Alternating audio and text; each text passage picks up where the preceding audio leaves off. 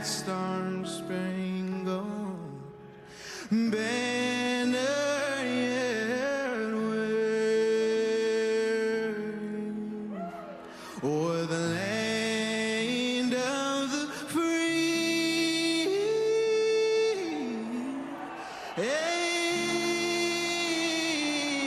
the home of the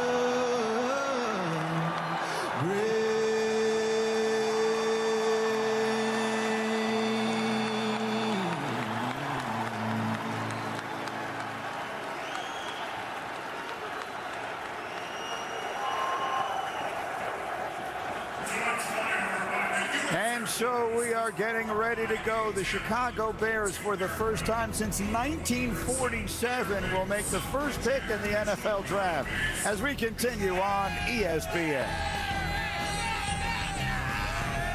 NFL Draft Countdown is presented by Ego, the #1 rated brand in cordless outdoor power equipment.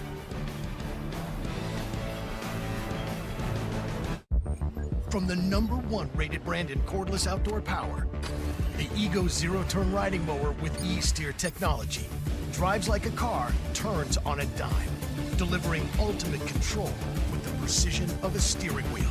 It's weather-resistant, and with 22 horsepower, it cuts up to 2.5 acres on a single charge. Powered by Ego's patented 56-volt arc lithium battery technology, the same batteries used on all Ego tools, exclusively at Lowe's, Ace, and Ego authorized dealers.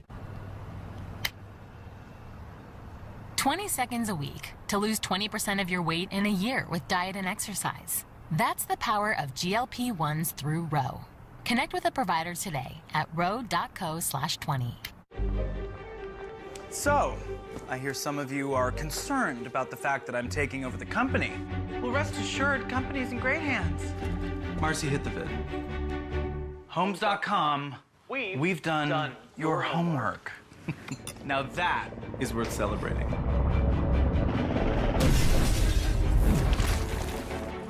I love it. Thank you. Homework. Very clever. Very clever. Homes.com. The Vanderkoys control the city. They killed my family. So, our mission is simple. Make them pay for what they have done. Boy Kills World, rated R. Dude, dog food in the fridge? It's not dog food. It's Fresh Pet. Real meat, real veggies. Real weird.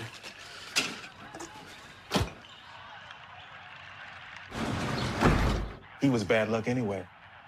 Lowe's knows new projects come with questions. So we have answers. Like how to keep your yard looking lush. Which paint color matches your bold style. And with the MyLowe's Rewards credit card, you can save 5% every day. You got this, and we got you. Are you? The Bud Light Genie? Yeah. What's next? Bud Lights? I'm a genie. Gemini.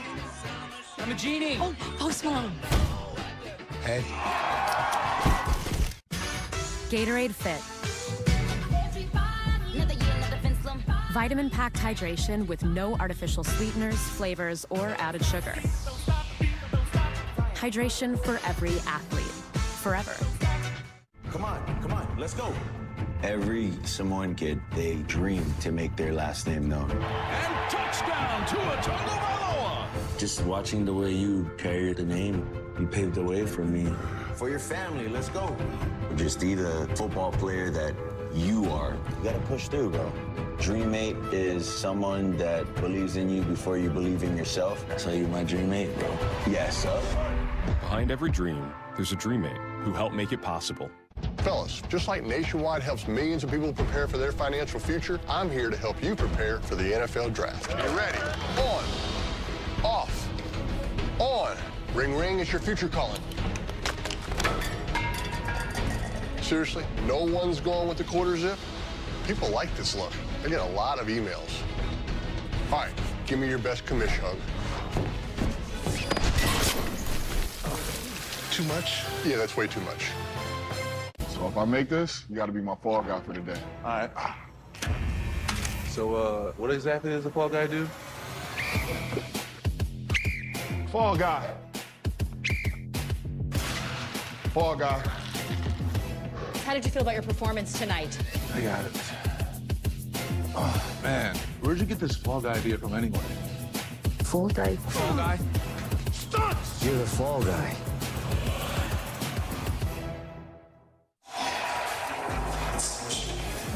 Welcome back to Detroit. We're coming up at the top of the hour. It's the 2024 NFL Draft presented by Courtyard by Marriott. And as always, we have reporters spread across the country. Our team reports are brought to you by American Home Shield. And we begin in Chicago with Courtney Cronin. Thanks, Greeny. If it's up to Heisman Trophy quarterback Caleb Williams, who expects to go #1 overall, his first choice when the Bears are back on the clock at 9 would be Penn State offensive tackle Olu Fashanu. Williams said his high school teammate would, quote, put his life on the line for me, but would also be thrilled if the Bears took one of the draft's top 3 receivers. About 90 minutes after his name is called, Williams will find out whether his draft wish is granted. Now let's go to Kimberly Martin, who's in Washington. Here are Dan Quinn's non-negotiables in a franchise quarterback. He has to be able to play off schedule, create when the pocket's collapsing, and he has to have poise under pressure. But at the core of it all, he wants a competitor. Quinn and GM Adam Peters were effusive in their praise of all the top QBs in that department.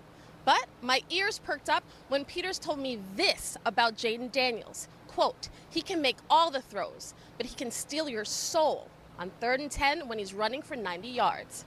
Now, here's Mike Reese on New England. Our legacies will be tied to what we decide at quarterback. This is how the new regime, led by Gerard Mayo and Elliott Wolf, are approaching tonight. The Patriots' first draft without Bill Belichick since 1999. They will listen to trade offers, including when they're on the clock at #3, but they say it will take a massive haul for them to move the pick. Now with the Giants, let's go to Sal Palantonio. The New York Giants are ready to make a deal. They're ready to make a deal to move up in the first round, and they are ready to move up to take a quarterback. General Manager Joe Schoen, I talked to him one-on-one. He said he's had multiple conversations with teams at the top of the first round. And all indications are that the teams want to see how things play out, and they won't trade until they're on the clock. So there's going to be tension. There's going to be drama, and there is going to be a major waiting game for the New York Giants in the pursuit of their next quarterback here for Big Blue. Now here's my friend Jeff Darlington with the Minnesota Vikings. Well, Sal, we've got tension in Minnesota because the Vikings know they want to find a quarterback in the top portion of this draft, and it will likely require a trade using their ammunition that includes the 11th overall pick and the 23rd overall pick, plus probably some more to do it. They're still targeting that 3rd overall spot, and they still like the idea of bringing Drake May into this building. But they realize if that does not happen, they will have to pivot. J.J. McCarthy and Michael Penix Jr. are also possibilities. Now let's go to Denver with Ed Werder. With Russell Wilson counting an NFL record $53 million against the cap, Broncos head coach Sean Payton seems to need a franchise quarterback on a rookie contract, perhaps more than any other team in the league. The top 4 quarterback prospects virtually certain to be off the board in the top 10 picks. A team source here told me, I would say we're not going to go crazy and mortgage the whole future, but never say never. The Broncos have spent the past 2 days exploring the costs of moving up in the draft and the potential benefits of trading down. They're convinced they can draft an impact player if they remain at 12, maybe even a quarterback. Greeny's second-tier quarterbacks, Bo Nix and Michael Penix, have both made strong impressions here in Denver.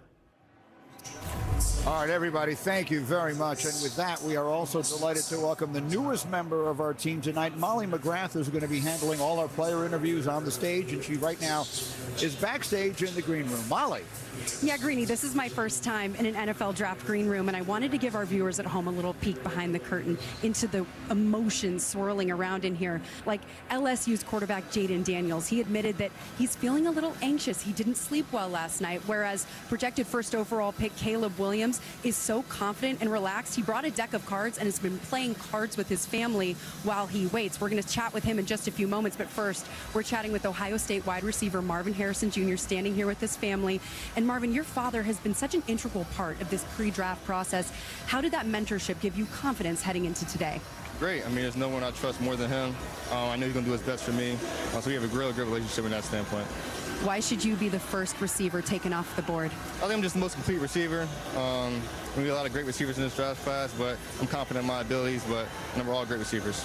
Can you tell me about your necklace that you had made for today? Yeah, this necklace is to honor my dad a little bit. So you have the Lion King on one side, and then me and my dad to represent them on the other. So he means a lot to me. He's helped me get here, so I had to honor him today.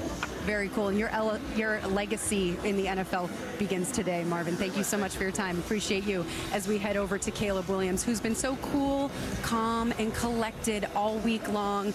And Caleb, I noticed that you're hanging out with your family, you're playing cards. How confident are you that you will be the first guy picked tonight? It's just something we do, us playing cards, being around each other, having fun. I feel confident. We'll see how it goes. Okay, well, when you were just 10 years old, your father and you created the plan. It was a workout regimen to get you to the NFL. How did all that hard work get you here tonight? Yeah, it's something my mom and my dad instilled in me, and my mentors.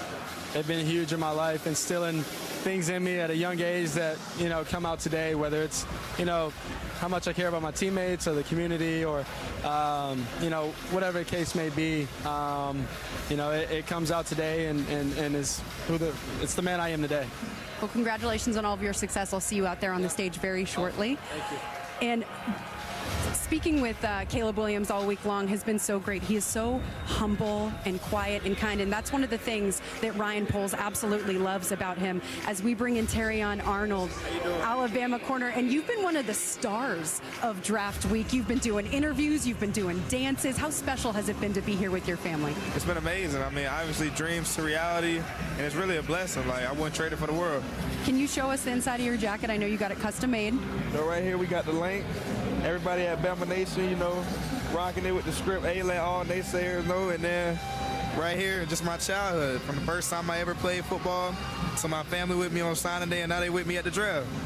All right, I'll see you up there on the stage soon. As you can tell, Greeny, a lot of swag, a lot of star power here in the green room, and we're ready to get this draft underway. That is so great. I mean, for all these young men and their families, their wildest dreams are going to come true right before your eyes tonight. And with that, we welcome you to night one of the 2024 NFL Draft in Detroit, which is presented by Courtyard by Marriott. It's a night with star power, and it is a night where we may set an all-time record, or at least tie an all-time record for most quarterbacks selected in round one. The 1983 quarterback class is legendary. It featured 6 quarterbacks in round one, 3 of whom are in the Hall of Fame. Now, we could have 6 go in round one tonight. We definitely could, Green. What's the most important position in all sports? Quarterback in the National Football League. And you have teams now trying to get it right. They have to get it right. New England at 3. Is it Drake May or is it the surging J.J. McCarthy? For the Giants, they draft the heir apparent to Daniel Jones or help Daniel Jones get an explosive wide receiver.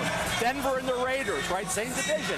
What's Denver going to do? Are they going to sit there and let the Raiders jump them, or the Raiders going to go up and get Michael Penix Jr., the most fascinating draft I've been associated with in my 46 years of covering it, Boog? And who's going to be the first defensive player off the board? You guys love to talk about the quarterback and the wide receivers. Who's going to be the first defensive player? Is it Laiatu Latu? Is it Byron Murphy? Is it Dallas Turner? Who's going to be that first defensive guy in this plethora of offensive weapons? Look, I mean, the quarterback evaluation is so subjective. I mean, we can both watch the same tape and come to different conclusions. What I want to get into tonight is once they are selected, the organizations that they go to, what do those organizations have in place to help these young men?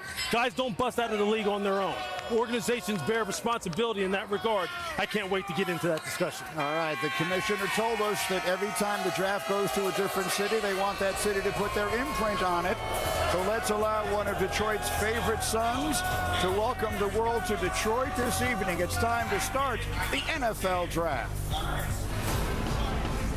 The 2024 NFL Draft is presented by Courtyard by Marriott, the official hotel of the NFL, and in part by Kay Jewelers.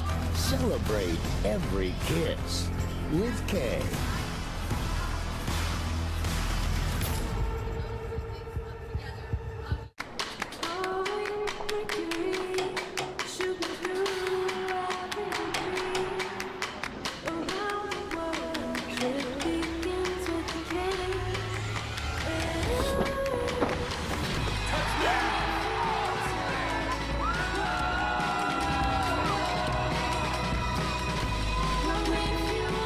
Follow your passion with Courtyard by Marriott. Knocky knocky. What are you doing, Anna? Working on my dating profile. Want to see? They think that's me. Some of them even send me gift cards. Nana, how do you sleep at night? On a Tempur-Pedic mattress I got at Mattress Firm. A sleep expert helped me find it. It's got cooling technology because Nana sleeps hot. So now I sleep. This guy's loaded. Get matched at Mattress Firm. Sleep at night.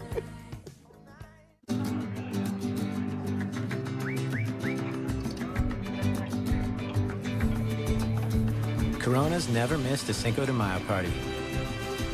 Neither should you.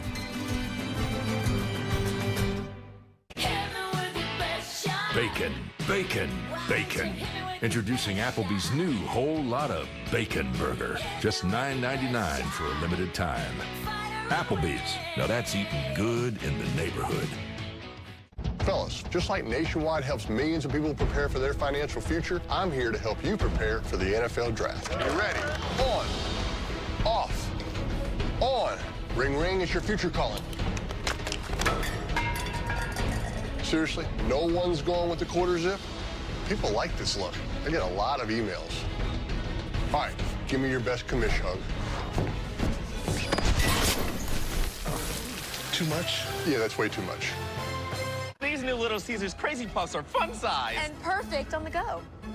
You hear that, Buttercup? We can go anywhere. Enjoy Little Caesars Crazy Puffs on the go for just $3.99. Pizza, pizza. I get to love you. Like your love, a diamond that never stops. It's the best thing that I'll ever do. Unstoppable love. Every kiss begins with K. You know what time it is. This our season right here. The schedule is released. Bring it home. The anticipation is through the roof. Stafford's coming home. This is a heavyweight matchup. Flicks a tackle, he's gone. Welcome to the NFL. Bring it home. It's a family affair. Yeah. There's games in other countries. The whole world watching. Let's go! Are you not entertained? And welcome back to Detroit, where we are just moments away from a unique and local open to the 2024 NFL Draft, one that promises to hold as much intrigue as any that we have seen in quite some time. But as mentioned, the commissioner wanted a local feel. Well, why don't we have one of this city's favorite sons get this party started tonight? It's the draft.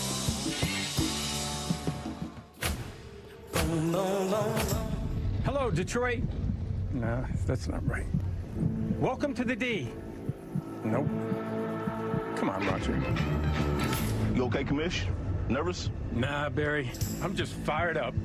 What's it on your sweater? Mom, spaghetti. Why are you so wound up? You need a hug? Oh, we doing hugs? I'm ready, Commish. These guys are gonna remember this night for the rest of their lives. Yeah, not to mention their families, friends. No pressure, bro. Now, who is gonna come out on stage with me? It should be Barry. He's the Detroit GOAT. No. How about Megatron? He's taller. How about Hutch? Hutch? You're gonna have to do better than that. All right. We only have one shot to nail this. One shot. You know you're still gonna get booed, right? I'm not afraid. I'm afraid for you. I'm not afraid to take a stand, Everybody, come take my hand. So what's the plan? 2 words. Rap battle. Whatever weather, cold or warm, let me know that you're not alone. I'll if you feel like you've been in the same room. I'm not afraid to take a stand,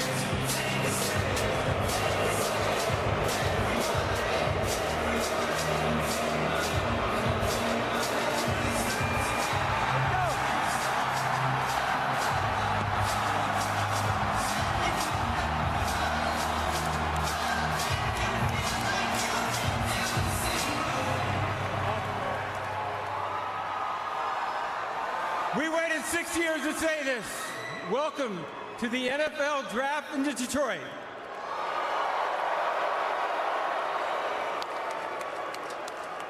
Let's go, Big D. How you like that? Em, I was just kidding about the rap battle. We're going to save that for another day. But the pride of Detroit has got a little some surprise for you and bringing out a few other surprises for you. So, Em, here you go. Detroit! What up? It's here. Make some noise for the Detroit Lions.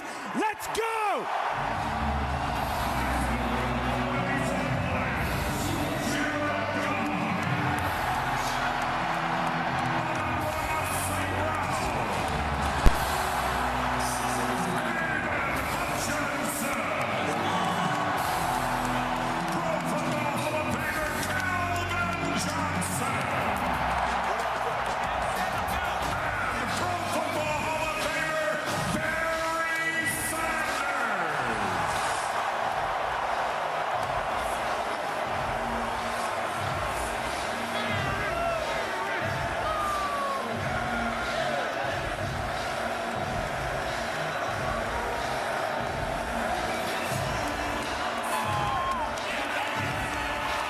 Yo, what up, Detroit? Hey, this is crazy. I can't believe it. But before we get off the stage, I need to hear one thing. Jared Goff. Jared Goff. Jared Goff.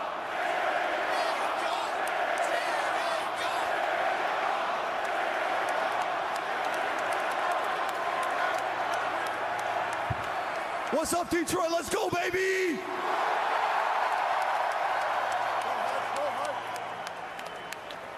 Hey, Detroit, let's turn up tonight, baby! Let's get it!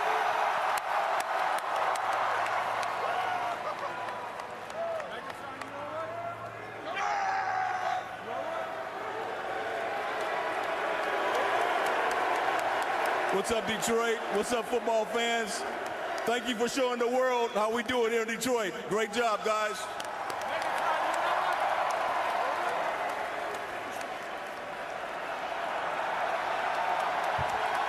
I just got one thing to say. What up, though?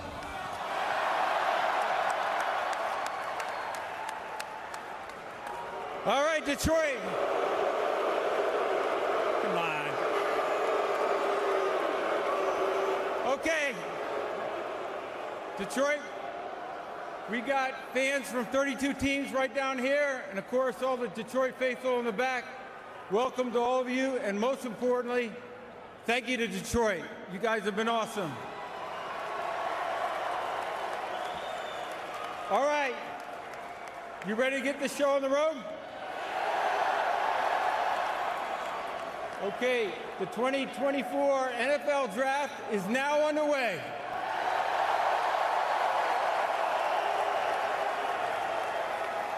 The Chicago Bears are now on the clock.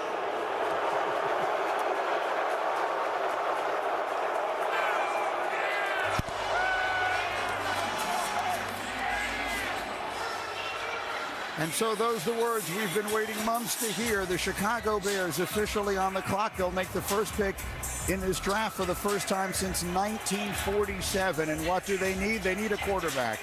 They're the only team to never have a quarterback with 4,000 passing yards in a season. They got to this place because of a trade they engineered a year ago leading into the draft, a trade that led Bryce Young to Carolina. They gave the Bears this pick along with that haul they brought in, including a terrific young offensive lineman in Darnell Wright, whom they drafted a year ago, and the pass catcher DJ Moore.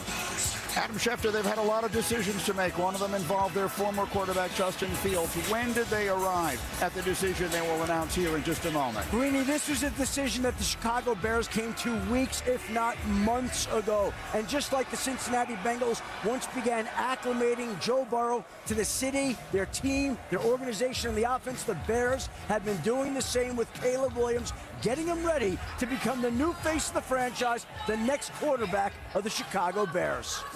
words that the Bears fans have been waiting essentially a century to hear. Mel, let's talk about Caleb Williams and the decision the Bears make here. What do you think about this division? You have Jared Goff and the Detroit Lions. You have Minnesota trying to make a move probably for a quarterback today. Sam Darnold's kind of the bridge, you would think. You have the emerging star in Jordan Love with the Green Bay Packers. You have to keep up with the division. You can't be fourth in the division at quarterback. Justin Fields, I thought, was on his way to doing some great things. He basically gave him away to the Pittsburgh Steelers, and now Caleb's got to be great. He has a talent to be special. He showed that in 2022 when he looked like the next Patrick Mahomes. This year got off to a good start.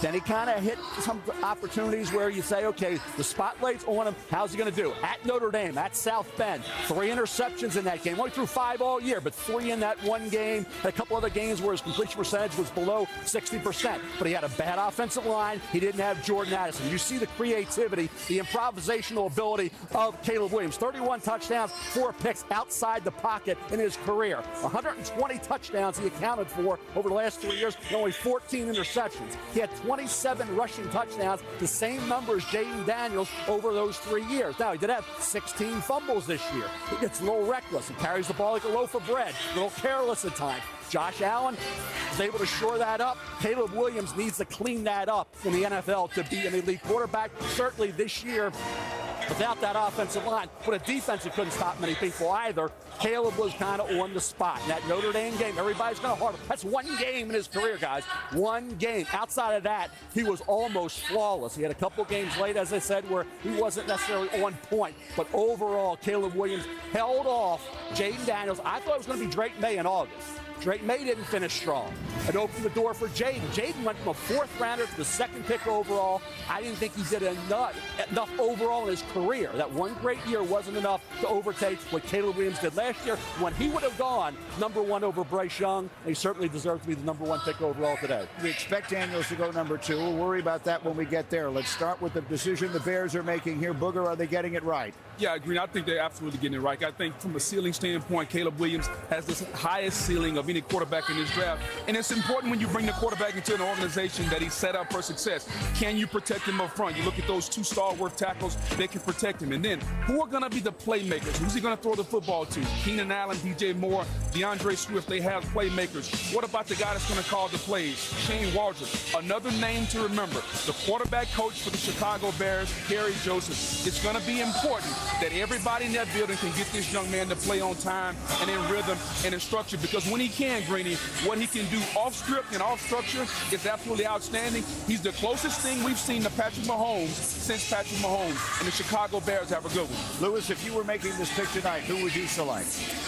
Yeah, look, I'm going to go against the grain a little bit. Look, I did it last year, and I'm going to do it again this year. Look, Jaden Daniels, for me, put together an absolutely fantastic season, and that's not to take anything away from Caleb Williams. I liked him when I saw him on tape. I liked him when I saw him at his pro day. I liked him when I talked to him.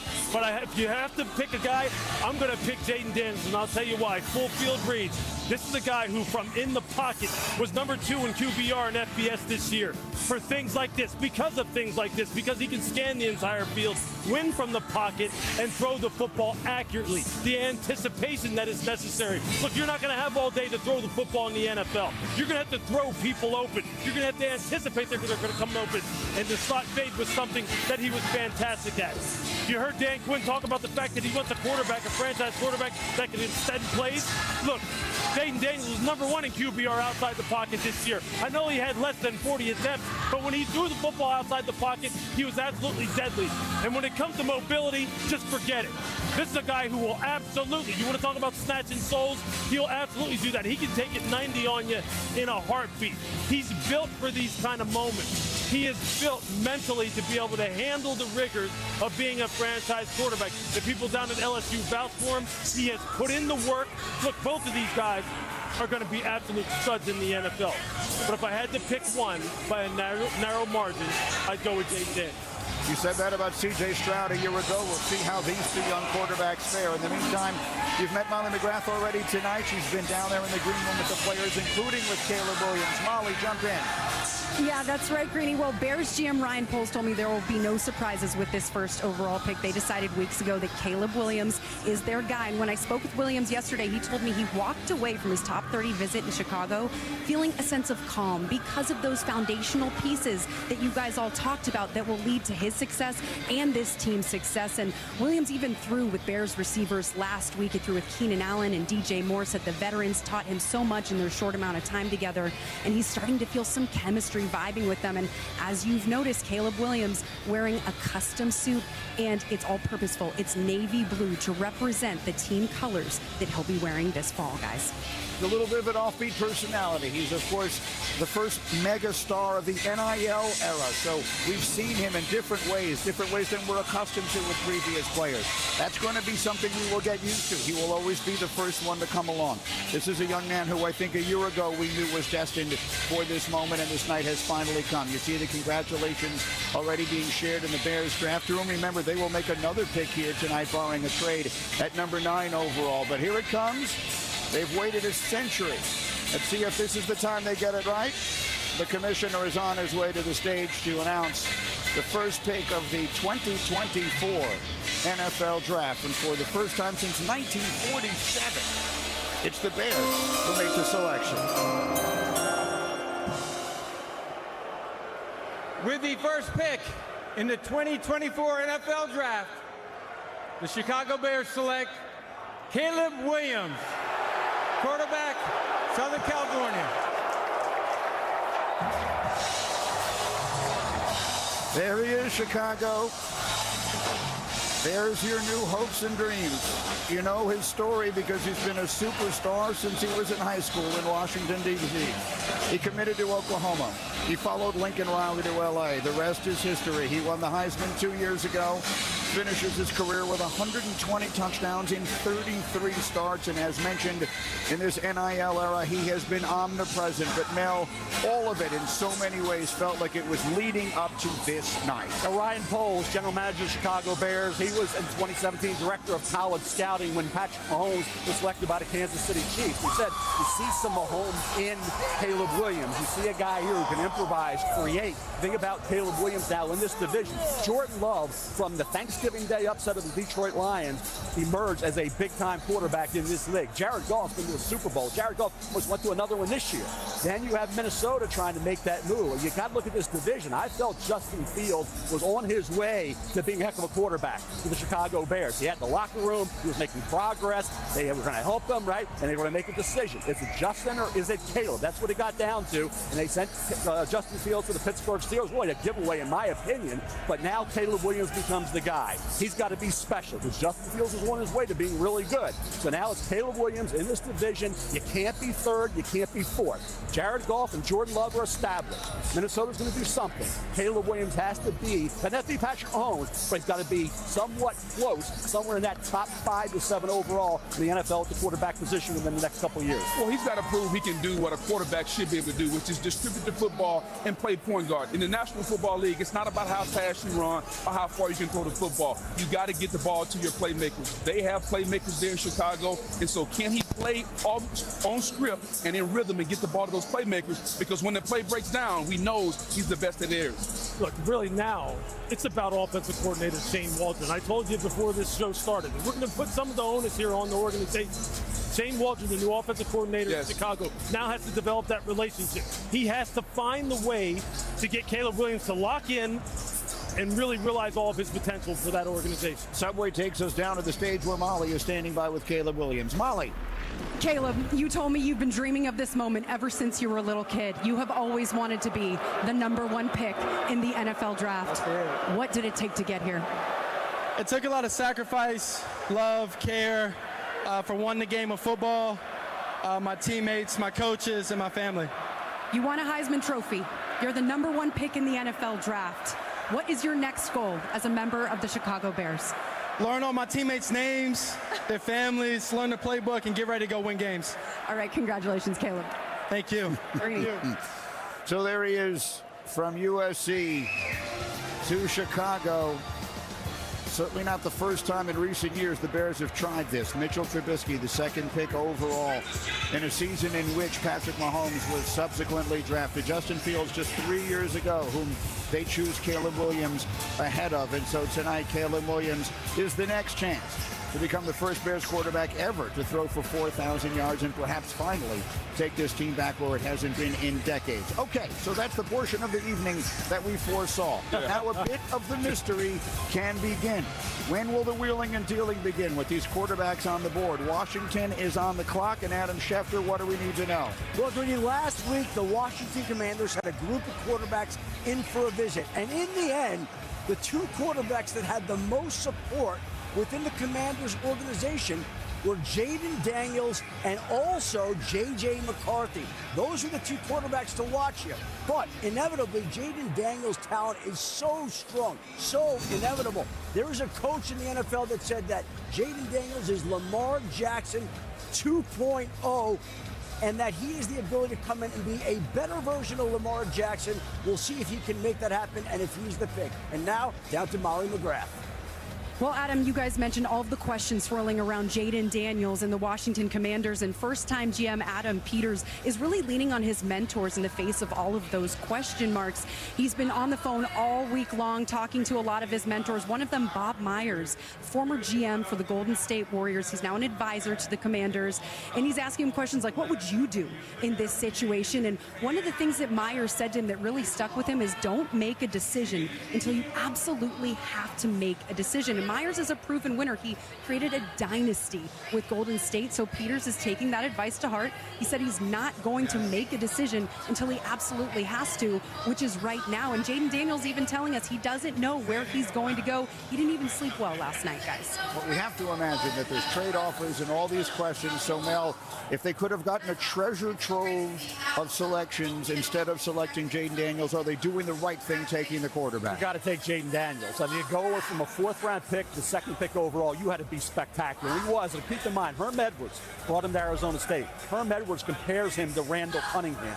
I know the Lamar Jackson comparisons are out there. This kid balanced being aggressive with not turning it over. On being aggressive, running the ball aggressively, throwing it aggressively, guys, and he did not turn it over. Alabama, back-to-back years, think, well, Nick Saban's going to figure him out this year. He didn't have an answer for Jaden Daniels. 2 games he accounted for in those 2 games. 60 points, 401 passing yards, 258 rushing yards, 6 touchdowns, 1 pick. In the fourth quarter of games, when he had to be great because they didn't have a defense there, he was outstanding. 831 yards, 73%, 10 touchdowns, 2 picks, and 3 rushing touchdowns.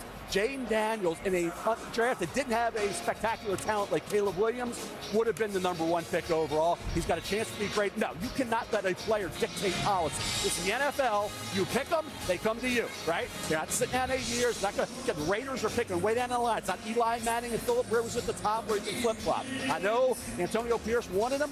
Probably would have wanted to be there. You're Washington. You need the quarterback, and you got a guy there. I'm sure Dan Quinn, a defensive guy, says, who are defense coordinators going to stress about all week and not sleep about all week?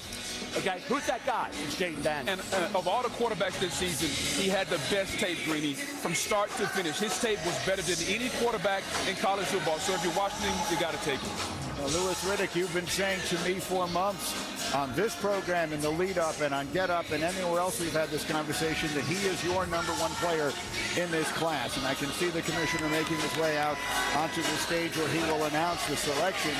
It's been in for a few moments, and you saw the Washington draft room in their celebration. Here comes pick #2. With the second pick in the 2024 NFL Draft, the Washington Commanders select Jaden Daniels, quarterback, LSU. Again, what a season he had. Combined rushing and passing over 5,000 yards and 50 touchdowns. He won the Heisman, the Walter Camp, the Unitas, the O'Brien, and Manning Awards, and was the AP College Football Player of the Year. You mentioned that he started at Arizona State, started 3 seasons there, 2 in Baton Rouge. So he's 23 years old with lots of experience. The frame, Lewis, is what everyone talked about. Weighed in at 210 at the Combine. That silenced a lot of those questions. Yeah, I never had any questions about that, especially after I got to see him in person down in Baton Rouge at his pro day. The same way I had no questions after after I saw C.J. Stroud at Ohio State, I got the same feeling about him. The people down at LSU will tell you this. The amount of time that this young man put in from the day he stepped foot on campus to build towards this moment, the amount of investment that he made in his ability to go ahead and be able to be consistent with this football team, to not back away from any challenge. As a matter of fact, he ran toward every single challenge that was put in his way at LSU, and it manifested itself, not by accident, in him having a season where he was number one in total QBR, number two in QBR in the pocket, number one in QBR outside the pocket. He's a guy who can just absolutely cut your heart out with his legs, and guess what? He's still a work in progress. So now, again, Cliff Kingsbury, offensive coordinator in Washington, you're up. You're up now in terms of build that relationship with him. Adam Peters, make sure he's protected. Adam Peters, make sure you get him weapons. Defense, play your part. Magic Johnson, all the owners down there in Washington. Josh Harris, make sure you support him. No whispering about we could have had someone else, or maybe we wanted someone else. Pour into him the same way he's going to pour into your organization, and you'll get it back tenfold. You know, I had a chance to visit with him, and I talked to him. What was the difference between year one and year two at LSU? He talked about the consistency. It's the first time since high school he had the same offensive coordinator, the same group of receivers, the same coaches, and we saw the climactic rise that he had from year one to year two, winning the Heisman Trophy. LSU used artificial intelligence to help him. The processing, he's an elite processor along the lines of C.J. Stroud, to process information, to deliver the football. We hadn't even got to the athleticism. We're not talking about how fast he can run, but his ability to play the quarterback position. Oh, by the way, and then you add in the running ability. That's why this young man is going to be special. He was special in Baton Rouge from the moment he got there. He'll be special in the National Football League. Really similar to Joe Burrow's ascension to be the number one pick overall. He went from Ohio State to LSU. In year one at LSU, he was good. He wasn't special. In year two, with Jefferson and Chase, two great receivers, he was spectacular, won a national title, became the number one pick overall, and has had a great career so far. Jayden Daniels went from Arizona State, where he was pretty good. Yes. And he was a guy, he looked like a third, fourth round pick after his first year at LSU. This year, like Joe Burrow, with the help of a guy like Malik Neighbors and Brian Thomas Jr., same with Burrow, having the two receivers, Jefferson and Chase, took his play and his performance to another level. He was unbelievable game in and game out. He didn't have a defense, so he had to put points on the board and match points and bring them back in the fourth quarter. He didn't win a national title, no fault of his own. It was the defense that wasn't very good. Joe Burrow had more talent on that side of the ball. He didn't, but the situation was, if you're worried about a fourth to a second pick overall, just look at Joe Burrow. Subway, Molly's got Jayden Daniels. Molly? Jayden, you've had a life-changing year, ending with the Heisman Trophy. Now you're the number 2 pick in the NFL draft. What has this journey been like for you to get here? It's been a blessing, man. I couldn't be here without God, man. It's been a blessing. All the adversity I've been through, the perseverance, man. I'm just happy I'm blessed. How can this Commanders offensive staff, including guys like Cliff Kingsbury, bring out the best in you? Just believe in me. You know, it's going to be a grind. We're going to work. I'm a hard worker, man, so I can't wait. All right, congratulations. Jayden Daniels heading to the Washington Commanders. The Commanders, or at least the Washington football franchise, has selected a lot of quarterbacks in the first round, going back through the common draft era. Heath Schuler, you see there along the way. RG3, our colleague, was the rookie of the year for them in 2012 before injuries.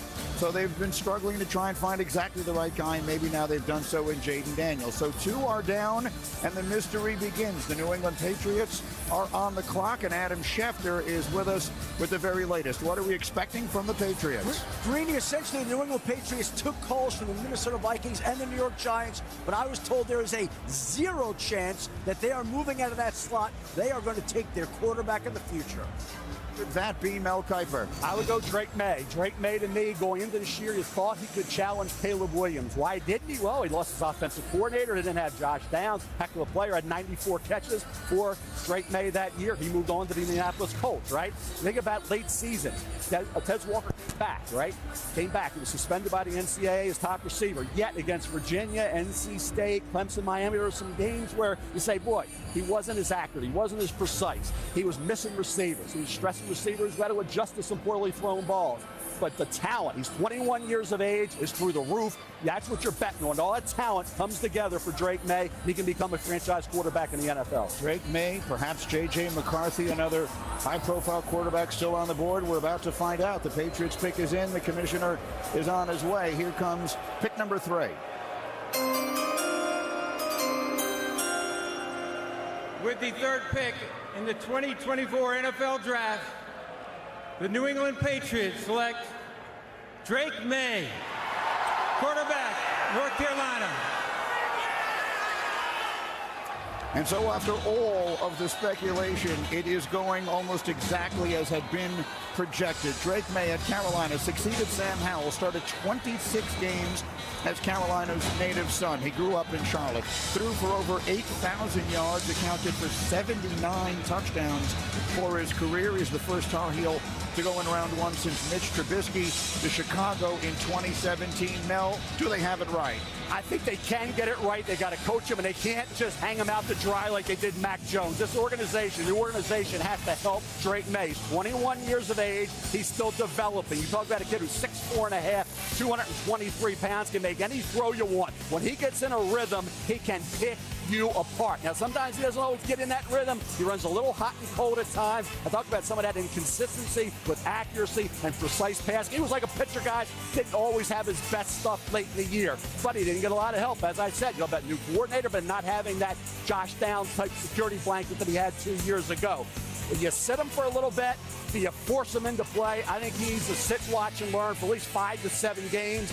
Drake May, like I said, only 21, and a very athletic family. He wants to be great. The mobility he has, he drew comparisons to Justin Herbert going into the year. Justin Herbert had some struggles at times that final year at Oregon. Still hasn't gotten over the hump in the NFL, trying to finish games off in those final couple minutes. Drake May could be, I think the Josh Allen comparison's exaggerated. I would go more to Justin Herbert. Drake May, still a guy you cannot underestimate. Talent, guys, and he's got enormous ability and a work ethic second to none. Yeah, look, Elliott Wolf, who's in charge of personnel up there in New England now, understands what he needs to do next.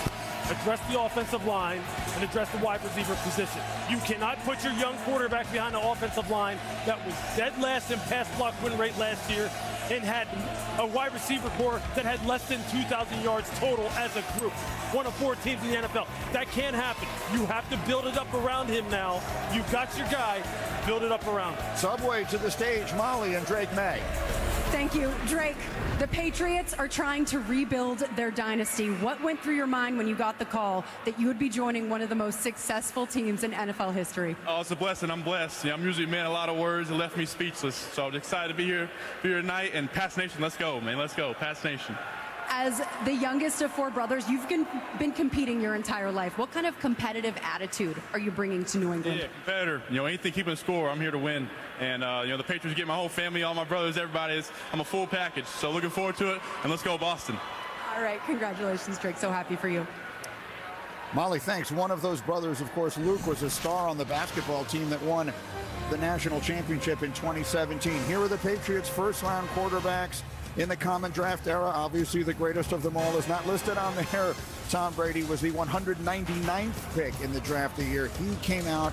Mac Jones just a few years ago. We detailed the up and downs that they've seen there. We'll see if this is the next era of Patriots football. So now, the first hot spot of the night, the Arizona Cardinals, a place that perhaps they trade out, or do they go for the receiver they're looking for? Adam Schefter, what should we expect? Well, Greeny, you remember last year when the Arizona Cardinals bounced all around the first round. That's not going to be the case this year. They're going to stick at number 4. And 20 years and 1 day ago, they drafted a wide receiver who turned out to be a Hall of Fame receiver in Larry Fitzgerald. Now they get the chance to go after another receiver. They will not trade the pick. They will stay in the slot, Greeny. Now, Booger, that would sound like Marvin Harrison Jr., but you've told us you like Malik Neighbors the best of all the receivers. Yeah, I do. I think Malik Neighbors is the best receiver. He can do everything that Marvin Harrison can do, and he's faster. So I like Ferraris. I know we got Maserati Marv, but I want the Ferrari, the faster car.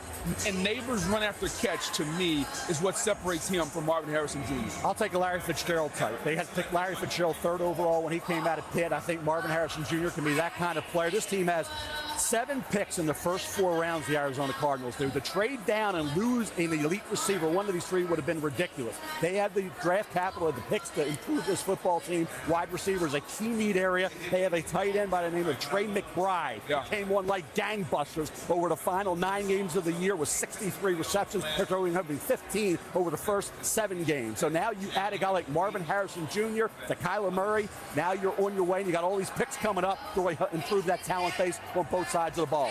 I remember asking Devontae Adams once during a production meeting, what makes a true number 1? And he said it's the guy who can line up in the outside lane, outside the numbers. You know you're throwing it to him, and he can make the catch anyway. Marvin Harrison Jr. was built for these moments. He's built for that kind of responsibility. And think about it this year. He had a higher per catch average rate and matched his production with subpar quarterback play. He's a stud.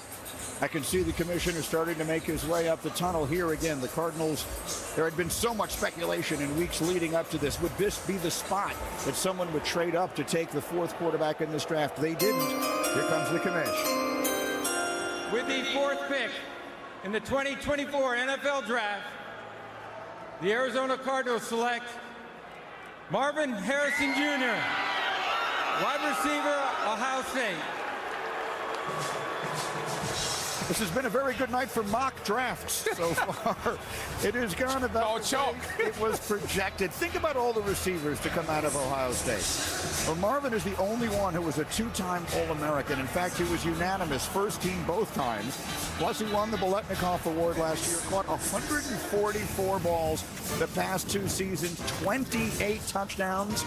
By the way, he's outdone his dad now. Marvin Sr. went 19th in 1996. Maserati Marv goes number 4. Yeah, a lot bigger than Marvin Harrison Sr. Marvin Harrison Sr., 5'11 and a half, 181. Marvin Harrison Jr., 6'3 and a quarter, 210. Marvin Harrison ran 4.33. Marvin Harrison Jr. not that fast. Marvin Harrison Sr., 12th, a 19th pick overall in 96 here. Marvin Harrison Jr., the 4th pick overall. You see the body control, the ability to adjust and be a power forward in the red zone. He had 29 receptions against press coverage the last 2 years, most in FBS. 15 contested catches on 3rd down the last 2 years, most in FBS, and he did it this year, and his numbers didn't lag. He was exactly numbers-wise, production-wise, what he was 2 years ago. And he did it with C.J. Stroud. He did it with Colin McCord, who, by the way, was at Syracuse, guys. You talk about a receiver who gets it. He's going to work as hard as anybody. His dad did. I was with his dad at the Hula Bowl way back when he came out, right? And he was the first one. He came to that locker room. I said, hey, you know, Marvin,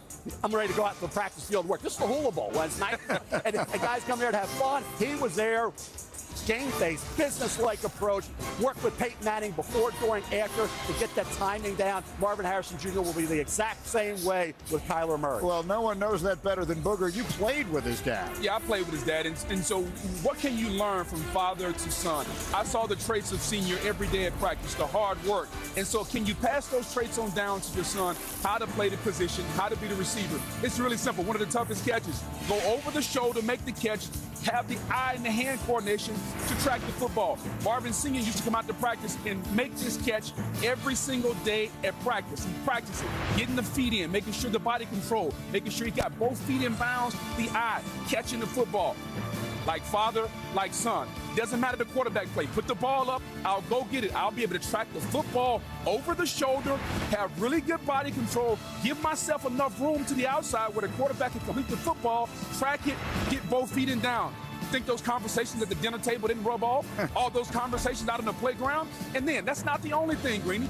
Understand this. When you play receiver, you have to be able to understand how to get the ball. It's not always going to be perfect.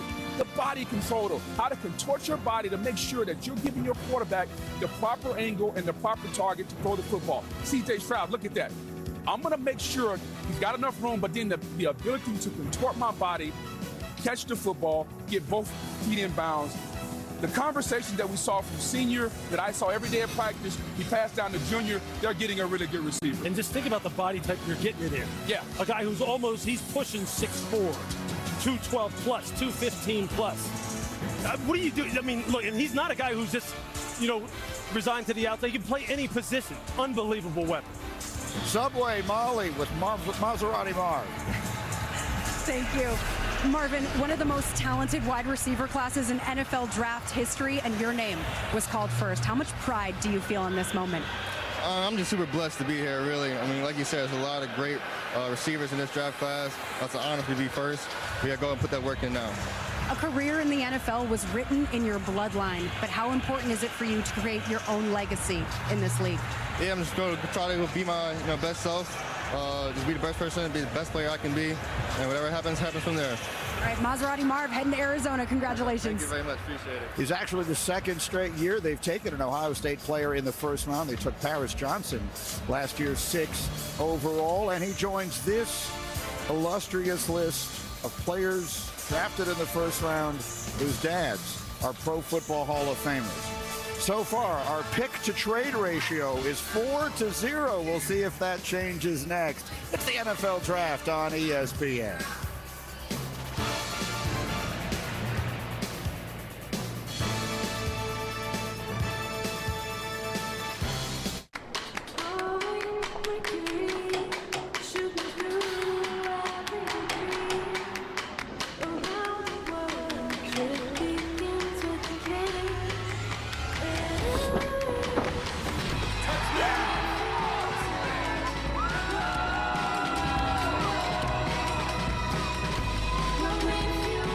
Follow your passion with Courtyard by Marriott.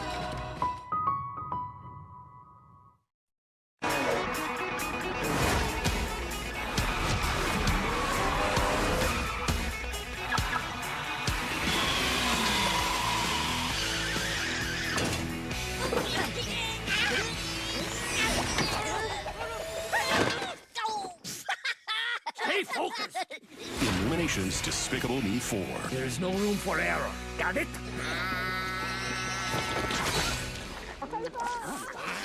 Rated PG. I know I've messed up in the past. From now on, there will be $0 delivery fee. What?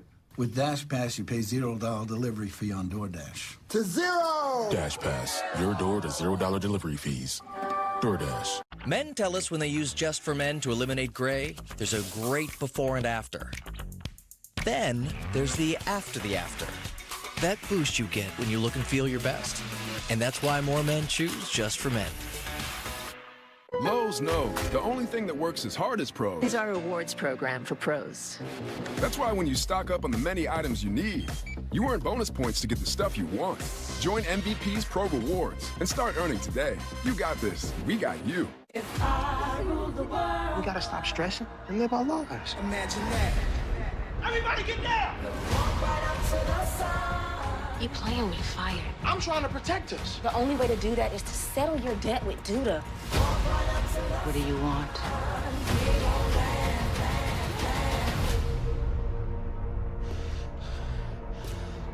Any last words? The Chi. New episodes coming soon. Visit ParamountPlus.com/The Chi to get 50% off.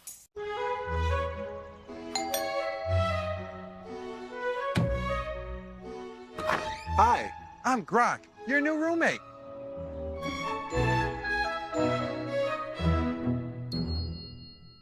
Everybody wants super straight, super white teeth. They want that Hollywood white smile. New Sensodyne Clinical White provides 2 shades whiter teeth and 24/7 sensitivity protection. I think it's a great product. It's going to help a lot of patients. Far too few people know what a McCrispy is, but the ones who do say it's juicy. And when you taste it, you'll say that too.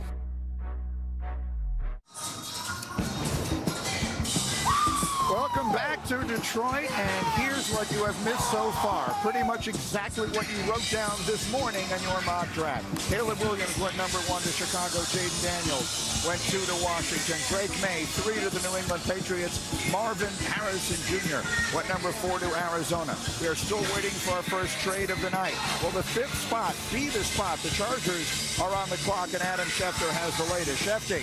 Really, a lot of people wondered if there would be a team that would trade up to the Chargers spot. They are not trading the pick. They are going to use the pick likely on an offensive tackle. And that means the New York Giants at number 6 will have a choice about whether to take J.J. McCarthy or a highly rated wide receiver or offensive lineman. We also should point out that in recent weeks, both the Patriots and Vikings called the Chargers to see if they had any interest in trading Justin Herbert. The Chargers told them absolutely not. They're holding on to him, and they're making the pick now. So Justin Herbert not going anywhere, the selection not going anywhere. The Giants will have an interesting decision to make in just a matter of moments. But first, let's see what direction the Chargers went. There were several highly touted offensive tackles they could be choosing between. Jim Harbaugh is the new coach. Here comes the 5th pick.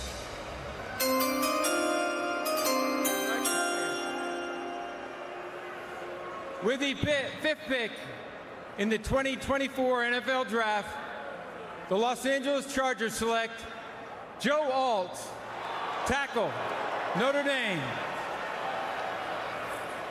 What an offensive line they're putting together there. The bookends, there he is. Joe Alt started 33 straight games for the Irish at left tackle and dominated. Unanimous first-team All-American last year. Finalist for the Outland Trophy. Just huge, 6'8.5". He's also outdone that man, which is his father.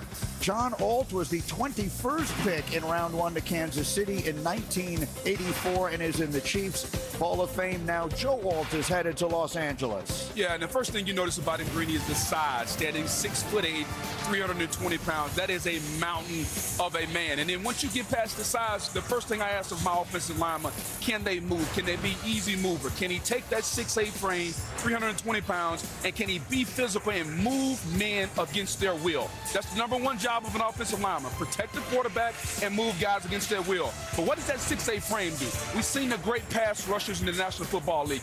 That length, that arm length, the ability to use that frame and ward off those hand and those chop moves at those defensive ends. And the athleticism. Can he move at 6'8"? Ran 5 flat and 40. That's faster than some defensive linemen. They were 50 pounds lighter. So he has the athleticism to climb to the second level, to get and go get those linebackers.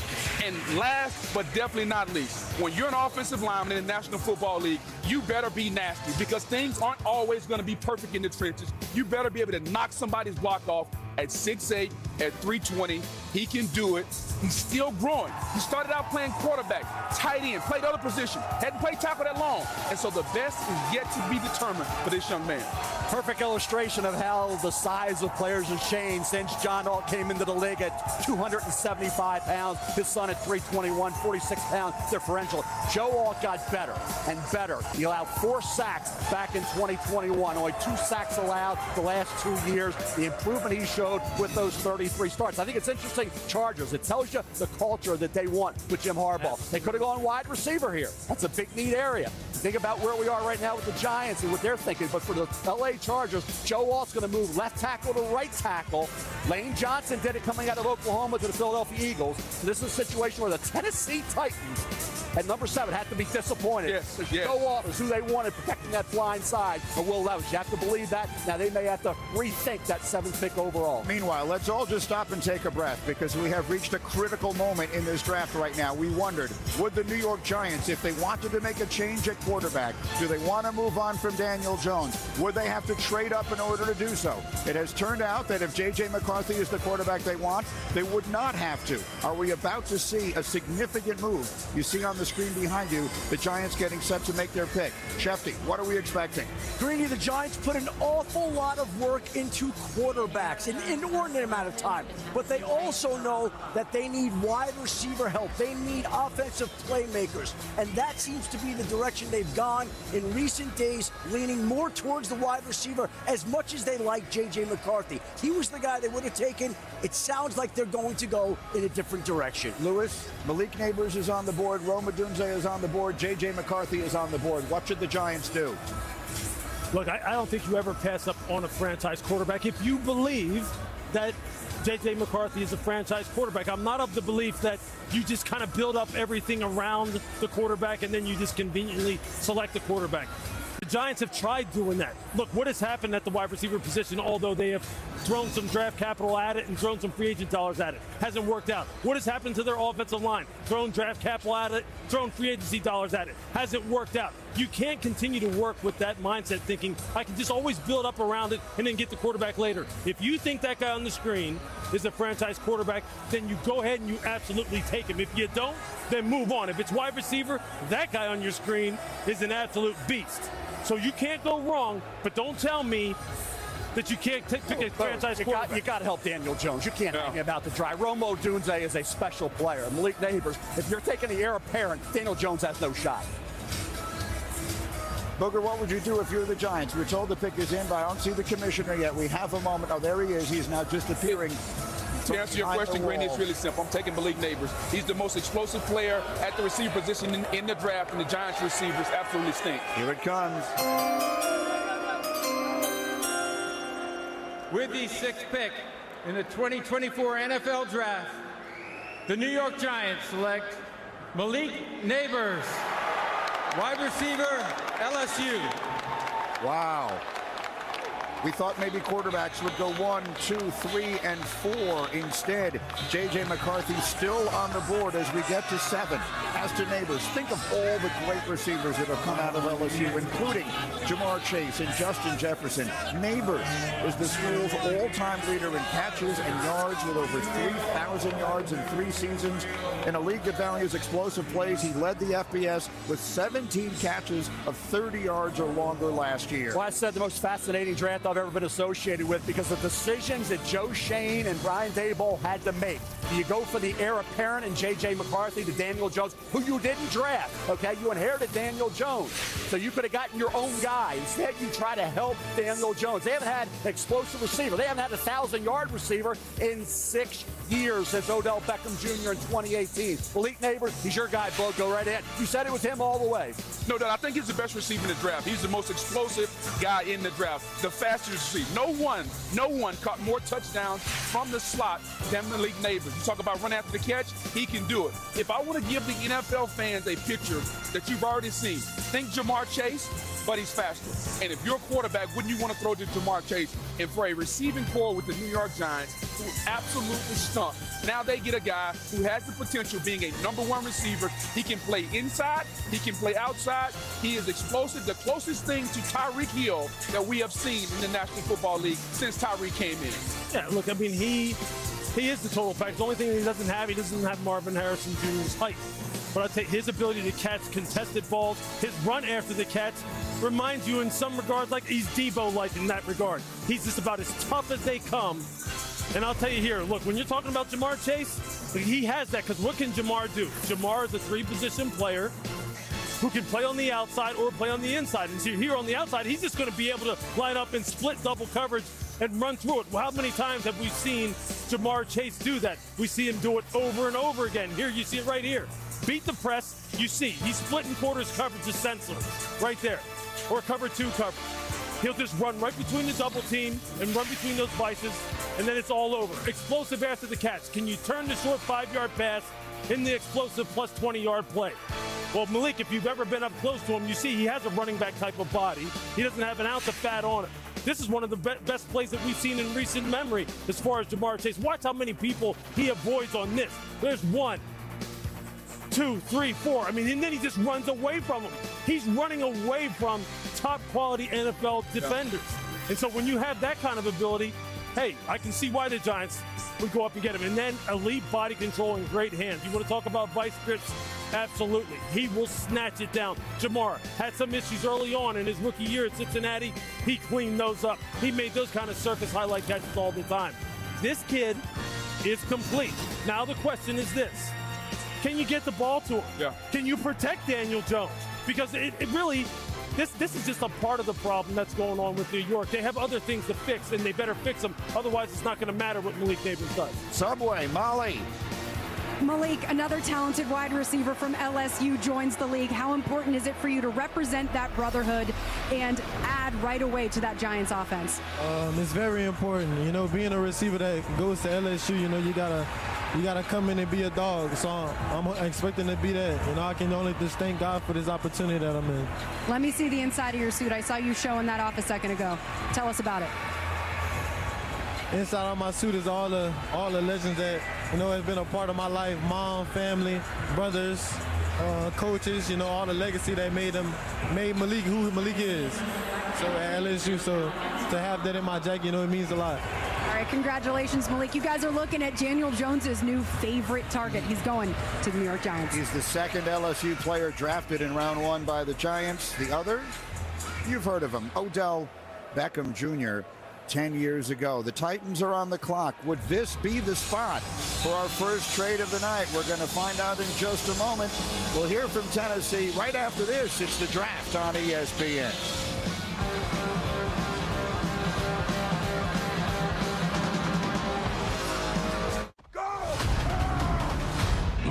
You choose humans over apes.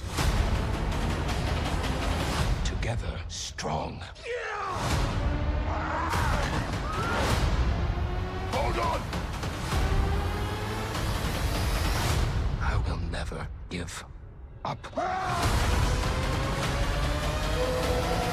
Kingdom of the Planet of the Apes, rated PG-13.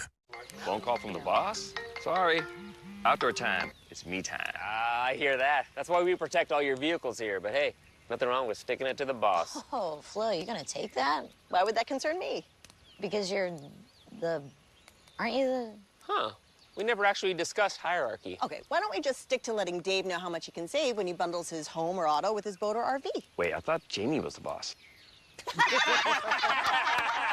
It's funny because I'm not boss material. I leave at 6:15 a.m. and Nice. the dashboard comes up and says Blue Cruise is available, and I just sit back, hands-free. That's it. Blue Cruise is on. Anytime that I want to change lanes, I just simply touch the directional, and that's it. It was very easy to learn. It is something that I use every day. The worst part of my day is work, and the best part is driving to and from work. Ego, the #1 rated brand in cordless outdoor power, brings you the Select Cut mower, built to exceed the power of gas. Customize the cut with Ego's revolutionary dual-blade cutting system with 3 interchangeable blades. Featuring Ego's patented lithium battery technology, it cuts for over an hour on a single charge. And touch-drive self-propelled technology makes it effortless. The Ego Power Plus Select Cut mower, exclusively at Lowe's, Ace, and Ego authorized dealers. Are you? The Bud Light genie? Yeah. What's next? Bud Lights? I'm a genie. Gemini. I'm a genie. Oh, Post Malone. Hey. Wendy's fries are always hot and crispy. Friday! So Toby says every day is now Friday. Tuesday. Friday. Wednesday. Friday. Friday. Friday. Get the fries other fries wish they could be. Wendy's hot and crispy fries. Guaranteed. This is Miami.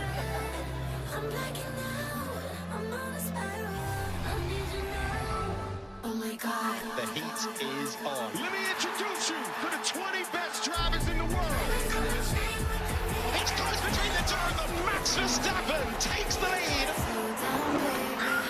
The Miami Grand Prix.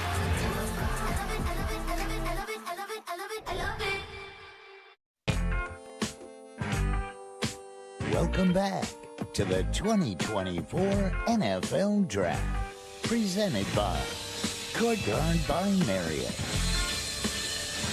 Top of the hour in Detroit, 6 picks behind us. The Tennessee Titans are next up, and Mel's Best Available are brought to you by Courtyard by Marriott. Steelers wide receiver Romo Dunze, an outstanding football player, great work ethic. Brock Bowers can do anything. Put him in the backfield, you can put him at H-back, you can put him at tight end, you can put him at wide receiver in the slot, everywhere. Great run after the catch ability. Then the first defensive player, Dallas Turner, edge rusher, who tested off the charts at the combine. Troy Fautanu, left tackle, probably a guard in the NFL. And J.C. Latham, a mauler at right tackle out of Alabama. I see the commissioner making his way. The 7th pick in the draft, the Tennessee Titans.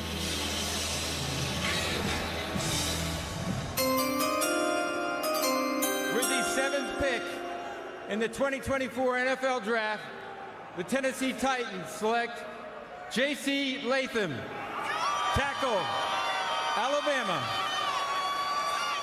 Weighed in at 342 at the combine. By the way, he was a sprinter in high school when he was already 6'6" and weighed 300 pounds.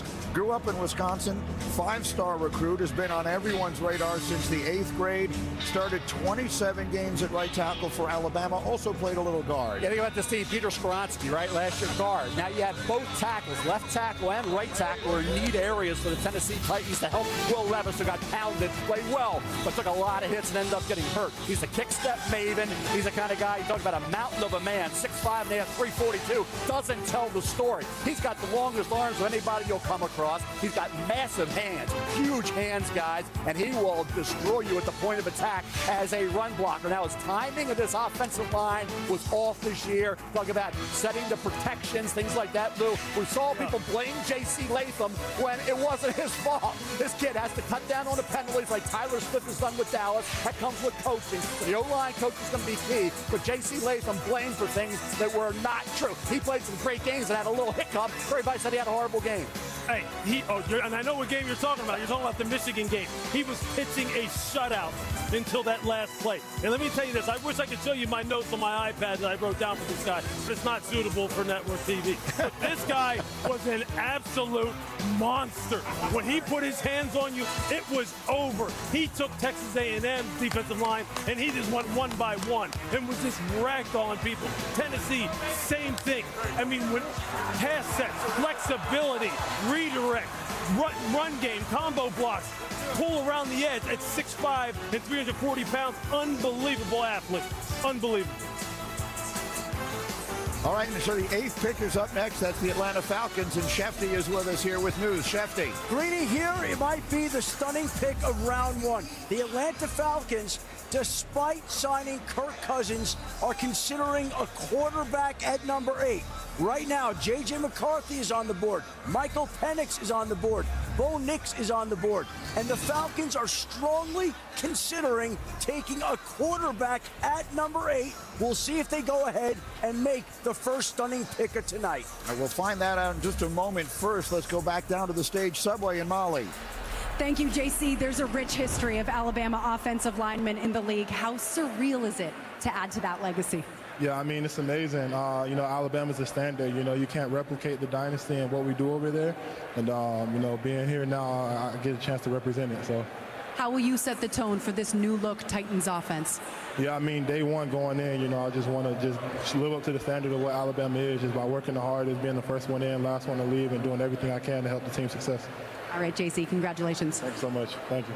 So J.C. Latham goes off the board. Atlanta was a spot we thought we would get our first defensive player of this draft. Adam Schefter telling us we should expect a quarterback to go here. Mel, which quarterback should we be expecting? Well, if you're talking about a quarterback in Atlanta over a defensive player, now you have Kirk Cousins, right? You have a guy like Dallas Turner sitting there, pass rusher, which they need off the edge. I'm taking, at this stage of the game, J.J. McCarthy. J.J. McCarthy, to me, is too high, so I'm going to move down. If I'm Atlanta, I'm not taking a quarterback at 8. It's too rich for me. I'm not taking the 15th best player in J.J. McCarthy there. I'm not taking Michael Penix Jr. or Bo Nix there. I'm moving down if I'm Atlanta, and then I will look at the quarterback, the more palatable point of round one. This, to me, is overdrafting a quarterback. If you take any of these guys, they pick number 8. And here's the thing about Atlanta. They need defensive help. You just signed Kirk Cousins. You gave him up to almost $100 million guaranteed. They can't get to the quarterback. They haven't had a double-digit sack guy since Vic Beasley. Raheem Morris, a defensive head coach, taking over. They need pass rush. And if they don't address the pass rush now, when are they going to do it? Especially with the top edge guy, whoever it is in their mind, still on the board right now. Yeah, this would be an interesting one, especially considering the state of affairs in the South. Exactly. But they're right there right now. Yes. They're right there. Now, maybe they feel as though, hey, look, Kirk may be, trending nicely as far as his rehab and his recovery from that torn Achilles. But, man, if they go ahead and go quarterback right now, understand that first pick essentially doesn't help you go ahead and really try and put a stranglehold, so to speak, on the South and really see if you can dethrone the Tampa Bay Buccaneers and be that team that makes that big leap, because there's so many things that are set up so good for them. I thought they have had a fantastic offseason, starting with the hiring of Raheem Morris and the way he has constructed that staff. this would absolutely qualify as a shocker if they take a quarterback here. Especially with the help that they need on defense. I can't reiterate that enough. They have to get to the quarterback, and right now they just can't do it. I can illustrate it for you. Their defense has only 81 sacks in the last 3 years. That is the fewest in the NFL. Their last play with double-digit sacks was Vic Beasley, as you mentioned, in 2016. So the defense is where they desperately need the help. Again, Adam Schefter telling us to expect a quarterback to go here. J.J. McCarthy is on the board. Michael Penix Jr. is on the board. Bo Nix is on the board. Especially going quarterback, Greeny, after you pay Kirk Cousins $100 million guaranteed. Well, let's see if the stunner is about to take place. Here comes Roger Goodell to announce the pick.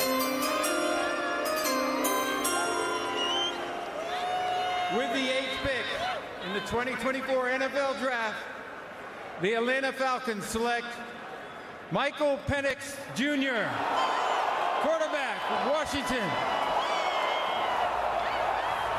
Holy wow. Smoke. And so the first stunner. I love it. Wow. You love it. It's right. I'm just saying from a stunner perspective, I love it. Because look, we love the drama of the draft. We love the unpredictability of the draft. You know something was coming. It couldn't just go chalk, as we were saying, one after another. Now, do I agree that this is the best use of their draft position at this point? No, I don't. But the fact is, look, Michael Penix has been someone who hasn't been talked about in the big three, the big four. He's always been number 5 and on down, quite honestly. But when you look at his tape, man, and you think about the offense that Zach Robinson's going to run, that T.J. Yates is going to put in, that Raheem Morris is going to want, that Sean McVay-style offense, run, play action, move the pocket a little bit, deep shots down the field, Michael Penix can do all that. He can do it. Now, the question is, when is he going to do it? Yes. Especially if Kirk Cousins is playing. Is something wrong with Kirk Cousins? Do they have some questions about his availability? I don't know. We're just sitting here talking. But this is a shocker. Kirk Cousins coming off a torn Achilles, but let's make certain everyone who has not been following this draft process is aware of the injury history with Michael Penix Jr., because otherwise there would be no question he was worthy of this spot. He had a brilliant college career, began at Indiana, was terrific when healthy, but suffered 2 torn ACLs, plus a variety of shoulder injuries. When he went to Washington in 2 years, he was 25-3. He threw for over 9,500 yards and 67 touchdowns. He was runner-up for the Heisman last year. So the talent is unquestioned, Mel. It is the injury history that was the concern. It was exactly that. 24th player on my board. You don't take 24th player at 8. That's just my opinion. But in terms of the Atlanta Falcons, what they saw the last 2 years was a guy who can light it up when he gets time, okay? When he has time, he can put on a show, layer it accurately to all levels. He's got a huge hand. The ball explodes out of that hand. They were 7-2, Indiana was, in 2019 with him at quarterback. They lost 3 of their last 4 games once he got hurt. People say, well, at Indiana, he had problems. He wasn't very good. He had some bad games. I remember the Iowa game when he had 3 picks early on. He had some good games, and he was an integral part of an offense that put on points and won some football games at Indiana. Then he goes to Washington. He has all this talent around him, and he does a great job. He doesn't do well off platform. The offensive line's going to be key there, but they have weapons. Atlanta's been drafting guys like Kyle Pitts and Drake London and Bijan Robinson. Now they had Michael Penix Jr. Too high for my liking at pick number 8. Like I said, Dallas Turner from Alabama is still sitting there. Just to clean up one thing real quick, the Tennessee Titans drafted J.C. Latham. Their offensive line coach, oh, by the way, everybody, is Bill Callahan, one of the best in the business, right? So he will help J.C. Latham cut down on penalties. For this pick, though, for the Atlanta Falcons, they got to believe. And the Raiders, it was discussed all week. The Raiders are taking him at 13. The Raiders evidently were trying to trade up. My intel said trade up to get Michael Penix Jr. They had to think about Denver picking 1 pick ahead. They're in the same division. Who would have thought Atlanta, though, would make this move? I didn't see it coming. I don't know who did. Shefty, let me get to Shefty here quickly with the concerns about the injuries. What can you tell us? Well, the teams were not concerned about his knees, not concerned about his shoulders. Raheem Morris loved Michael Penix, and the Falcons felt like they couldn't wait. There have been speculation swirling in recent weeks that he could be the pick, and now there have been 4 quarterbacks picked in the first 8 picks, with J.J. McCarthy Trubisky and Bo Nix still out there, Greeny. It's the first time in the common draft era 4 quarterbacks go in the first 8 picks. The Bears will be next. Booger, your thoughts on Michael Penix to Atlanta? Michael Penix is a really good player. You talk to some of the quarterback coaches around the league that went to all the pro days. They said he had the best arm. The ball comes off of his hand electric. The key is, when will we see it? Kirk Cousins is going to play if he's healthy, so when will you see Michael Penix on the field? That really is the question. Do they want to see him on the field immediately? You obviously have brought in Kirk Cousins not just for one season. Yeah, look, I mean, it just makes you wonder, like, what do they feel about Kirk Cousins' stats going forward? That's all. Well, we'll find out. So the Bears made the first pick of this night, and now they will make the 9th selection. Here's Roger Goodell.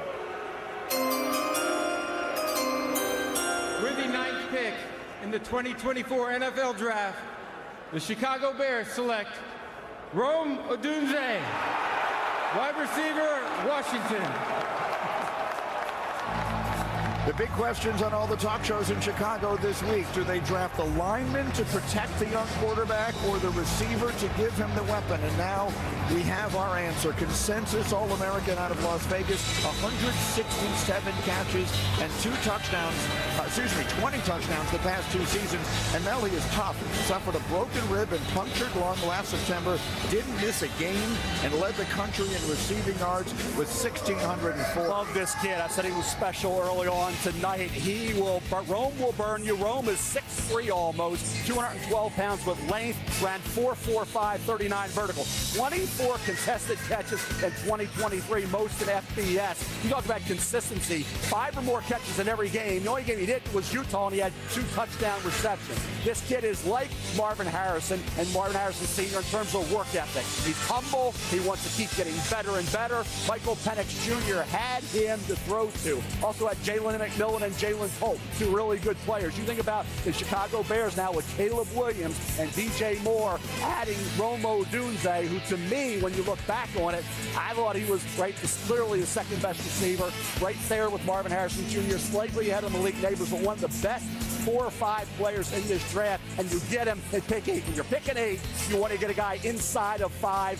Romo Odunze was right there at that spot on my big board. We've had 9 players selected. They've all been offensive players. Meanwhile, I believe we're about to have our first trade of the night. Shefty.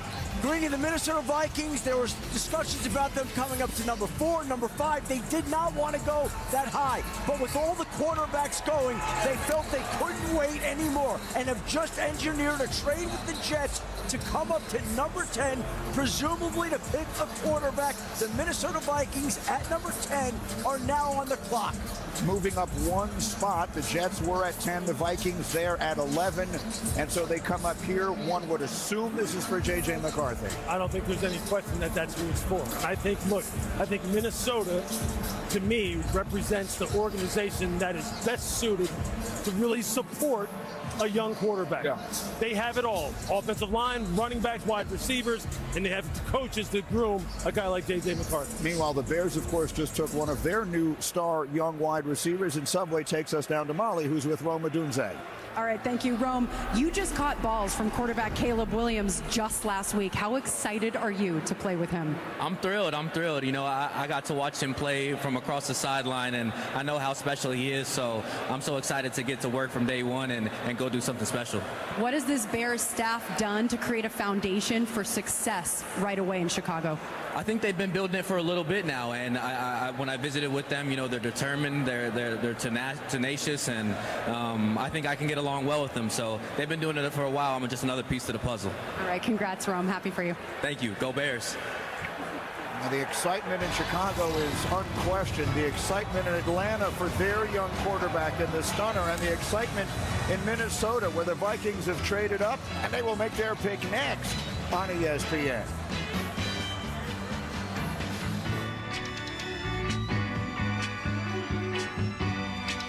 Hilda Vanderkoy controls this hellhole. She killed my family. Tonight, her empire crumbles. Boom!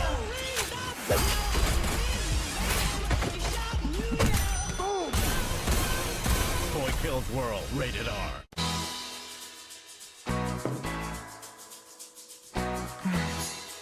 IHOP? IHOP? IHOP. IHOP, the pancake of the month, is here. Loyalty members earn bonus pan coins when they try them all. You've earned this, so hold it up high. Because it's the things you make that show what you're made of. You are a fighter, and this is your reward. Modelo, the mark of a fighter. If your business needs a new application, then developers will have to write code. A lot of code. If an application needs to be modernized, then you'll need time, resources, and caffeine. If this sounds daunting, then use Watson X Code Assistant. AI designed to multiply developer productivity so you can generate code quickly. Let's create a more modern foundation for business with Watson X Code Assistant. IBM, let's create. AT&T just sent me a heads up on the best plan for me. That's cool. They know what a pro wants. What a pro needs. Whatever makes me happy. Sets you free? And I'm thanking you for knowing exactly what a pro wants, what a pro needs. Whatever makes me happy sets me free. Good. A little bit flat. It'll get better. AT&T Optimizer provides proactive recommendations so you get what's right for you. That feels nice.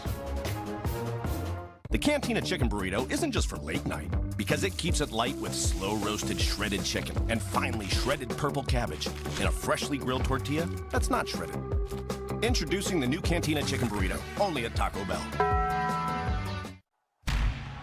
Catch all your favorite off-season content on NFL Plus Premium. Stream exclusive off-season coverage from the NFL Draft, free agency, and more.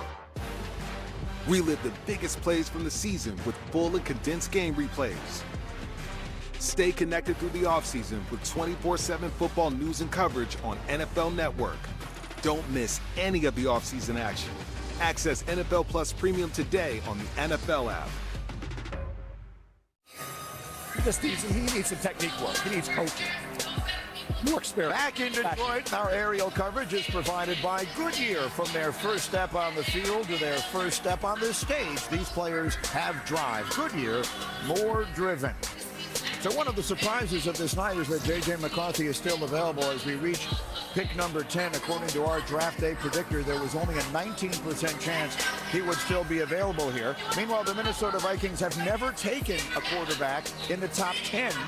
The highest quarterback they've ever taken was Dante Culpepper at number 11 in 1999. But Adam Schefter telling us they've traded up here for a quarterback. Mel, which one should they take? Well, as far as I'm concerned, you don't take a quarterback this high, but they're going to take probably J.J. McCarthy. Why? Because this kid went 27-1 as a starter. Talk about intangibles, talk about competitiveness. Josh Allen-like. He was stressed on third down, even fourth down against Alabama. They don't even move on to play for a national title. When he had to make plays, he did. Stayed away from interceptions. The ones he did throw were memorable. But here's the Minnesota Viking team. I talk about the division every year. You cannot be fourth unless you get some luck or you get some bad luck and bad fortune like Pittsburgh got in. Why? Because Joe Burrow got hurt and Deshaun Watson got hurt. Why'd they go out and change their quarterbacks? Because they knew they can't be fourth. If you're Minnesota and you see Jordan Love emerging as a star, you know Caleb Williams is coming to the division, and you got Jared Goff in the division, you better keep up with the teams in that division and get yourself somebody that Sam Darnold can be the bridge to. Now, hey, if Sam Darnold emerges, it's a win-win, right? Then he has great, he's only 26. JJ's only 21. Yeah. JJ needed that bridge quarterback, and he's got it with Sam Darnold. And we came into this draft wondering, when was Minnesota going to make their move? They had 11, they got 23 from Houston. When were they going to make their move? They didn't sign Kirk Cousins back, so we knew based on that and those two things, they were going to get a quarterback. Which quarterback have they identified? Either way, Kevin O'Connell, now the pressure is on him because he's handpicked this quarterback to lead his franchise to go with all those weapons with Addison and Jefferson and Hockenson, all those weapons. So this quarterback is going to be in really good shape. I think this is the best situation for any of these young quarterbacks. And in Chicago, Ryan Poles has done fantastic work setting the table for Caleb. I think this is the best one. When you think of the head coach, play caller, supporting cast, I think it's fantastic. Here comes the commissioner ready to announce after the trade. The Vikings coming up to number 10, and here's the pick. To help make the Minnesota Vikings selection, we are honored to have with us the surviving mother, brothers, and nephew of fallen hero, United States Army Sergeant Zachary Ewing.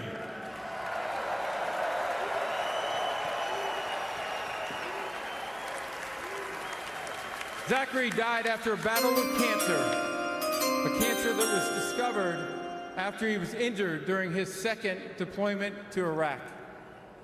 We salute him and thank his family and TAPS, the Tragedy Assistance Program for Survivors, which offers care to those grieving the loss of a military loved one. I'm now going to turn this over to Sergeant Ewing's nephew, Asher, who will announce the pick in honor of his uncle.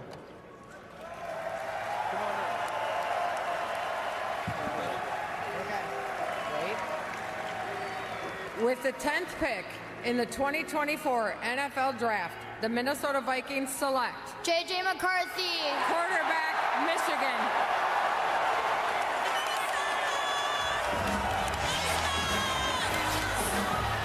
Well, you hear the ovation. There have to be some mixed emotions in this room. They love him here, having led Michigan to a national championship, and now he goes to the arch rival Minnesota Vikings of their Detroit Lions. All right, so Jim Harbaugh said he's the greatest quarterback in Michigan history. He is now the first to go in round one since Harbaugh himself did in 1987. McCarthy made the college football playoff both his seasons as a starter. He threw 49 touchdowns for the Wolverines, ran for 10 more. And Lewis, pick up the thought you had a moment ago. He goes to a place where they are set up for success. Absolutely. Look, it starts with the head coach in particular. Josh McCown talked to him at the Combine. He's now the quarterback coach there in Minnesota, and he said, look, the thing that impresses him the most about Kevin O'Connell and his system is that they provide answers for the quarterback. There's nothing that a quarterback will come off the field and have a question about that he can't answer and provide a solution to. And when you have a guy who has that kind of ability to make those kinds of plays, you're not going to have to provide too many solutions for him once you kind of get him groomed, because J.J. McCarthy is a fantastic prospect. No, Michigan didn't rely on him and put games on his back week after week after week.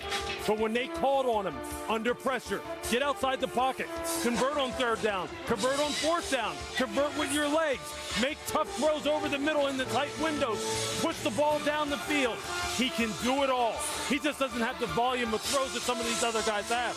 And he won't have to play right away in Minnesota. But if he earns it, think of the weapons that he has to work with at wide receiver, offensive line, and at running back. It is all set for him. The talent is there, but of all the guys at the quarterback position that have been picked so far, this is the biggest gamble, because the sample size just isn't there like it is with the other guys. We've seen a plethora of throws, a plethora of reps from the other guys, but we haven't seen it with J.J. McCarthy. So when we talk about the National Football League being a projection and what can you do for me going forward, this is the biggest risk, I think, Mel. Well, let me say this. This is the pressure to get the quarterback position right. It's the most important position in sports. That's why they're overdrafted. To J.J. McCarthy, we say, well, he didn't have to carry the team, right? It was Blake Corum, that offensive line, the defense. But he was stressed on third down and on fourth down that Alabama game. It was traditional old school bug. That's the way they played at Michigan. He didn't live on bubble screens. He didn't live on layups. He lived on passes between the hashes. Almost 30% of his completions between the hashes. It wasn't gimmies like a lot of these quarterbacks that did those lofty stats and they're at 70% completion percentage. That's not what J.J. did. Fourth quarter, he only threw 34 passes. That's it. So he didn't need to be the guy. And late in the year, you think about it, games you're waiting for that statement game. Other guys are making plays. J.J. was doing what he needed to do. Win football games. I said he doesn't throw picks, but the picks he did throw were memorable. 2 in the semifinal game against TCU, 2 pick sixes there, to a pick before the half against Maryland. He got back into that game, right? But overall, 27-1 as a starter. To me, J.J. McCarthy overdrafted. And I'll tell you what this does. It helps one quarterback, Bo Nix. Because now Bo Nix, there's a gap between Bo Nix, even though I have him down the line a little bit, Bo Nix to Spencer Rattler is a gap. So if you want to get a potential starting quarterback that has similarities in some ways to a young Drew Brees, Bo Nix is helped by these 5 quarterbacks going in the top 10. So he, too, may get overdrafted. Well, bear in mind, the record for most quarterbacks to be drafted in round 1 is 6. We've had 5 taken so far. We're only 10 picks in here tonight. The Jets moving back 1 spot here. The Jets, there have been a lot of speculation. Do they go with the tight end in Brock Bowers? Do they go with offensive line help to try and protect Aaron Rodgers? They got 2 tackles that haven't played every game in their career. They need to protect Aaron Rodgers. We saw how his season ended last year. He's got to be protected. When you're choosing between an offensive weapon or protection for an almost 40-year-old quarterback, you got to protect him, Greedy. And on top of it, they're both 33 years old. Exactly, yes. Those are Tyron Smith and Morgan Moses. Let's see if that's the direction they go. Here's Roger Goodell. With the 11th pick in the 2024 NFL Draft, the New York Jets select Olu Fashanu, tackle, Penn State. And those Jet fans should be happier than they look. He's 6'6", 312 pounds, a consensus All-American in the Big Ten's Offensive Lineman of the Year in 2023. Look at the excitement. That's what this night is about. The wildest dreams of these young men and their families coming true directly before your eyes. He started 21 games for the Nittany Lions, allowed just 1 sack. He was the teammate at Gonzaga College High School in D.C. of Caleb Williams, who went number 1 tonight. Now Olu Fashanu goes to the Jets. Watch him play high school football at Gonzaga with Caleb. And Olu Fashanu is a talented athlete, kind of a Ronnie Stanley type player at 6'6", 312 with long arms, small but strong hands. He needs to get coached. Talk about J.C. Latham going to Tennessee, right, with Bill Callahan. Great offensive line coach. Think about Olu Fashanu with the New York Jets. Needs to be coached. He's got some things he's got to work on. Doesn't always sustain as well as you would like. Needs to play with more consistent leverage, right?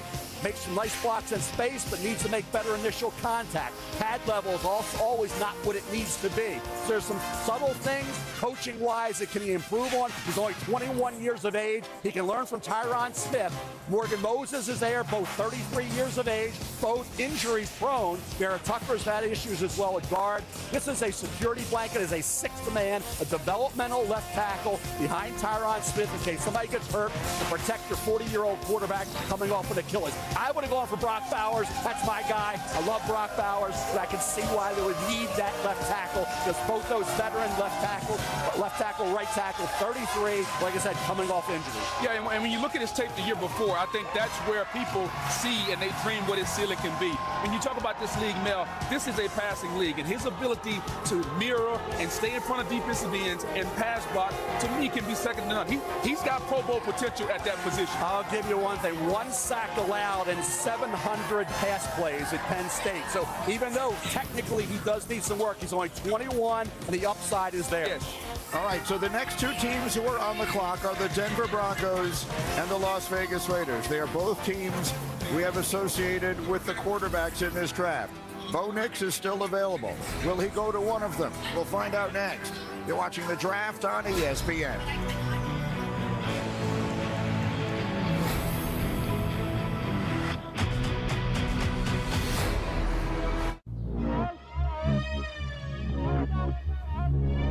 Don't let me go. No. Don't let me go.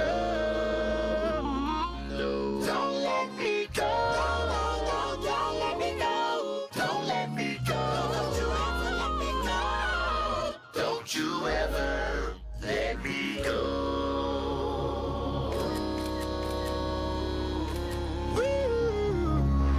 All these games on DirecTV and no satellite on the roof. Think about this. Blue Jays, Cardinals, Orioles. What's missing? The Andean condor? No, walnut brain. Pigeons. They'd rather name a team after socks. To be fair, we're not very athletic. This Charmin Ultra Soft Smooth Tear is so soft and so smooth. Charmin Ultra Soft Smooth Tear has wavy perforations that tear so much better for a smooth, more enjoyable go. Charmin, enjoy the go. I'm sorry, babe. You. We all bring something different to the table. Ben's Original.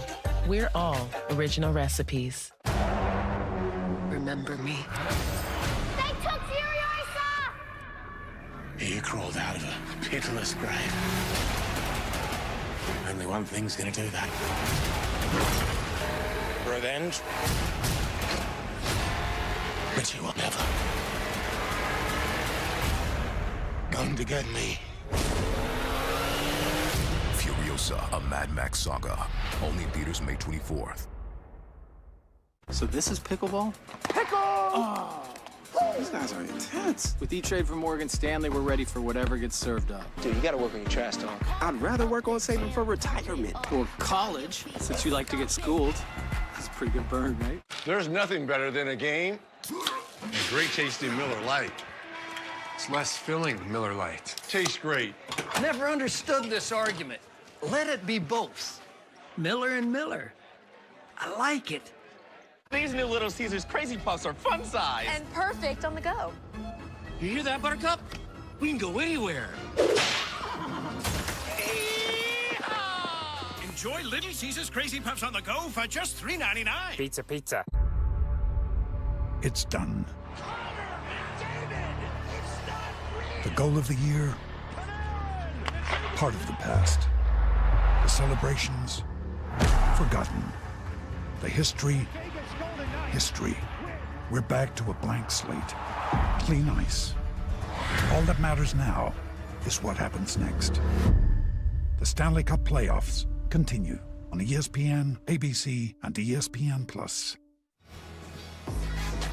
Welcome back to the 2024 NFL Draft, where we have already seen 5 quarterbacks go in the top 10 picks. The Denver Broncos are now on the clock with the opportunity to make it 6 quarterbacks, which would tie the all-time NFL record that was set back in the historic draft of 1983, Greeny. And it would obliterate how quickly it happened. Dan Marino was the 6th quarterback taken that year. He went 27 overall. We are staring at the 12th pick of this draft. So, Mel, it is historic how quickly these quarterbacks have gone off the board, and maybe the next one is here. Yeah, we're talking, I think the Raiders got to be sitting there shocked. At pick number 13, all the quarterbacks could be off the board, and they're in a division with Mahomes and Herbert, and now you're talking about Denver having an opportunity. I said back when I did those mock 3.0 that this kid Bo Nix reminded you a little bit of Drew Brees. I compared everything. Hand size, both have big hands.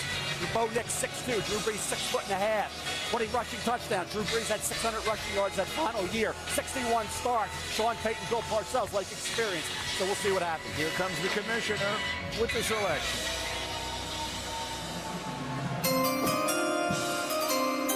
With the 12th pick in the 2024 NFL Draft, the Denver Broncos select Bo Nix, quarterback, Oregon. And so here we are, 12 picks into this draft. 6 quarterbacks already off the board. Not a single defensive player has been selected. Let's talk about Bo Nix. He has played a lot of football. 3-year starter at Auburn before transferring. Was a Heisman finalist last year at Oregon with 45 touchdowns and 3 interceptions. In all, he made 61 starts at quarterback. That's an NCAA record. The previous mark was 53. So, Mel, he's been in the spotlight forever, and here he comes. We had Drake May, 21 years of age. J.J. McCarthy, 21 years of age. Michael Penix Jr. soon to be 24 next week, and Bo Nix is 24. And Bo Nix was at Auburn, right? Patrick Nix's father had been the quarterback. Immense pressure to be the guy in the SEC at Auburn.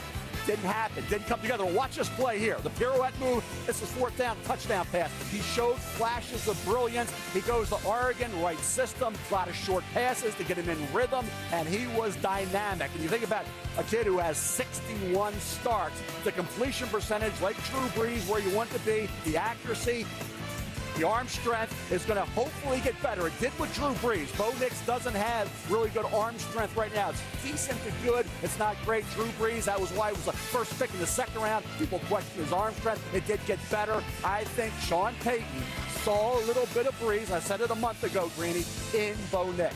Shefty, what did Sean Payton say? All right, Greeny, back in 2017, Sean Payton was sitting in the 11th spot, and the Kansas City Chiefs jumped right in front of him and grabbed Patrick Mahomes. He didn't get the chance to draft Patrick Mahomes. Sean Payton feels the same kind of way about Bo Nix that he once felt about Patrick Mahomes. They flew out to Oregon to have a private workout for Bo Nix, gave him the Broncos offensive playbook the night before, and by 8 a.m. the next morning, he could recite Denver's offense. They took him onto the field. He threw the ball with accuracy. accuracy with precision. And Denver focused in on Bo Nix all along. The Broncos center, Alex Forsythe, 7th-round pick last year, played at Bo Nix, raved to the Broncos coaches and front office about Bo Nix. This was the quarterback that Denver was determined to get in the first round, and Sean Payton did not lose out on his quarterback tonight the way he did in 2017. And there had been speculation that maybe they'd be able to get him in round 2 or that someone would. Instead, he is the 12th pick of this draft. You hear the comparisons being made. Again, we've had the 6 quarterbacks that have gone in the first 12 picks. Easily the fastest we've seen that happen. Again, the 1983 class, the final quarterback was pick number 27. Bo Nix goes at number 12. Booger. Here's the thing I'll say, Greeny. For Sean Payton to reminisce back to Patrick Mahomes and then see Bo Nix, I'm not sure what he's seeing. That's number one. Bo Nix, are you getting anything that's going to improve down the road? He's 24 years old, 61 starts. He's been a dink and dunk quarterback at Oregon. Is he going to be Drew Brees? I don't know. But if you're thinking that he's going to come in after you pay $86 million to get rid of Russell Wilson, I think that's unfair pressure to put on this pick in Bo Nix. But I think what he's going to want is what you saw out of Drew Brees, right? Some people thought Drew Brees was a dink and dunk quarterback, but he was a guy who handled pressure tremendously, could throw the football in the middle field tremendously because they protected him inside. Bo Nix can do that. He gets the ball out on time and deliver it accurately. There's no quarterback left for the Raiders. Let's see where they go. With the 13th pick in the 2024 NFL Draft, the Las Vegas Raiders select Brock Bowers, tight end, Georgia. What a career for this young man. Is from Napa Valley, 3-time All-American. He's the 3rd Georgia player to do that, joining Herschel Walker and our old friend David Pollack. Bowers also won the Mackey Award as the nation's best tight end twice. He's the only player ever to do so. He's now the highest drafted tight end since Kyle Pitts went 4th in 2021. 7th highest rated player on the board. You get him at pick number 13. That's what you call value. Now, they didn't get the quarterback, but they're overdrafting. Bo Nix was at 31 on my board. That's that feeding frenzy for quarterbacks. All 6 of these guys aren't going to be great. 3 or 4 are probably going to be good. Maybe a couple will be disappointments. They won't all be great. Brock Bowers has a chance to be special. He is a kid you can put in the backfield. You can put him at tight end. You can put him at H-back. You can line him up outside. He's just a weapon. He can catch the ball and do things after the catch with that speed he possesses. He averaged 83 receiving yards in 7 career conference championship games and bowl games. Great run after the catch ability, tracks the ball extremely well. You can move him around everywhere, whether it's Gardner Minshew or Aiden O'Connell. That's a quarterback's best friend right there. And that's exactly it. What do they need? If you can't get the quarterback, then with the quarterback that you do have with Gardner Minshew and Aiden O'Connell, get them weapons and get them multi-positional weapons. But they have some nice pieces now with Jacoby Myers, Devontae Adams, and Brock Bowers. They still need to find a runner. There are some running backs that are going to provide tremendous value later on in this draft. I'm sure they'll be able to pick one up. But this guy's just a weapon, period. And again, if you don't have the trigger guy, then find somebody who can make that trigger guy look a lot better, and this guy can do it. He will own the middle of the field. Absolutely own it. And I realize he's going to be a weapon, but we got Michael Mayer from Notre Dame. Now we have Brock Bowers, and we still don't have anybody to throw him the football. The offensive line is still a work in progress. I just question the pick and how they're going to be able to use this pick in Las Vegas. Look, I think there have been so much speculation that they were going to draft a quarterback. Would they move up to try and get Jaden Daniels? All of that connection, and I don't know what their intelligence told them, but the idea that they would not have the option to take any of them at 13 may have taken them by as much surprise as it did us. We've got 6 quarterbacks down, and we're not even halfway through round 1. Will a defensive player be selected at any point tonight? At some point. We assume they will, but we're not quite sure yet. 6 quarterbacks have gone off the board. They all went in the first 12 selections of the 2024 NFL Draft. We're back in just a moment on ESPN.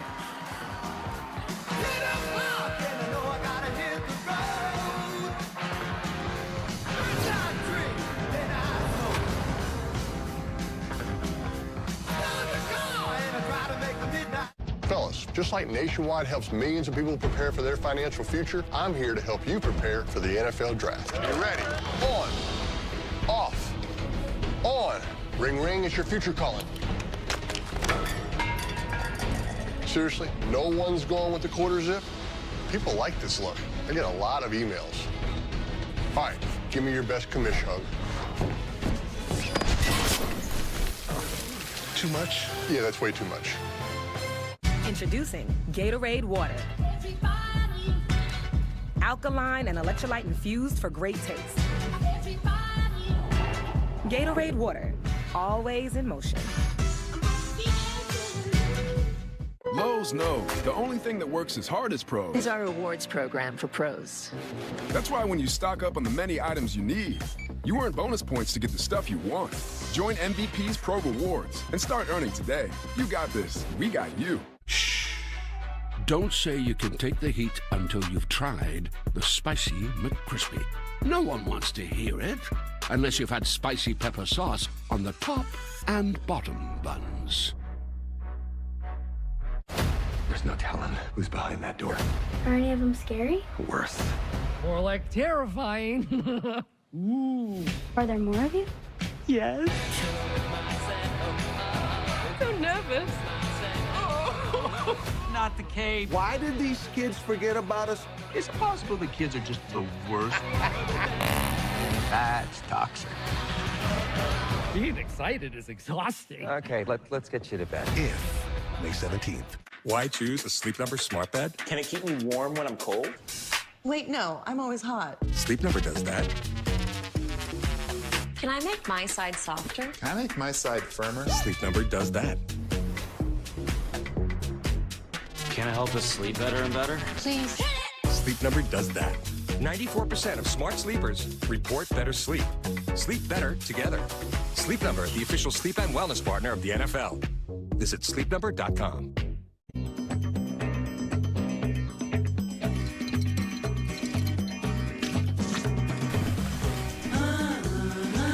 A far l'amore comincia tu. A far l'amore comincia tu.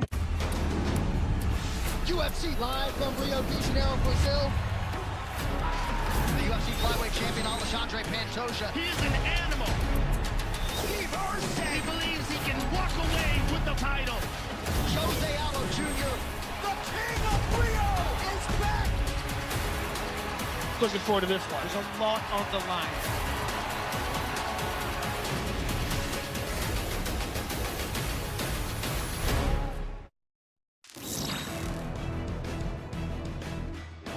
Lowe's is the official home improvement partner of the NFL. That's why the NFL trusts Lowe's for the materials, tools, and equipment needed to build the NFL draft stage.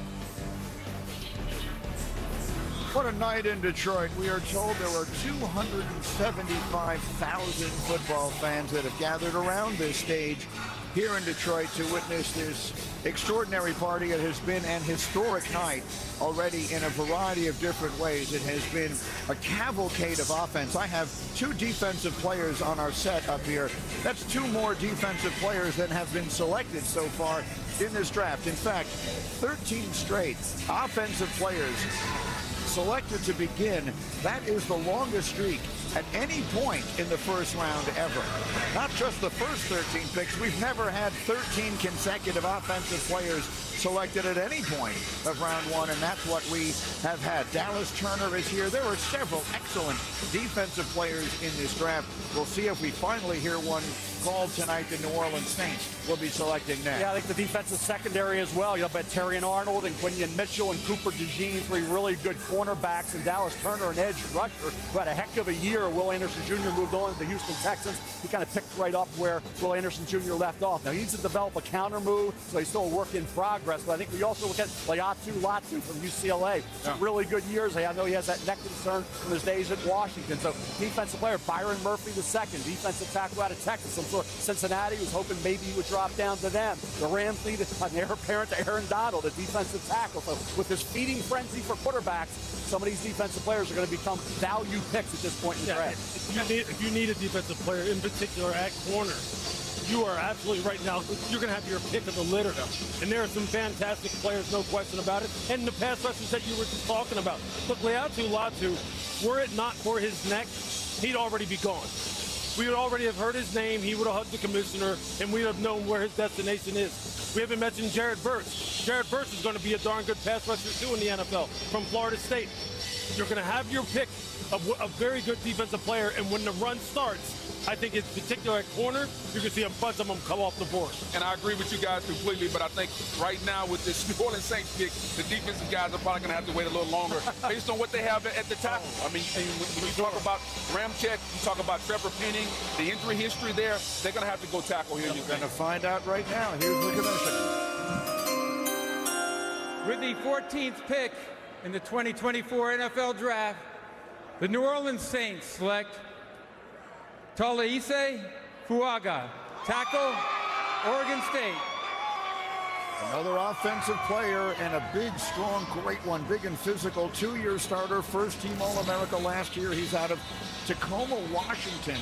That offensive line for Oregon State was very good. They averaged 182 yards a game on the ground over the last 2 years. He's just the second player Oregon State's had in the top 2 rounds in the last 10 years now. Tali Fuaga is huge. Talk about a kid, 6'5" and a half, 324 pounds, ran 5'1", 332 vertical, but only 1 sack allowed the entire career at right tackle for the Beavers. They averaged 6'3" a carry. Running backs did at Oregon State, running behind Fuaga. Now he's got that powerful punch. Now you talk about delivering a blow sometimes instead of sustaining. He's got to be more cognizant of that. But Lewis, Tali Fuaga, a neat area pick for the New Orleans Saints. Yeah, look, strong at the point of attack at 6'5", 324 pounds. He's kind of like J.C. Latham. When he puts his hands on you, it's over. He's going to do this. He's going to just torque you and turn you around and just put you on the ground. He can get up to the second level. He's a guy who's going to get up on linebackers, and if he gets his hit, that's a regular occurrence for him. Putting people on the ground, quick feet and hands in pass protection. Look, he's going up against Laiatu Latu here, and you can see it. I saw it at the Senior Bowl. He has very, very nimble feet and great punch timing. And if you try and run him down the middle and try and beat him with power, he's just going to anchor down. He's just going to hop. He's going to keep his head back, and you're not going anywhere. This guy is a foundational piece at right tackle. He's a 10-year, 15-year player that's going to be a multiple-time All-Pro because he's just an absolute beast out there. That's a fantastic pick for New Orleans Saints. And for an offensive line that was 28th in pass block win rate, 15th in run block win rate, sometimes when need and best available meet, this is what you get. This is an outstanding pick by the New Orleans Saints. It's the 5th offensive lineman the Saints have taken in the first round since 2015, the most in the National Football League. You see the reaction in their room. Once again, 14 players have been selected. All 14 of them play on the offensive side of the ball. We've seen quite a few offensive linemen having gone off the board as well. And we have so much more to do tonight. Not even halfway through round 1. We'll be back in 30 seconds after a word from American Home Shield. Ooh, fun.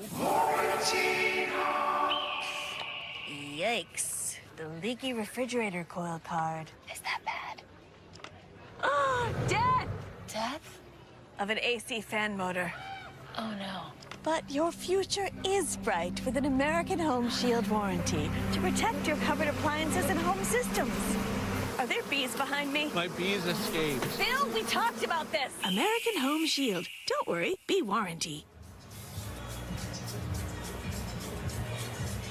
The Colts on the clock at number 15. Time to look at Mel's best available, brought to you by Courtyard by Marriott. For the next 5 teams selecting the defensive help, particularly a corner, which is Indianapolis's #1 need area, and any quarterback they want, whoever they deem CB1 is there for them, whether it's Terrion Arnold, Alabama, Quinion Mitchell, Toledo, or my guy, Cooper DeJean from Iowa. You look at where we are right now in best available. Dallas Turner was 9 on my big board. Troy Fautanu, left tackle, will be a Pro Bowl guard in the NFL. Lewis, you talked about Laiatu Latu. Cooper DeJean, injured but came back and worked out, ran 4.42. And Brian Thomas Jr., the other receiver at LSU, 17 touchdown receptions, averaged 17 yards a catch this year. Yes, he was a one-year wonder, but it was one great year for LSU with Malik Neighbors on the other side and J.D. Daniels throwing them the football. You know, knowing Chris Battle, the GM, he loves the traits. And when you talk about a defense that needs to get faster, all things being equal, you mentioned Terrion Arnold, you mentioned Quinion Mitchell. He ran 4.3, that is Mitchell. I like the faster guys, so it wouldn't be surprising, Greeny, if Chris Battle, the GM of the coach, would go with the faster corner where they can match up on the outside with some of the faster receivers in the AFC. Yeah, look, Quinion Mitchell, A to Z, is the best corner in the draft. There's nothing he can't do. Play press, play off, play man, play zone. finish on the football down the field. He'll come up, support, and tackle. He's the best all-around corner. But I'll just tell you this, Nate Wiggins is right there with him for me. Nate is an absolute beast, a little bit longer, not quite as big. Nate maybe 185, ran 4.28 at the combine. I will tell you this, though. This guy can cover any type of receiver that you want. Small guys, tall guys, inside, outside. And think about this. Gus Bradley loves those long, rangy corners.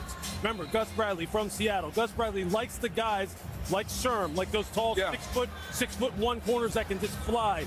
Nate Wiggins can do that. You have your pick of whoever you want here.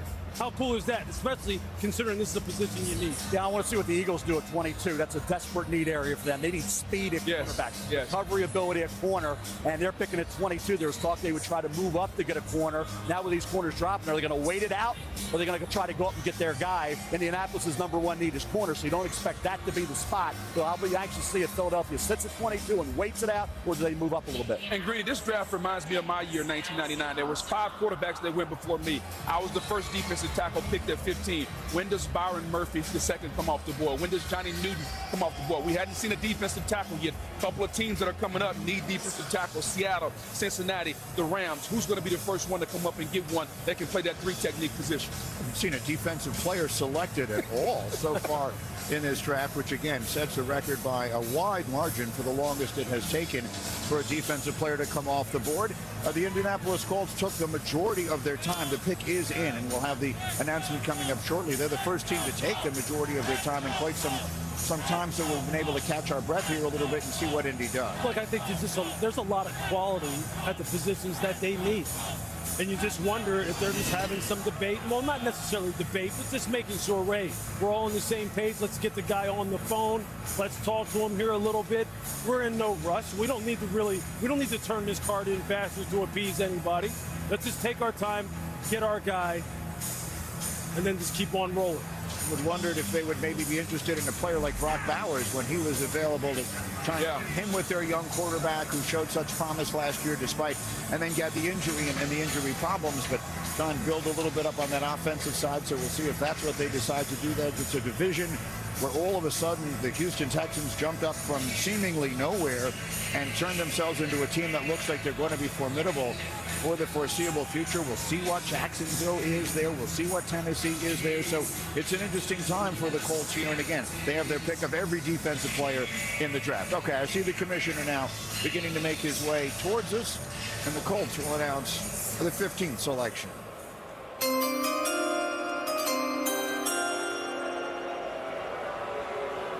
With the 15th pick in the 2024 NFL Draft, the Indianapolis Colts select Laiatu Latu, defensive end, UCLA. And finally, a defensive player has been selected. He was a transfer from Washington. He had 2 great years for UCLA, 23.5 sacks in those 2 seasons. He was named Pac-12 Defensive Player of the Year last year. Now, the injury history is a huge part of the story. Suffered a serious neck injury while at Washington. Team doctors there would not clear him. There were reports he had retired.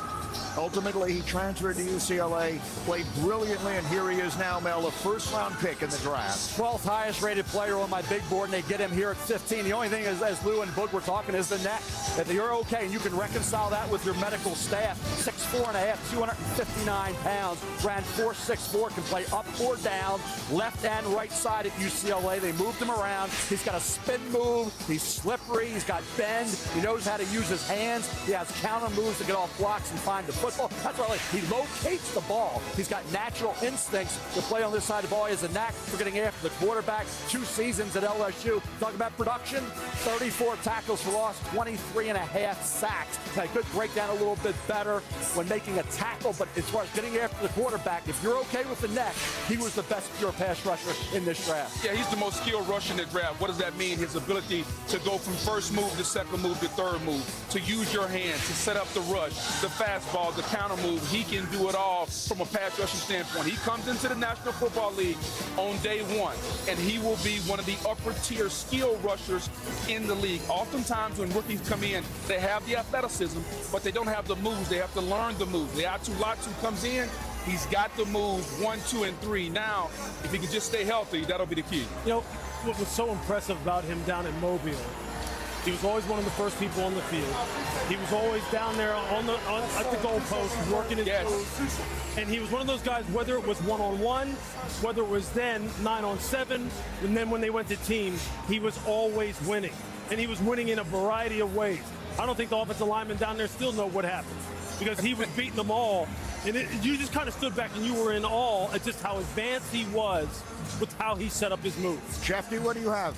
Greeny, this was the top pass rusher in this draft, and without the neck issues, he would have been a top 10 pick, but there were a handful of teams that had him off the board, medically red flag. There were some teams that were concerned that he's one injury away from seeing his NFL career end prematurely. That scared off some teams, but not the Indianapolis Colts, who saw the value, who saw the talent, who saw the drive and the work ethic, and made him the first defensive player selected in the 2024 NFL Draft. And his team needs him. His team was 27th, the Colts were, in pressure percentage last season. Subway to the stage. Molly standing by. Molly.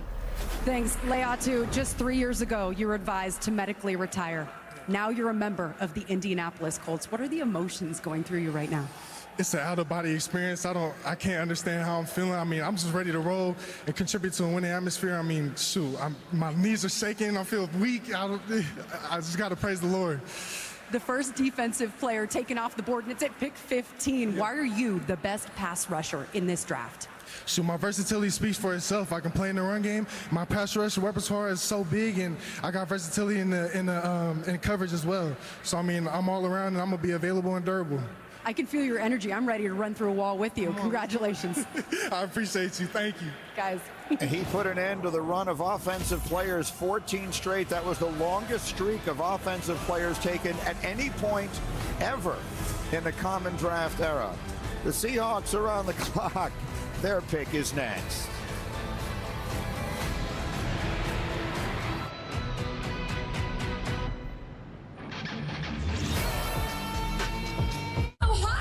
With the Disney Bundle, there's something for everyone. It would be really fun to explore genres. Like adventure. We're gonna save the world. Hold on tight. Documentary! Lucky sweater time.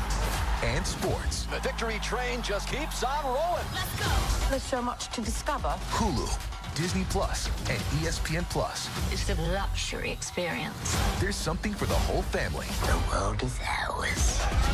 With the Disney Bundle. Where'd you learn to serve? Oh, I didn't serve, but if your spouse, parent, or grandparent served in the military, you can join USAA. Yeah, my grandpa did, so I'm already in, but I was talking about your serve. Oh. USAA, for the military community. After Advil. Let's dive in. But what about your back? It's fine! Before Advil. Advil Dual Action fights pain two ways. Advil targets pain at the source. Acetaminophen blocks pain signals. Advil Dual Action.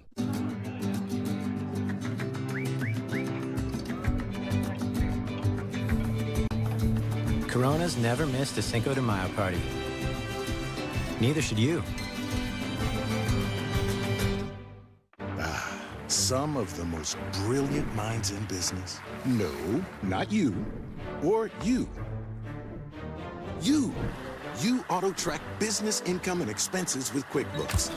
And you pay all your employees easily and accurately. And you have a business bank account with market-leading APY. Get the full picture of your business on one platform, now with expert help when you need it.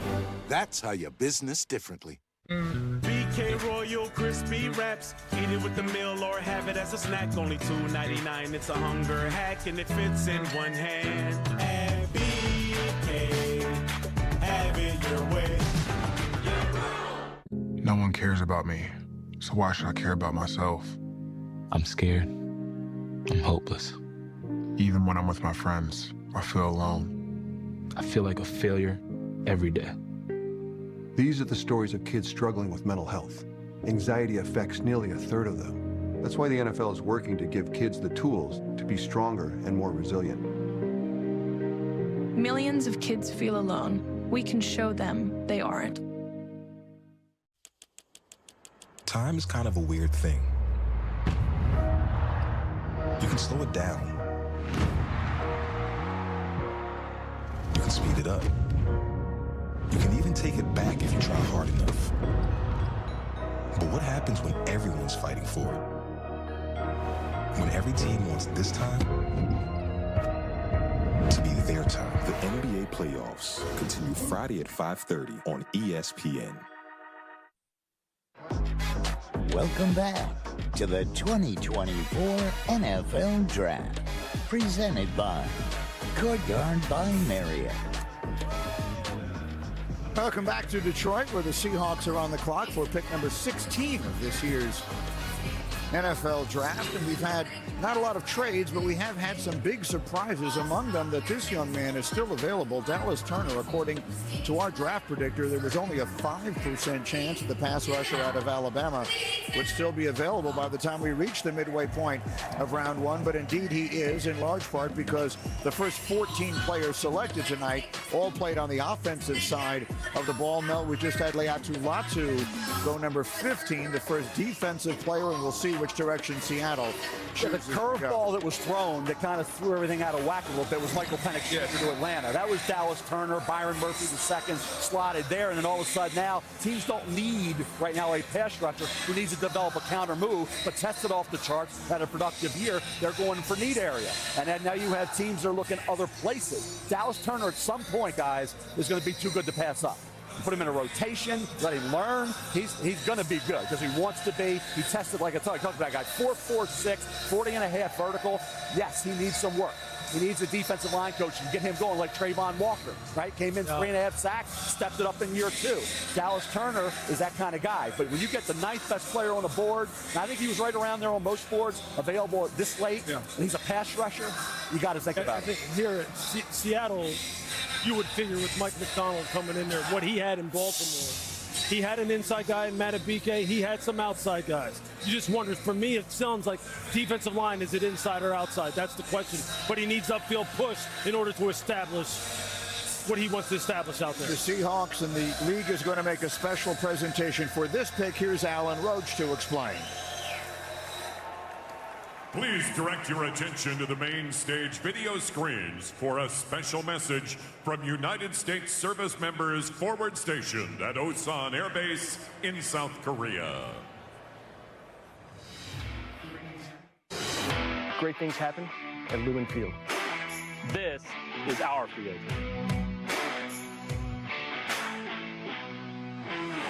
"48 miles from adversaries.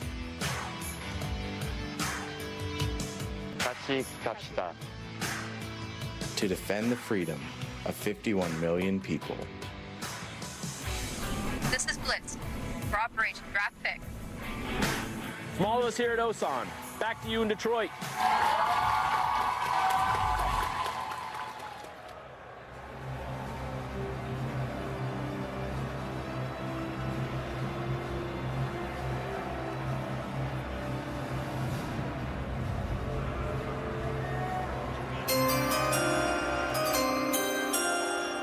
Thank you to our men and women who serve in the United States military.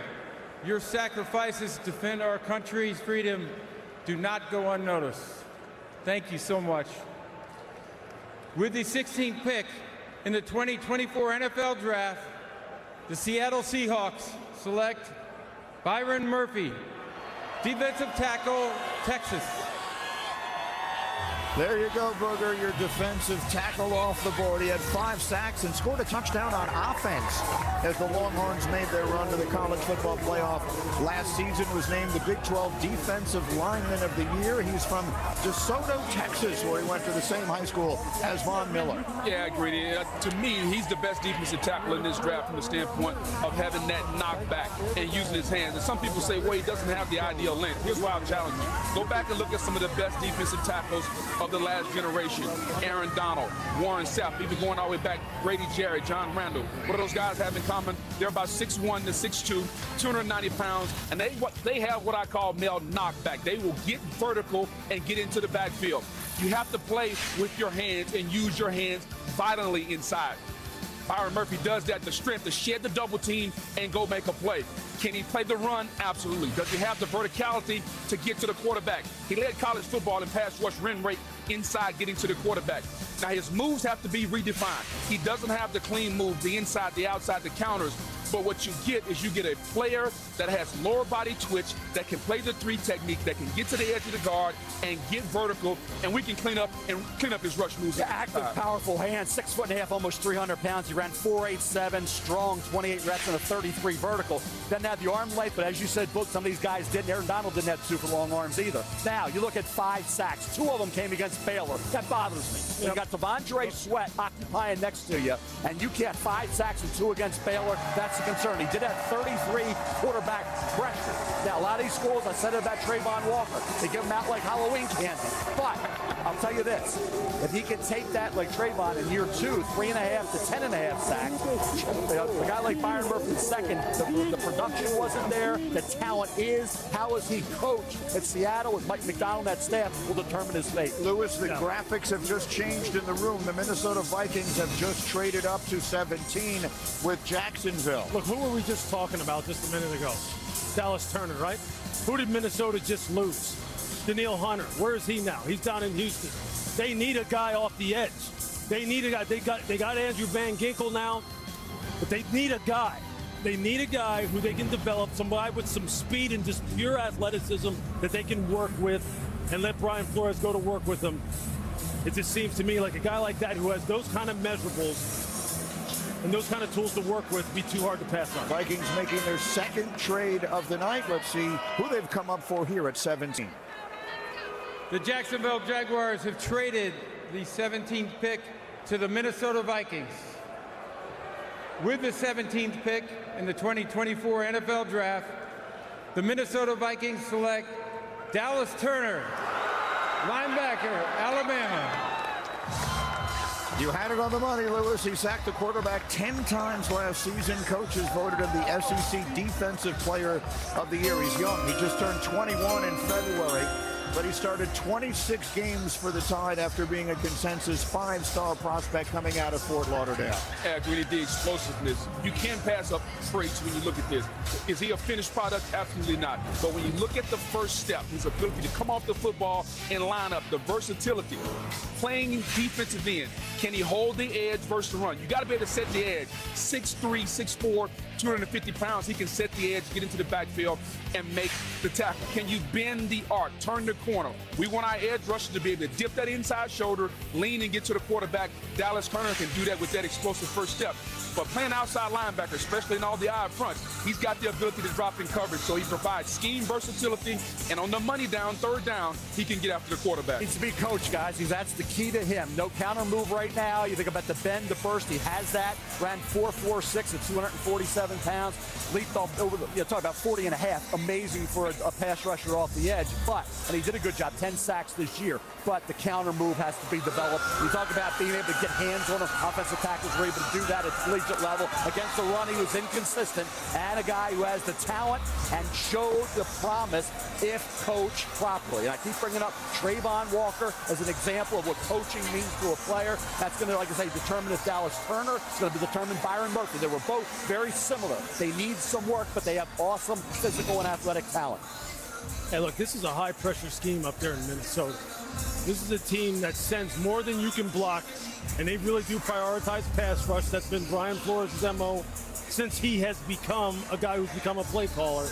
He'll fit in perfect up there on the turf in Minnesota. Let's go to the stage. Subway, Molly. And when you think about what Minnesota, before we're talking about are the trades for quarterbacks, are the trades for offensive tackle? Thank you, Dallas. The Vikings traded up to get you. What went through you when you got that call in the green room? I really wasn't expecting it, to be honest, but, I met with them dudes out there in Minnesota. It's a very, very good building over there. A lot of good people in that building, too. I'm ready to be a Viking now, You hear him in the back? Yeah, let's get it, man. The reigning Defensive Rookie of the Year, Will Anderson, told me you have the potential to be even better than him someday. What kind of player is Minnesota getting in you? I mean, you're just going to get you a full football junkie, man, a person that eats, sleeps, and breathes it, So, honestly, you're just going to get a good person in the building, a great teammate, and just play as hard as I can and as fast as I can, so. All right, congratulations. Appreciate it. Dallas Turner, his final college game at Alabama was a loss to Michigan, and his new Vikings teammate, J.J. McCarthy. Finally, some big-name defenders go off the board in consecutive order. We'll see what's next. The Bengals are on the clock. It's the draft on ESPN.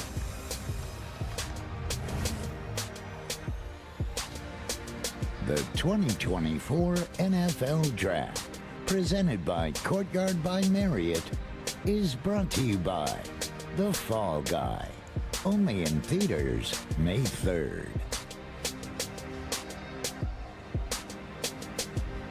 And 3, 2, 1. Showtime. How'd we do, boss? Yeah, holster that. It's holstered. It's done. You never saw it. This is an epic story of cosmic proportions. I had to do some Jason Bourne stuff. That man's crazy. I'll drink to that. Can I get another one, please? Let's make some trouble. Get out of my head. Yeah, boy! One last stunt. Going down in a blaze of glory. You know, like Thelma and Louise. They die at the end. Exactly.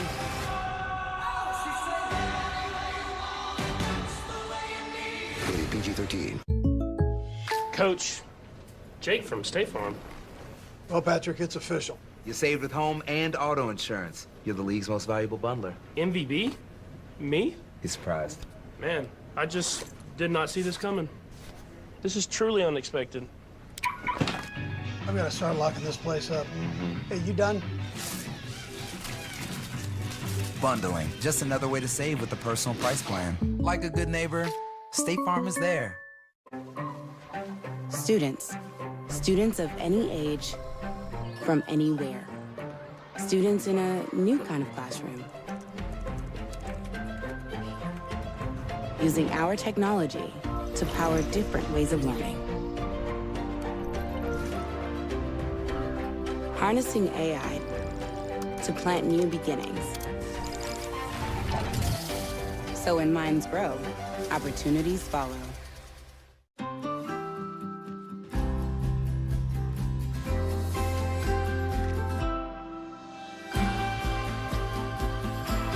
Start your day with Nature Made, the #1 pharmacist-recommended vitamin and supplement brand. Come on, let's go. Every Samoan kid, they dream to make their last name known. And touchdown to Tagovailoa. Just watching the way you carry the name, you paved the way for me. For your family, let's go. Just be the football player that you are. You gotta push through, bro. Dreammate is someone that believes in you before you believe in yourself. That's why you're my dreammate, bro. Yes, sir. Behind every dream, there's a dreammate who helped make it possible. Toby, why aren't you eating your Cinnabon pull-apart? Well, I wanted to save the best part for last, but it's all the best part. I don't know where to begin. Toby, eat your breakfast. Maybe I just smell it. The best part of Wendy's new breakfast Cinnabon pull-apart is all the parts. The way that she meets the moment is unreal. Stardom. She's a generational player. Can't help but watch when she plays. She's the show. With the first pick, the Indiana Fever select Caitlin Clark.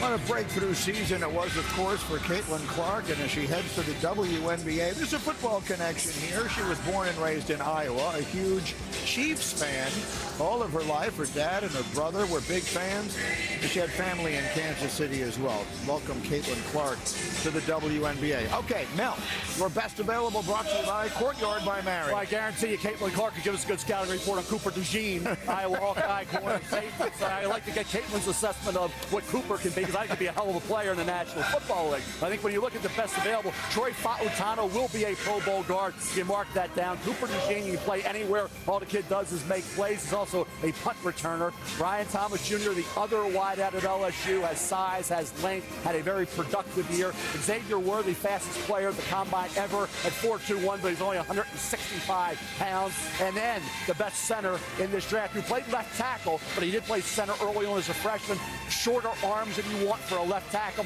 He'll kick back inside to the center spot and anchor an offensive line for 10 to 12 years. Graham Barton looks like to me the perfect fit for a Pittsburgh Steeler organization. Lewis, with the reports today from Adam Schefter that T. Higgins has requested a trade, could they consider receiver here? There were a lot of them on Mel's list. I think they could. I'll just tell you this, though. Look, with Joe Burrow and the number of hits that he's taken and the injuries that he has suffered, and with the questions that you have still at offensive tackle, look, I like Trent Brown as much as anyone. Massive human being. He's only signed to a one-year deal, I believe. I think that position still needs to be locked down. The offensive line still needs to be locked down. At all costs, you need to protect Joe Burrow.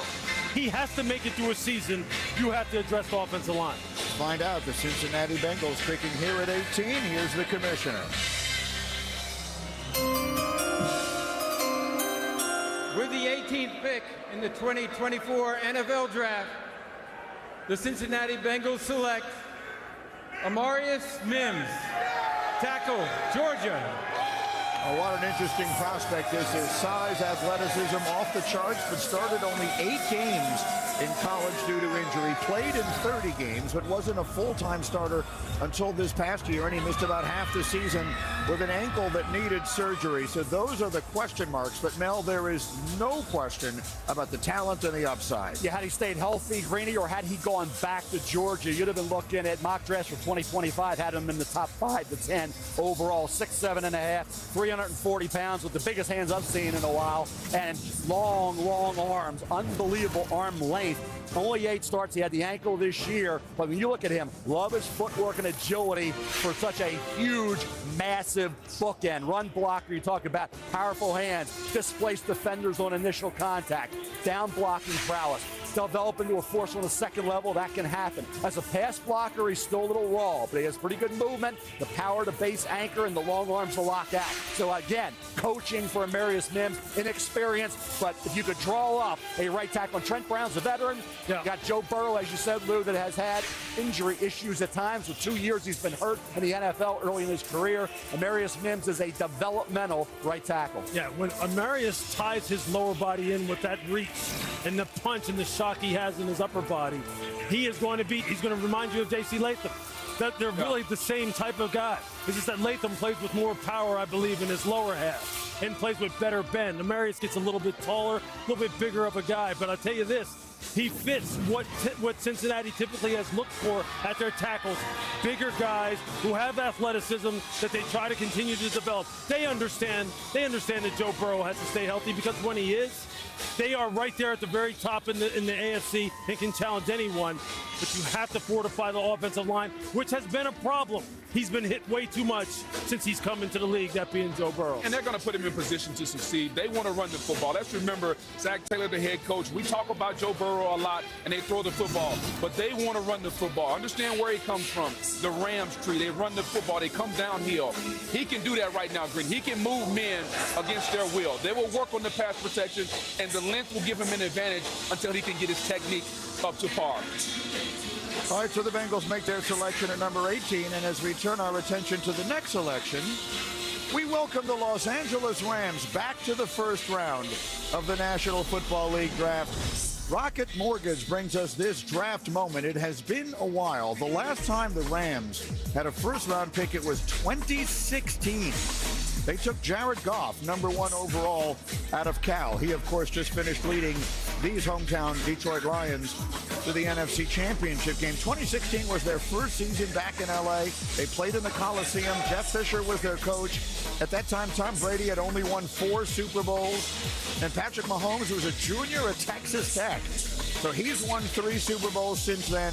Tom Brady has won 3 Super Bowls and retired twice.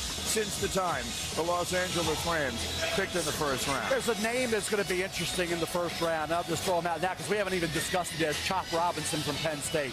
Chop had a great workout. He has numbers that are impressive. He has shorter arms than you would prefer. He didn't have the sack production that you would want in a first-round pick, but he has the talent. Another kid needs some coaching. Chop Robinson off the edge is going to be intriguing. Wide range of opinions. I have him down in that late first, early second. Some now think he could be a mid-first. So keep an eye on Chop Robinson from Penn State to see where he comes off the board. Odafe Oweh went off the board to the Ravens. Didn't have a sack that final year and is disappointed so far with the Ravens. Not enough sack production from Chop Robinson, but all the talent and natural ability you would want. And then the elephant in the room, Aaron Donald just retired. So you have a gaping hole at the 3 technique position. Might this be a little early for Johnny Newton, a guy from Illinois who can play that 3 technique? That's a gaping hole. At some point, they're going to have to and no cornerbacks yet selected, which to me, the Eagles got to be sitting there saying, we don't have to make a move. You have right now Quinion Mitchell-Toledo. You have Cooper DeJean, Iowa. And you have also Terry Arnold, Alabama. And let's not forget, again, I mentioned him earlier, Jared Verse. I think Jared Verse is one of those guys. Look, he was very productive at Florida State. He plays hard as heck. He's 100 miles an hour. He's that 3-4 type of outside linebacker. You can predict in a 2-point, he looks like a Let me ask you this. Let me ask you this. Bull rush. The tightness in the hips with Jared Verse. Oh, you see it. You definitely see it. He's coming around that corner, getting there. Definitely see it. Now, he got some sacks in college, but in the NFL, how much will that hinder him from being a 10-plus sack a year? You know what? Even though there is some tightness, he still does show the ability to get high side and turn. He does a good job coming off of TEs and moving back inside. And his bull rush is ferocious. He's powerful, boy. It's ferocious. Yeah. And so him and Byron Young, that'd be a good little combination. He plays hard. One thing we talked about defense line taking plays off. Yeah. Jared Verse never does. Absolutely. He went from Albany, low level, where he had sacks, to Florida State, where he had a lot of pressures. Yeah. Okay, he got after the quarter. He was in the area a lot. Yeah, him and Braden Fisk together down there on that D-line this year. I mean, those guys were culture guys and very productive guys. Look, Norvell loved them. He said that those guys really were part of the transfers that lifted that team to the season they had.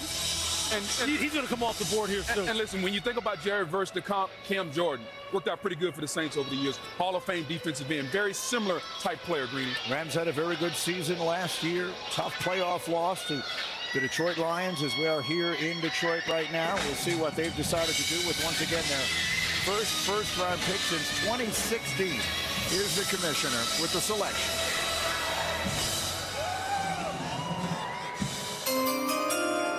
With the 19th pick in the 2024 NFL Draft, the Los Angeles Rams select Jared Verse, defensive end, Florida State. So you guys had it right, focusing on that defensive side of the ball. It's a name we've been waiting to hear. Lewis, it's one that you've been talking about for quite some time. Verse, obviously a very effective player, and this run on defense continues. Yeah, I mean, look, he's just a prototype 3-4 outside linebacker who can also put his hand down in an even front in a 4-man line and sub and just rush the passer with tremendous power. I mean, he's big now. He's 6'3", 254 pounds, ran sub 4.6. He's got a 35 vertical. He's got all the athletic ability. Mel, I see some of the things that you saw as far as some of the tightness as far as his hips are concerned. But I'll tell you, you see that get off and that power right there. That bull rush where he puts that hand right in the breastplate of the offensive tackle, and he is collapsed in the pocket. And you see it over and over again. And then him release, get that inside shoulder down and finish. Like I said, him and Braden Fisk, 2 transfers that came into that program and really took it to different levels in terms of the kind of football character that they play with. That's exactly what the Rams want. That's exactly what him and Byron Young will provide now. You have 2 nice-looking bookends that can rush the pass. Yeah, about 8.5 of his 9 sacks came in 4 games, and that speaks to getting and finishing. Yes. You're close. He had 50 quarterback pressures, 9 sacks. I say most of them came in 4 games. So even what we saw in college indicated that could be an issue. But the hustle's there. He plays the run. He's a complete defensive end. If that's not a factor, I'm with you. He can get 12, 15 sacks. If it is a factor, he'll be around that 6 to 8, 6 to 9 mark every year.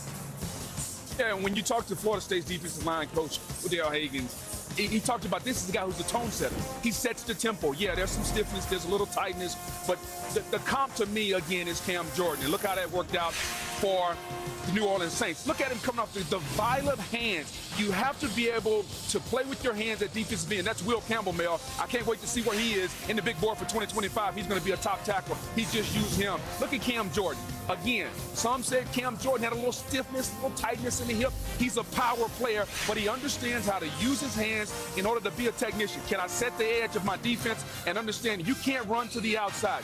He does that. He did it at Albany. He's done it at Florida State. Setting the tone, setting the edge for your defense. I know he doesn't have the burst that we're normally looking for coming around the edge, but what he has, he understands how to play. To me, he's more of a left defensive end. I wouldn't put him in right. I'd put him in left. He can dominate tight ends. He can dominate right tackles. He's a great story, as you mentioned, not highly recruited coming out of Dayton, Ohio, which is how he wound up initially at Albany in the Colonial, played 2 years there, then transferred to Tallahassee and had the 18 sacks in 2 seasons. The Pittsburgh Steelers are on the clock next. The draft on ESPN.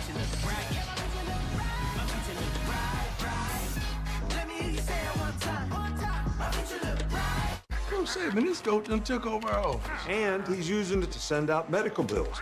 Good hands. Hospital bill for Prime. Yeah. Did you just say Gap? He's talking about expenses health insurance doesn't cover. Good thing Coach Prime knows about. Say it one time. Aflac. Because Aflac gets you money to help close that gap. Now, how do we get this goat out of here? Aflac. Meet one of my new homies. Get help with expenses health insurance doesn't cover. Aflac is an official sponsor of ESPN College Game Day. Elephant would have been scarier.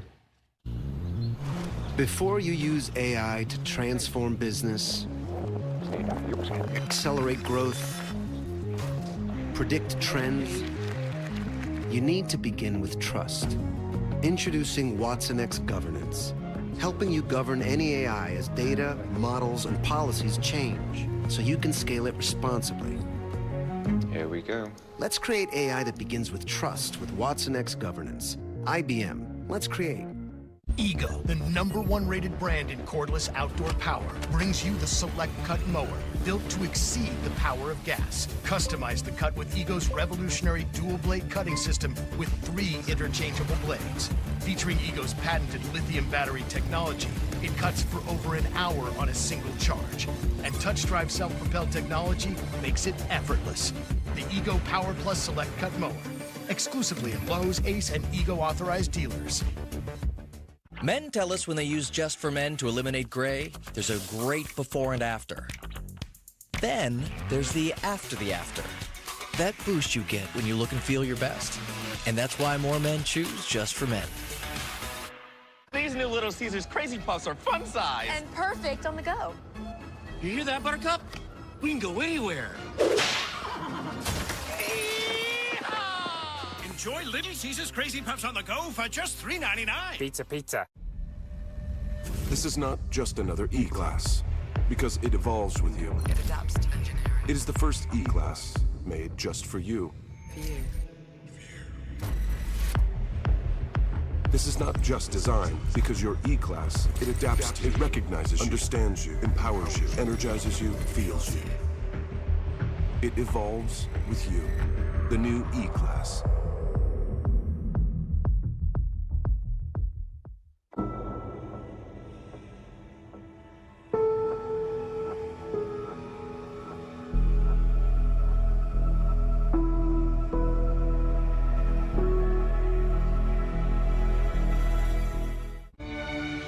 A 911 wedding. You won't forget. Where's my husband? It's complicated. I'm supposed to be somewhere.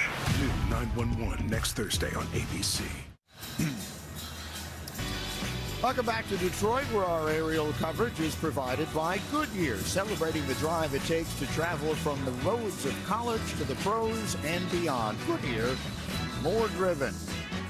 Pittsburgh Steelers getting ready to pick at number 20, and a busy offseason already for them. As you see, they bring in these 2 well-known quarterbacks. Numbers quite similar over the last 2 seasons, as you see, for Russell Wilson and Justin Fields. Very quickly, Lewis, before we get the selection, who do you think the starting quarterback will be there the majority of the season? Will it be Russell or will it be Fields? Look, I think Justin Fields at some point is going to emerge. I just think he was on the come too much. He's a guy who right now I think he fits perfectly with what Arthur Smith wants to do. And I think he is supremely highly motivated. And I just think in the end, that talent is going to be hard to keep off the field. Arthur Smith, the new offensive coordinator for Mike Tomlin's Steelers, and I see the commissioner with a special guest to announce the Steelers pick.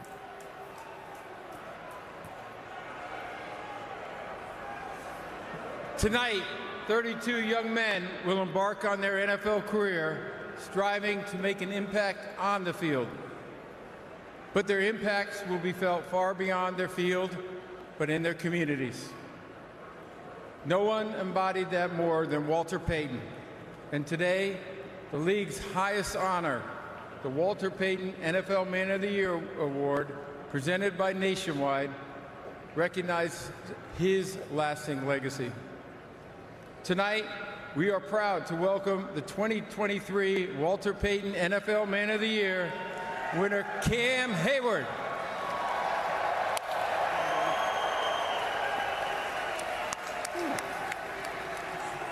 First of all, I want to say thank you, Commissioner.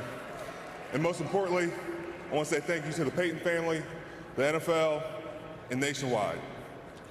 The NFL draft is special. To my fellow NFL players and the prospects joining the league this week, I want to challenge you. Use your platform to brighten someone's day. The opportunity before you is a gift.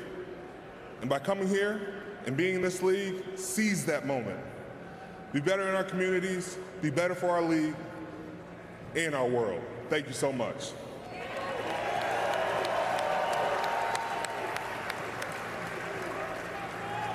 Here we go. And with the 20th pick in the 2024 NFL Draft, the Pittsburgh Steelers select Troy Fautanu, tackle, Washington. So he was a tackle at Washington. He was named the Pac-12's Offensive Lineman of the Year as the Huskies went all the way to the national finals. And that line won the Joe Moore Award as the best in the country. He's a 2-year starter, spent 5 seasons in school, so he'll be 24 in October. But, Mel, you have constantly talked about him moving inside at the next level. Yeah, 10th highest rated player on the big board. You get him at 20, and he can play anywhere. He's a left tackle and did a heck of a job protecting Michael Penix. Now, Roger Rosengarten on the other side, really good player at right tackle as well, protecting the blind side. But Fautanu is a guy as a run blocker, power, making contact, keeps those legs churning, gets in space with ease, no problem there. Pass protection, hands are active, punch is purposeful all the time. Feet enabled him to do a really good job mirroring. This kid is fun to watch play. He will get after you. He's got a defensive mentality. He's got longer arms than Joe Alt. So you think about this kid, is tackle out of the realm of possibility? No. Could he kick inside the guard and be a Pro Bowler? I've said that all night. Could he be a center and anchor this line? They've had Ray Mansfield, Mike Webster, Dermontti Dawson, Jeff Hardings, and Marquise Pouncey. Could he do that?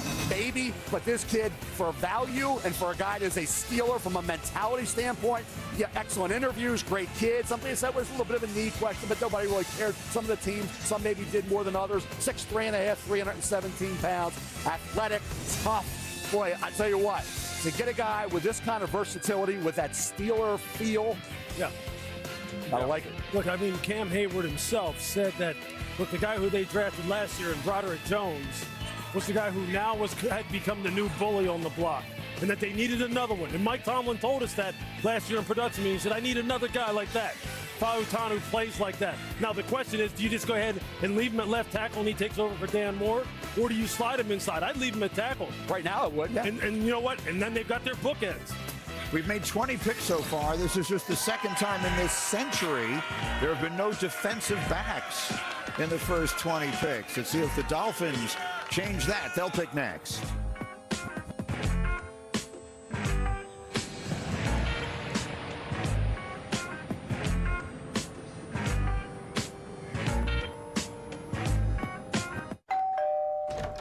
You must be Isaac. Come on in. Here's my pride and joy.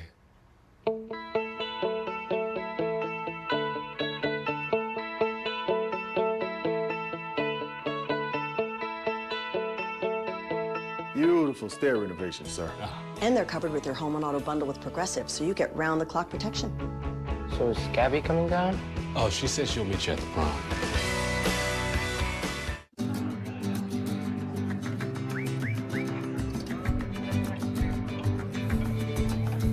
Corona's never missed a Cinco de Mayo party. Neither should you.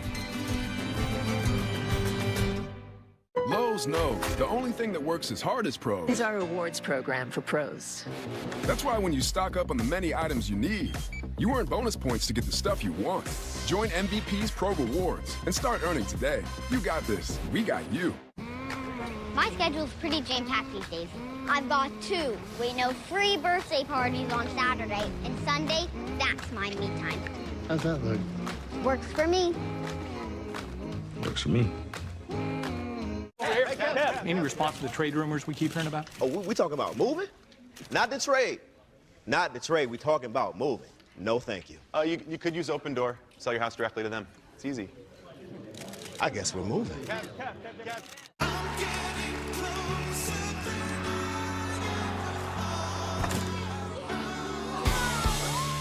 Bounce back fast from heartburn with new Tums Gummy Bites and love food back. I know I've messed up in the past. From now on, there will be $0 delivery fee. What? With Dash Pass, you pay $0 delivery fee on DoorDash. To zero! Dash Pass, your door to $0 delivery fees. DoorDash. Okay, guys. Ceremony starts in 5. One sec. Just got a hymns real quick. Hymns? Yeah, hymns. Hymn 2. Hymns for ED. Always works for me. I'm hymnsing right now. So simple, so convenient. Hims. Weight loss by Hims, boys. You got to get on it, son. For care that's doctor trusted, convenient, and personalized, get started today at hims.com. Far too few people know what a McCrispy is, but the ones who do say it's juicy. And when you taste it, you'll say that too. I get to love you. Like your love, a diamond that never stops. It's the best thing that I'll ever do. Unstoppable love. Every kiss begins with K. You're watching the 2024 NFL Draft, presented by Courtyard by Marriott. Dolphins on the board at 21 as we look at Mel's best available, brought to you by Courtyard by Marriott. The best available players on the board right now, and they're starting to fly off. And I talked about the cornerback position being a spot now where everybody sees guys available from top to bottom. You talk about this list, all first-round caliber players. You talk about Quinion Mitchell, Cooper DeJean, Nate Wiggins, cornerback from Clemson, first-round caliber. There's the flyer, Xavier Worthy, 4.21 speed. Teams may be concerned about that 165-pound frame. And Graham Barton, I think he could have been a Steeler, but Troy Fautano dropped down to the Steelers. They take a guy who can play Roy anywhere along that line. Barton played left tackle, will probably kick inside the center in the NFL. He was the 20th highest rated player on the big board. Cornerbacks, you would expect guys to start coming off the board with that Eagle pick of 22. Well, the Dolphins certainly have lost a lot of players. They had a terrific season last year, lost the division on the final night of the year, and now have lost all of this talent, including, of course, Christian Wilkins and Xavier Howard. See a lot of names on that list, so they need help, particularly on the defensive side. And the offensive line. I mean, their offensive line really is what led to their downfall. And the defensive line with all the people who got injured. They got to beef up. All right, the commissioner is here. We'll see where the Dolphins go with pick number 21.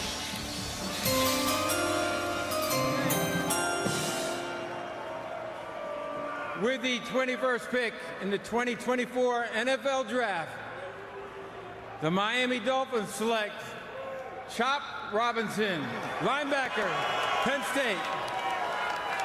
It was one of the biggest hits at the Combine. It was him running 4.48 at 254 pounds.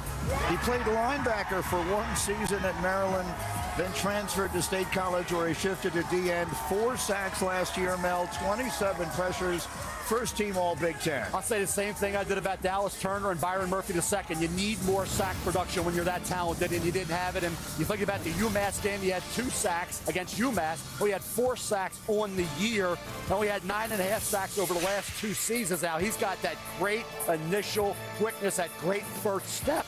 Then he needs to get that counter move, and that's the issue. Expand that pass rush arsenal. Go to a secondary move faster when that initial pathway is thwarted. That's what has to be coached into him. He doesn't have the longest arms in the world, but they're long enough. The effort is there for the most part. At times he can seal the edge. Look at a kid, 6'2", almost 6'3", 254. He said ran under 4'5", great athletic ability. The counter has to be developed. Sometimes he's a little late reacting, doesn't always locate the ball. The talent's there. Will the coaching make him a guy who can get to that, like I say, that 8 to 10 sack a year mark? And they got 2 pass rushers, Phillips and Chubb, coming off significant injury. And that's exactly where I was going to go. They're trying to put pressure on those guys. Bradley Chubb, underwhelming. Phillips coming off the injury. They signed Shaq Barrett, who was disappointing in Tampa. To me, they are trying to get the edge rusher right. They lose Christian Wilkins to the Las Vegas Raiders. They need some heat up front, and Chop Robinson provides that first step quickness. They're going to find 4 guys that can rush somehow, some way, and this adds to the mix. He reminds you a little bit of Dwight Freeney with that lower, that compact build, that track stance. I mean, he just comes out of like a curled up ball and is out the gate. Look, him and Adisa Isaac together at Penn State, the other defensive end they had there, fantastic. They had a fantastic defense up there, but you're right, Mel. It's second moves, counter moves. It's a variety of moves. But when they put him on the move, whether it be in 2-point or again on TEs and stunts, he is a problem. You see how he's built? I mean, he's just a ball of muscle. Yeah, he's going to be a problem.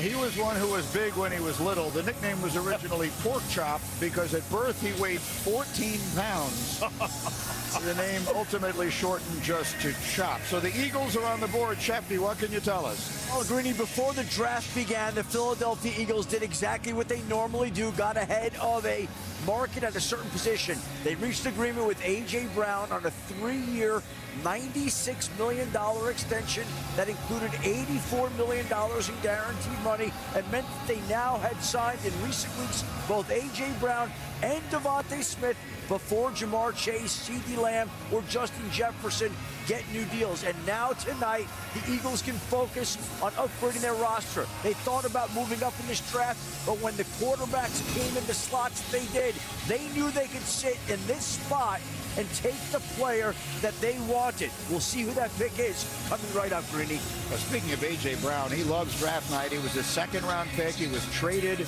on draft night to the Eagles in 2022 and now signed to the extension with the Eagles minutes before the start of this draft. Let's live in a world where the Eagles do want a corner here. Lewis, which one should they take? That guy on your screen right there, Quinyon Mitchell from Toledo. Talked to Jason Candle, texted back and forth with him. I've been to Toledo before, spoke to their football team. He vouches for this kid without any hesitation. As good of a player as he is, and he dominated down at the Senior Bowl, he is a better person. He's a pro. He is ready to handle the responsibility that comes with being a first-round pick in the National Football League. And he's got all the skills, all the skills. He's big, he can run, press off, finish, interceptions, he can do it all.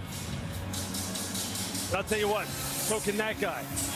Nate Wiggins he had some of the best effort plays you'll see on tape this year. It's never over with him.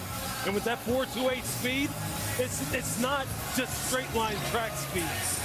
There's so many good corners still left right now. I'm telling you, if you need coverage guys, and you need guys who will tackle too, there's a bunch of them you can pick from. They need speed. They need recovery ability. And he runs 4.28.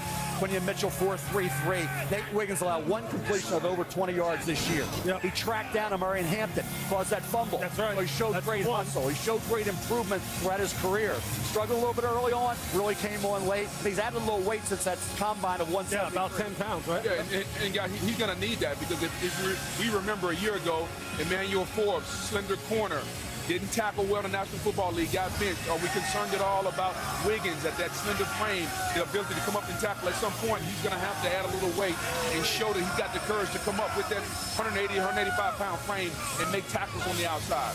0 defensive backs through 21 picks. That is the longest stretch into a draft without a defensive back since 1995, longest of this century so far. And a big surprise because the corners coming into this night were highly touted, a lot talked about. Now the Eagles get their choice of whichever one they want. Yeah, I mean, you get your choice of whichever one you want. These guys are good players. They didn't fall simply because they're not good enough. Right. They fell because of what we talked about, the phenomenon with the quarterbacks.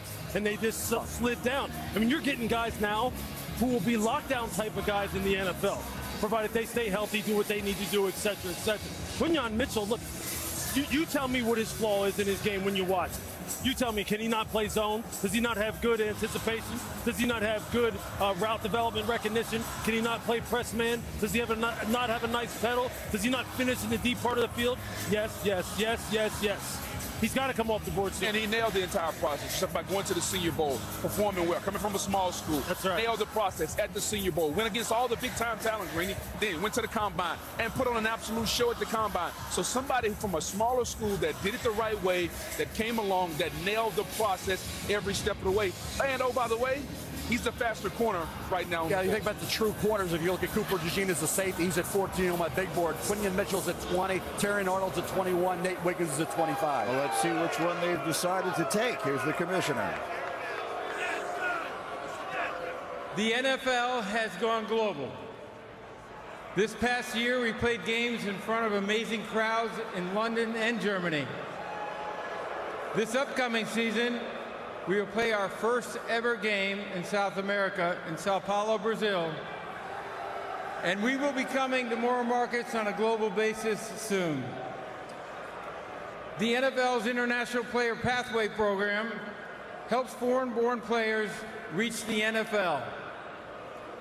Elite international athletes have an opportunity to compete at the NFL level and potentially earn a spot on an NFL roster. One of the most successful players from the program is the Philadelphia Eagles' Jordan Mailata. Jordan is currently in his native Australia for the opening of a new NFL academy for high school football players. To make the Eagles selection, let's join Jordan live from the Eagles draft party in Burleigh Beach, Gold Coast, Australia. Take it, Jordan. Let's go. How good is this? Thank you, Uncle Roger. Good evening to those of you from the beautiful land down under. With the 22nd pick in the 2024 NFL Draft, the Philadelphia Eagles select Quinyon Mitchell, defensive back, Toledo. Baby. Perhaps the most decorated player in Toledo football history. He's the first ever to be named to all 5 All-American teams. He's the school's all-time leader in pass breakups. He had 6 career interceptions, and then Lewis, the Senior Bowl, running 4.33 at the Combine. He's been terrific. Yeah, I mean, he's over 6 foot, 195 pounds, 4.3, 38 vertical jump, and he can do it all. And we'll just run through all the different things that this young man can do, starting with, lining up in man coverage. And look, even if it isn't right at the beginning, here, he loses leverage, he loses his inside leverage. I'm not going to panic. I'm just going to run to that upfield shoulder, ball's a little bit underthrown. I'm going to time it up and make the PBU. Off man coverage, you know what? I'm going to include the 3-step. I'm not even going to backpedal, because I'm looking at the quarterback. Quarterback's not dropping. I'm just going to drive hard on the slant. I got you. Awareness. Oh, there might be a little bit of a communication mishap here. Somebody's running free down the sideline. I'll take him. I'll make the play. Don't worry about it. I'll cover you up. If you want to blitz me off the boundary here like you do in college football, the short side of the field, I can come off here. I'm not just going to go for the sack either. I'm going to go for the strip sack and recover it, and then run support. I will come up and set the edge, and I will get ball carriers on the ground. There are numerous plays where he put big hits on people. They got a complete corner right here. I don't care if he came from a smaller school, not a traditional powerhouse school. He is a schooled player and a great person. I have to reemphasize that.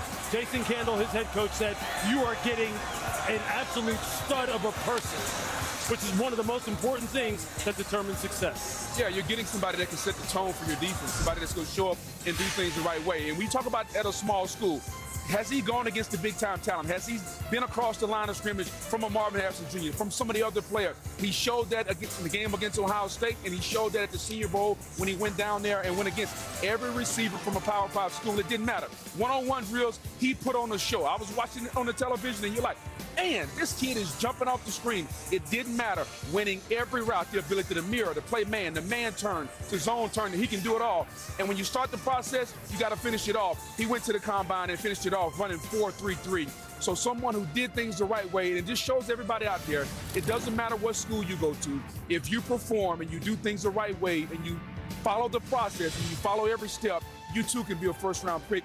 Good on Jason Campbell, the head coach at Toledo, and good on Quinyon Mitchell. Nice to get CB1 without having to trade up for him. Yeah. That's what they basically did. They waited out because there was a lot of talk they would move up. That was clearly their major need area in this draft was cornerback, maybe the offensive line. They like to go in the trenches, but they had to have a young corner with speed, whether it was Nate Wiggins, whether it was Quinyon Mitchell, Cooper DeJean, Terry Arnott. They had to get their guy. They didn't have to worry about it. They got their CB1, no defensive back had been taken, and here we have the first corner off the board in Quinyon Mitchell from Toledo. Here's why they needed to take them. They allowed 35 passing touchdowns last year, which is the second most in franchise history. But that really, I think, is what should be underlined here, is that we were expecting Quinyon Mitchell in particular, by the way, and many of these other corners to go a lot earlier than he did. The Eagles get their man. Molly brought to us by Subway with Quinyon Mitchell. Q, just the second Toledo player taken in the first round of the NFL draft. How much pride do you take in representing the school that you were loyal to and that you called home? I mean, a lot. I mean, it's a big moment for me, for Williston, for Toledo, for all the small town schools and everything. So just for everybody right now. The Eagles haven't drafted a defensive back in the first round since 2002. Why are you the guy to change all of that? Just my mindset, my intent, my attitude, just everything they're looking for. All right, congratulations. Thank you. It's a player a lot of people feel very good for, and again, I will underline that point.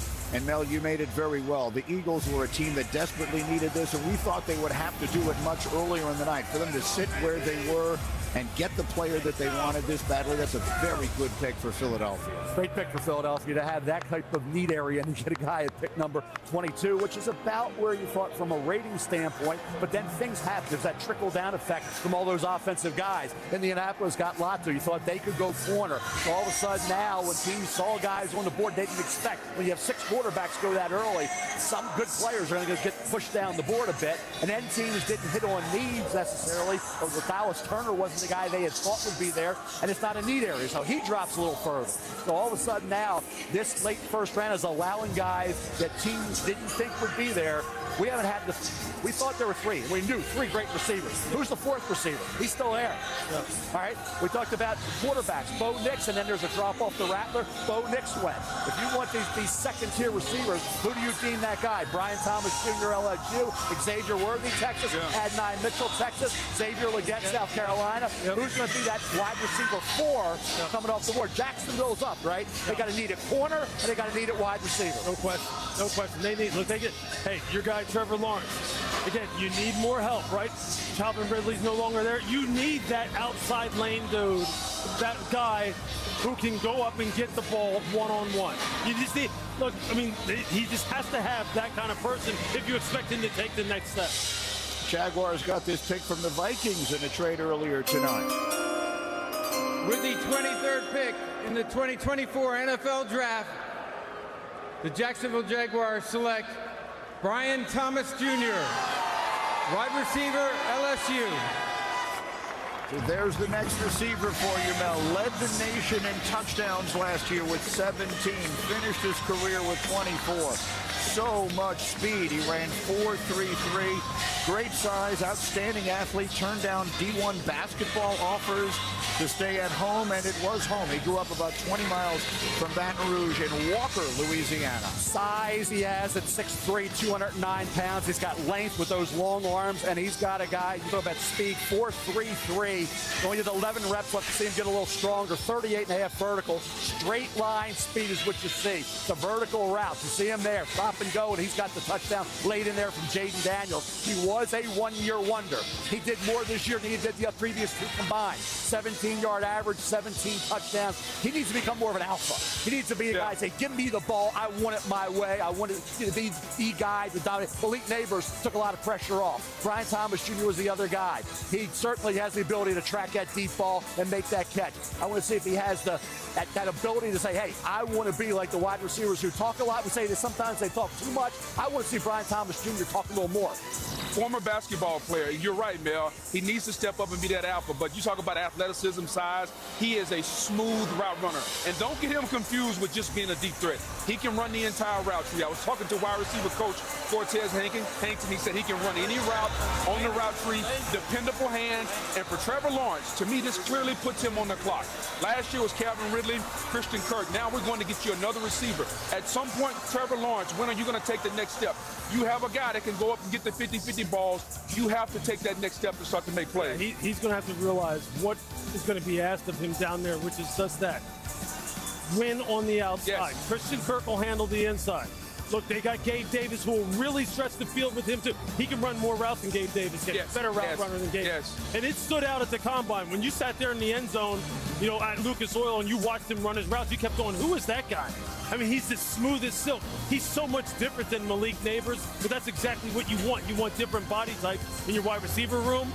Man, if they can get him to embrace the opportunity, this is a huge get for Trevor Lawrence. Huge. Subway to the stage in Molly.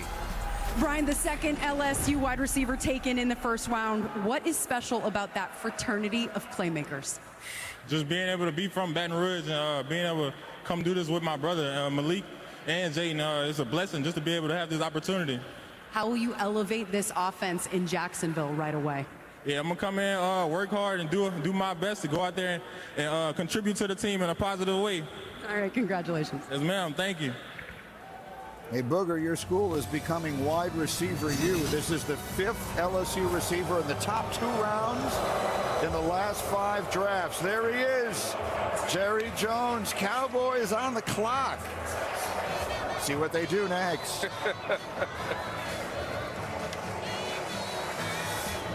We've got Graham Barton here.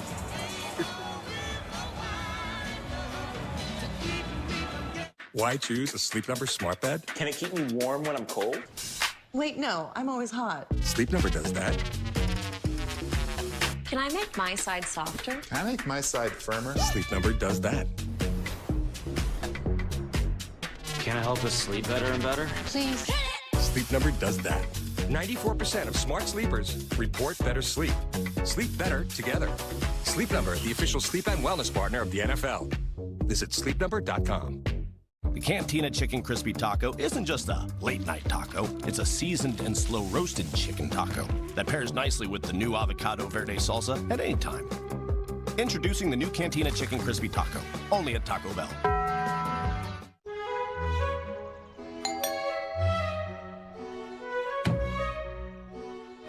Hi, I'm Gronk, your new roommate.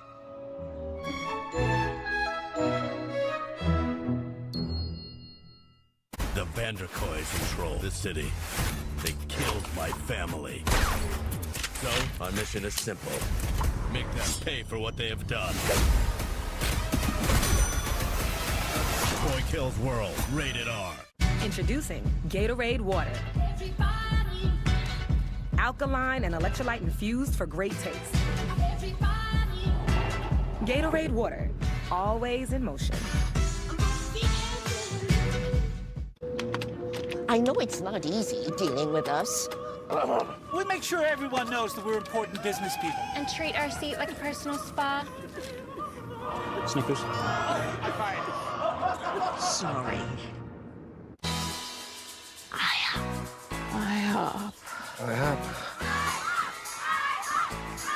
Certain times just call for it.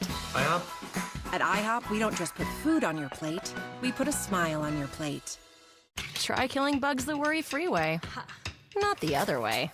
Zevo traps use light to attract and trap flying insects with no odor and no mess. They work continuously, so you don't have to. Zevo, people-friendly, bug-deadly. All these games on DirecTV and no satellite on the roof. Think about this. Blue Jays, Cardinals, Orioles. What's missing? The Andean condor? No, walnut brain. Pigeons. I'd rather name a team after socks. To be fair, we're not very athletic.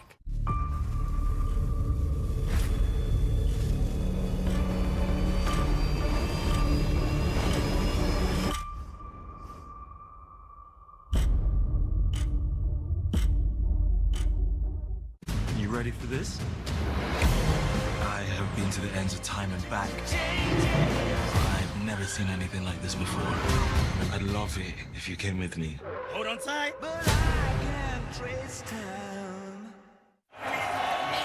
Welcome back to the draft, and if it sounds like it just got louder in here, it's because it did, as it was just announced that we have a trade, and the Detroit Lions, the hometown team, have traded into this spot, the 24th pick in the draft, with the Cowboys. It took quite some time. There were about a minute left on the clock for the Cowboys when this deal got done, and so what direction should we be looking at, Mel? Three need areas that fall very well for them. They need a corner, wide receiver, and also when you look at this football team right now, you say a pass structure opposite Aiden Hutchinson, who has some versatility to kick inside. That would be Darius Robinson from Missouri. Wide receivers, we still have Worthy and Mitchell, two Texas kids. We still have Xavier Legette from South Carolina on the board. Then you think about where we are right now at the cornerback spot. Cooper DeJean from Iowa. Nate Wiggins from Clemson still on the board. Terrion Arnold from Alabama. So it fell beautifully for the Detroit Lions. All three need areas have quality players still available. You know, you talk about Quinyon Mitchell being CB1. Some had Terrion Arnold being CB1. So if you're the Lions and if he's CB1 on your board, you can get it now. What a steal that would be. Again, the Lions moving up a few spots to make this selection here, jumping in front of teams like the Packers and the Bucks and some others. So obviously a player they identify they really want. You know, this is kind of piggyback a little bit on Terrion Arnold. Had he run in the 4-3s, 4-2s like Nate Wiggins or like Quinyon, he may have been the first corner off the board. Because he's super smooth, absolutely smooth. He was the best corner down there at Bama. I mean, him and Kool-Aid McKinstry were two, when they were on their game, that was the best bookend pair of corners maybe in college football. But if Terrion had just run a little bit faster, he probably would have been cornerback one, where he would have challenged for it, no question. This is aggressive. This is an aggressive move by Detroit. You know, obviously, this is what's so cool. Now, guys, now that the draft is kind of like playing itself out and the board's kind of like declaring, you're seeing teams move around and go, hey, look, I'm going to get my guy. And to Terrion Arnold, he talks a lot, and he backed it up. Very confident kid. Nick Saban coaches those guys up, and he works them hard, and he challenges them. He had 12 pass breakups and 5 interceptions. He was handsy, he was grabby. He wasn't this year. He got his hands on a lot of balls. He wouldn't have been it. He wouldn't have drawn a flag in the NFL for some of those plays he made. He tackles. He was their 4th leading tackler. Terrion Arnold can play slot, can play wide, inside, outside guy. Terrion Arnold did run 4.5. When you have some length, Lou, and Bug, and you run 4, I'd rather have a 4.5 guy with length and ball skills than have a 4.4 guy. Look, I still, somebody's going to get a very good corner in Nate Wiggins when he comes off the board. They're going to get a darn good corner. They're going to get good corners with all these kids. But Nate Wiggins, I'm shocked. If he doesn't go, he's not the next corner. I'm saying if he's not the next corner off the board, I'll be shocked. Simply because of the measurables and I think the competitive character he played with. It just jumped off the screen to me.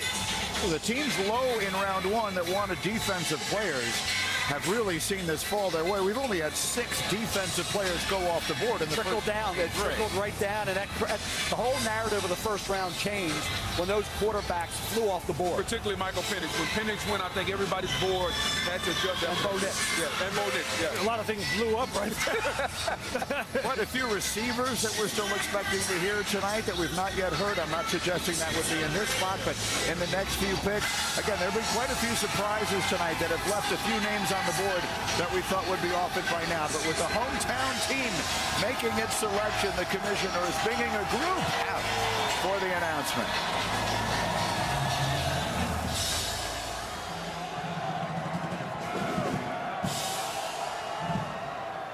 The Detroit Lions excel in engaging the local football community and growing football participation at the youth and high school levels.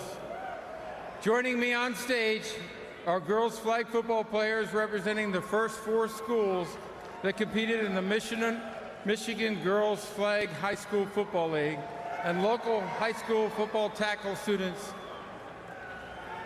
These young men and women embody NFL values of respect, integrity, resiliency, and responsibility to their teams. Congratulations on your accomplishments in your academic and football careers. Now to make the selection, please welcome Ellie Fagley.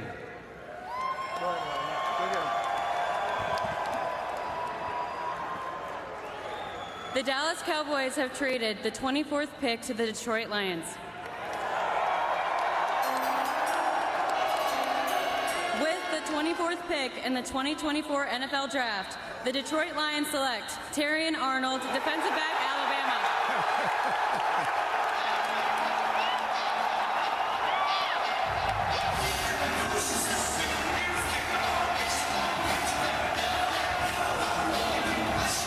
Sounds like they like it here in the building. He was a five-star prospect at safety coming out of Tallahassee, Florida. Made the switch to the outside and excelled. 5 interceptions last year for the Tide. He was also a star basketball player. Couldn't suit it up for Nate Oates at Bama, but ultimately chose to stick just with football, and he made the right choice. Yeah, he is a kid with ball skills, and he's got toughness. Sometimes he plays a little too physical, if you can believe it, and that could result in some penalties. I thought he got less handsy, less grabby. He controlled it this year, the emotion of being overly aggressive, and he showed NFL ability big time, game in and game out. Ole Miss game, 8 tackles, couple pass breakups and a pick. Kentucky game was outstanding. Auburn game, he had 2 interceptions. 12 pass breakups, 5 picks on the year. Tied for the SEC lead with 17 passes defense. He's 6 feet. He did run 4.5, but he vertical 37. He's got some length. He's their 4th leading tackler, and he brings versatility. He can play inside, he can play outside, and he'll tackle. And that's the underrated part of cornerbacks in the NFL. I am sick and tired of watching cornerbacks ole and play with 10 guys. Terrion Arnold's one of the tougher cornerbacks to come along. That 4.5 speed with the length he has should not be that much of a concern. Yeah, it's not a concern for me. You mentioned a 4.5 because of the instincts that he plays with. Sometimes you can have guys that run 4.2, run 4.3 that don't have instincts. He has instincts. He can play inside. He can play outside. The ball skills. And the best for me, for him, is yet to come. He came to Alabama as a safety. Now he's playing corner. He is still learning how to play the position. And we know who the GOAT in college football of coaching defensive backs is, and that's Nick Saban, and he was coached by him, and it's Terrion Arnold. Yeah, look, he gets a lot of his work done at the line of scrimmage. You get your work done at the line of scrimmage, it gets easier late in the down, whether that be with your feet and with your hands on press coverage, or just playing with great leverage as the route starts to declare. The thing that I liked the most about him was his aggressiveness, not just as a run support player or as a boundary corner blitzer.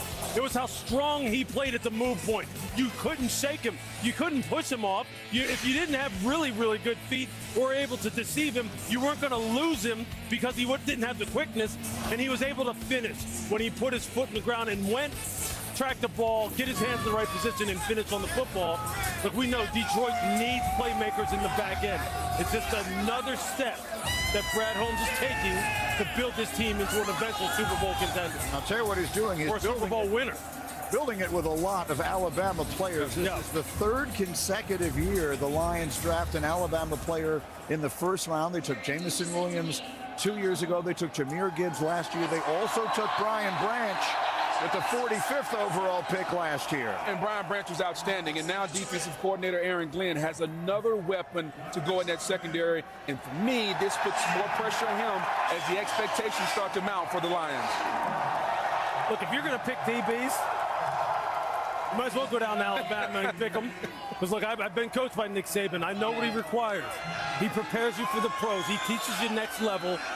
And that's not just because he works at ESPN, folks. The guy is the master. And he knows how to get guys ready to play at this level, especially in the secondary. That other quarterback, by the way, people say, where's Kool-Aid? Where's Kool-Aid McKinstry? Yeah. Good player with a great football IQ. He has the injury. That's right. He still ran 4.47, which is a lot better than that 4.54 people were projecting. Yeah. Kool-Aid McKinstry was right there with Arnold. We're actually ahead of Arnold for most of his career. Started as a freshman. He can return punts. He is a borderline late first, early second. That loud cheering you're hearing behind us, Arnold, is addressing the crowd here in Detroit as the newest member of the Lions. He's got a big personality, and the fans cheering along and loving it. And he is now with Molly. Subway brings us down to the stage. Molly. Terrion, we saw a lot of emotion out of you in the green room. You shared a long embrace with your mom. How did her support get you here to this stage? It helped a lot. It was tremendous, but ultimately my whole family. Like, in the draft, obviously you have expectations, but you expect the unexpected. And God allows everything to happen for a reason, and I'm right where I need to be. I'm home. You can now call Detroit home. Can we see the inside of your jacket and tell Detroit fans what they're getting in you? Detroit, man, you getting a talented football player who's even a better person off the field. And honestly, I'm going to come in here, and like I told y'all, man, y'all got to start. So let them know, man.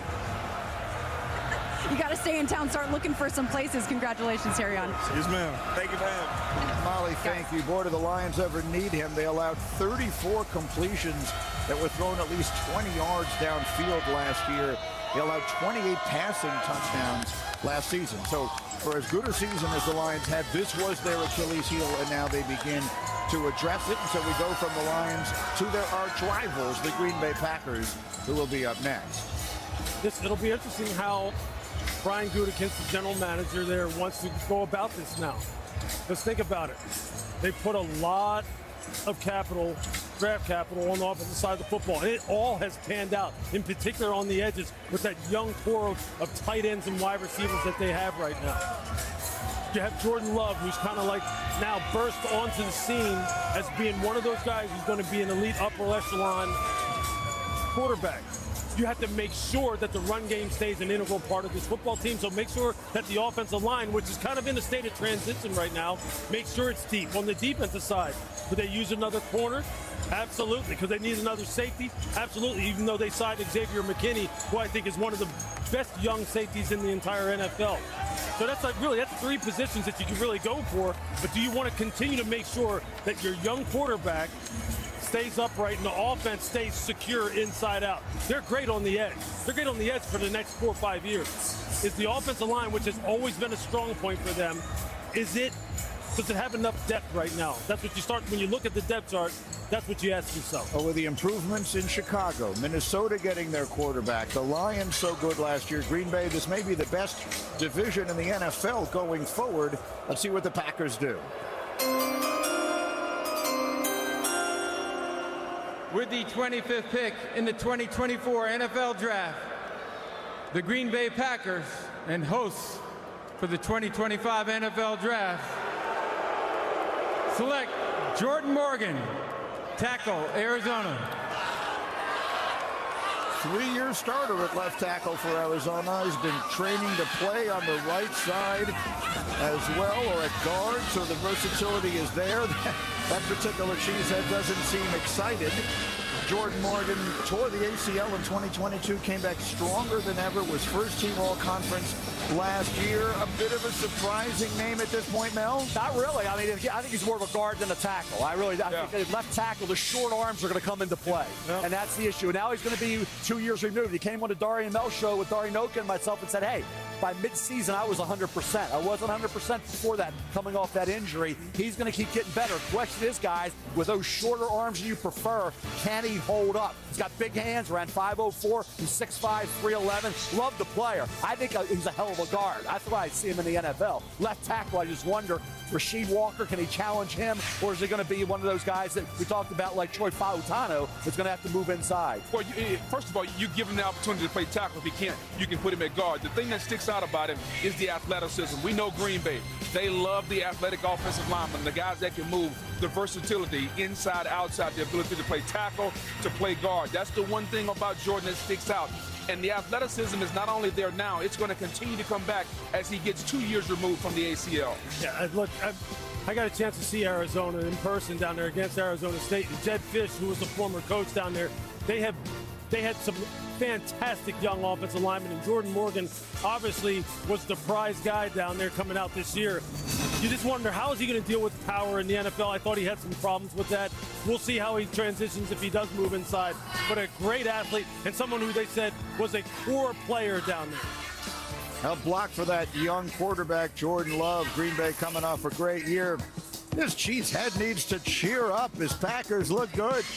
We're back in a moment with the Bucks on the clock.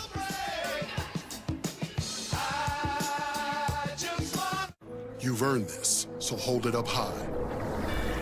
This isn't a hobby, it's a lifestyle. You find diamonds in the rust. You put your own stamp on stock parts, turning metal into murals, and detailing every detail. Because it's the things you make that show what you're made of. You are a fighter, and this is your reward. Modelo, the mark of a fighter.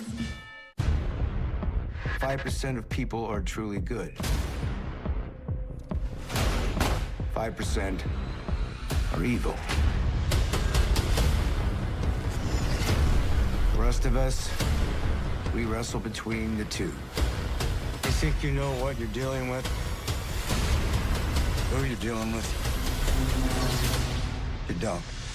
Mayor of Kingstown, streaming this June, exclusively on Paramount Plus.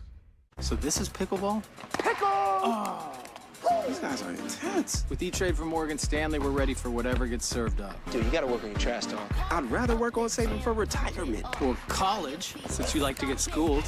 That's a pretty good burn, right? Only $5 Whopper Junior times 2. Double the juniors, that's Cherokee. One for you, one for your friends to go. JK, you ate them both, they'll never know. BK, have it your way. Fellas, just like Nationwide helps millions of people prepare for their financial future, I'm here to help you prepare for the NFL Draft. Get ready. On. Off. On. Ring, ring, it's your future calling. Seriously, no one's going with the quarter zip? People like this look. I get a lot of emails. All right, give me your best commission hug. Too much? Yeah, that's way too much. AT&T just sent me a heads up on the best plan for me. That's cool. They know what a pro wants. What a pro needs. Whatever makes me happy. Sets you free? And I'm thanking you for knowing exactly what a pro wants, what a pro needs. Whatever makes me happy sets me free. Good. A little bit flat. It'll get better. AT&T Optimizer provides proactive recommendations so you get what's right for you. That feels nice. There was a virus that made him smarter, and it almost killed all of us. Why do they hunt her? She knows the human secrets. No. Together, you will die. No. Together, strong.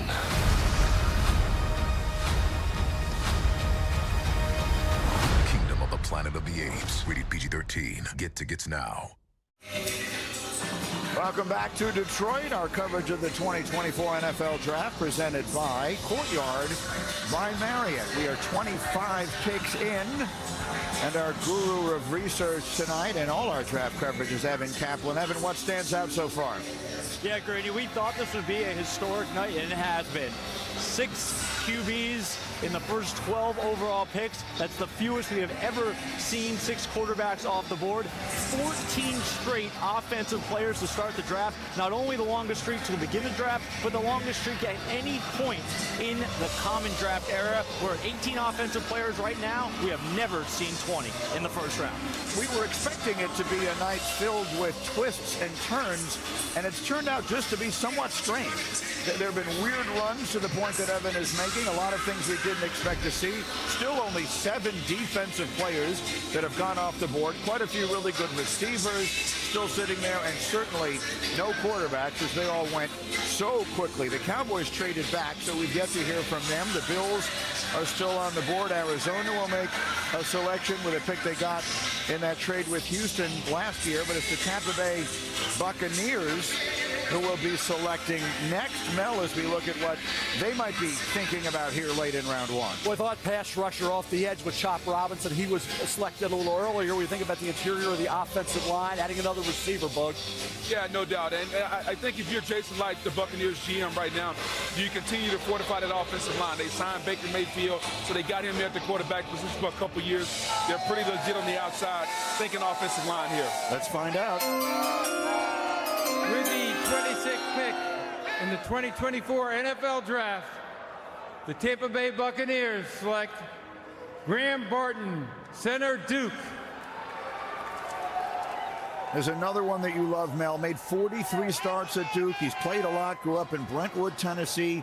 Began his college career at center, then became Duke's starting left tackle the last 3 seasons. A really good football player. And when I looked at Graham Barton, you say, okay, the starts that he had at the center spot, he looked like that would be his future. Then he settles in at left tackle, but he battled, and he kept getting stronger, and he's a kid who's smart. He loves to play the game. Now, the short arm showed up, and he's not going to be a left tackle. Talked about that concern with Jordan Morgan. But as a center, I look at the Steelers with Fautanu. I didn't think the Steelers expected Fautanu to be there. And when he was, they probably audibilized the way, maybe, or I would have. Who wants to put the paint on you right away. You see him right there. It's always like that with him.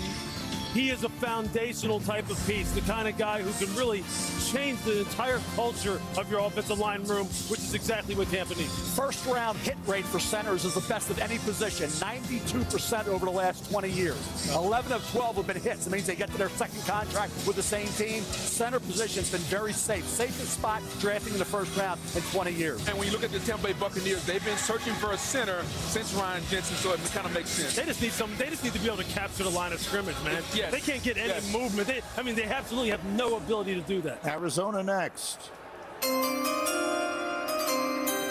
the 27th pick in the 2024 NFL Draft, the Arizona Cardinals select Darius Robinson, defensive tackle, Missouri. Well, he really emerged at the Senior Bowl, Lewis, perhaps the biggest riser that weekend, playing both defensive tackle and end. He played both at Missouri as well. He's from Canton, Michigan.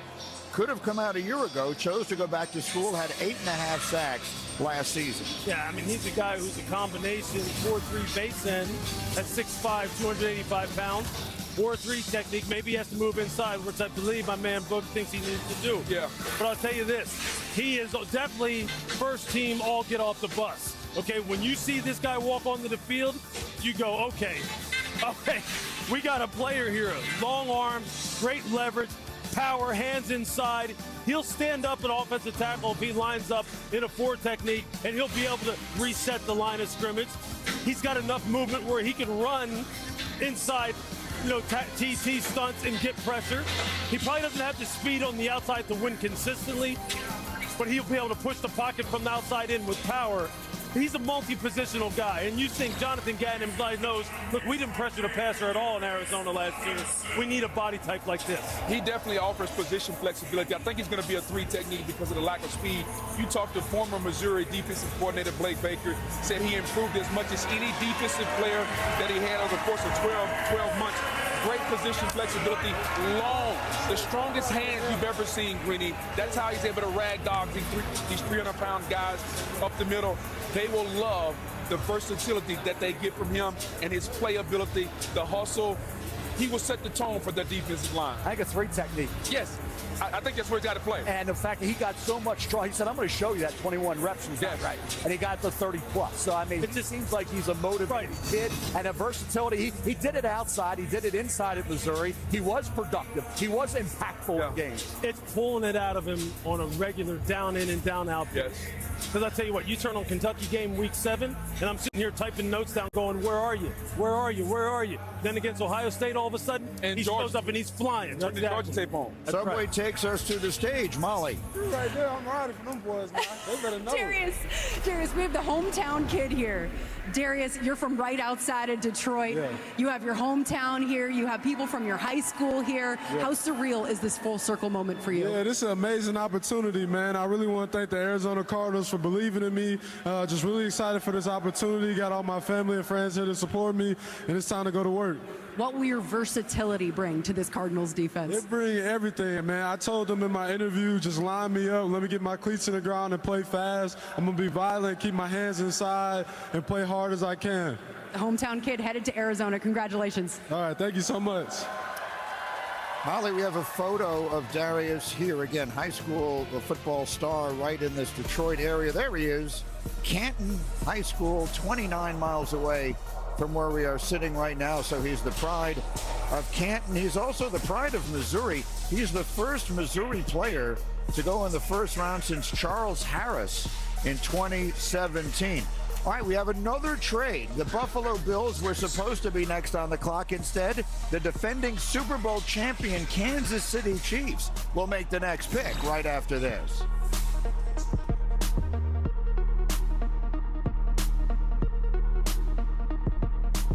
The 2024 NFL Draft is presented by Courtyard by Marriott, the official hotel of the NFL, and in part by Macy's.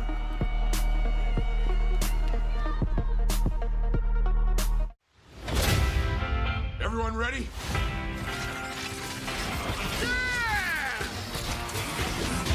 It's time to show them we are more than meets the eye.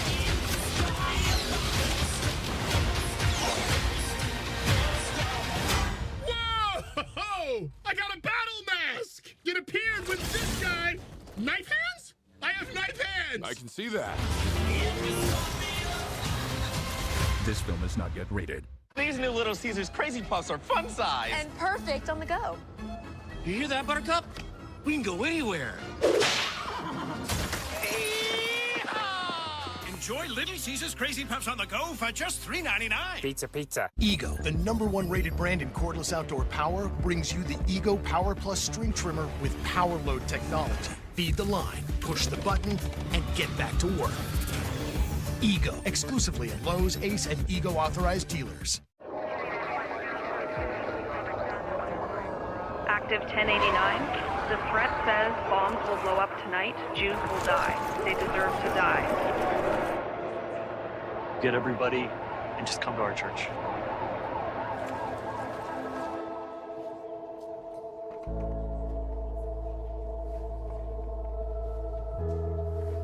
Thank you for welcoming us in. And now we call Elliot to the Torah as a bar mitzvah. Lowe's knows the only thing that works as hard as pros is our rewards program for pros. That's why when you stock up on the many items you need, you earn bonus points to get the stuff you want. Join MVP's Pro Rewards and start earning today. You got this. We got you. Are you the Bud Light Junior? Yeah. So we get wishes? Metal hair. Yes. Filthy rich. So filthy. Giant bicep. Big one. Sports car? Stretch it. Let's rock. You know what time it is. This our season right here. The schedule is released.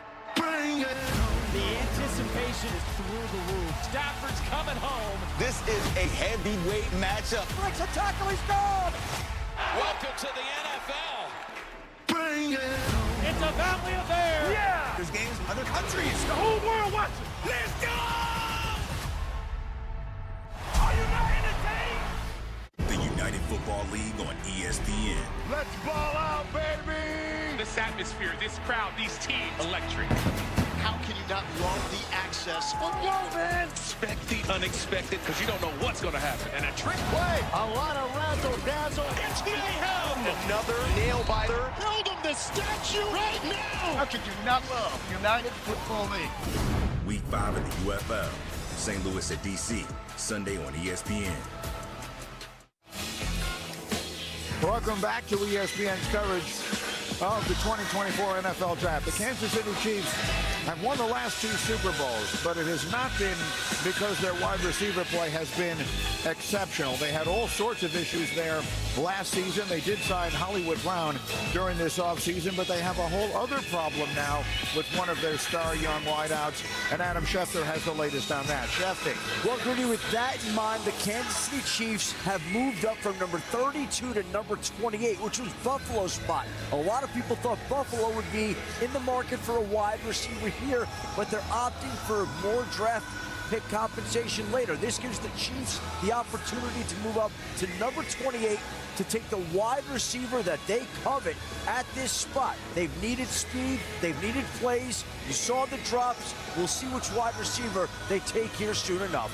Listen, I understand Buffalo needing to add more draft capital, but why, if you are the Bills, would you allow the Chiefs, your arch rival, the mountain you cannot climb, to move up and get the player they want? Well, the only thing you can think of, Reed, is is that the player that the Bills want is still going to be there, and they can give more picks. Yeah, and also understand the relationship, right, between Andy Reid and Sean McDermott. How did Kansas City, I believe, how did they move up to draft Patrick Mahomes? Who did they trade with then? I believe it was with Buffalo in order to get in position.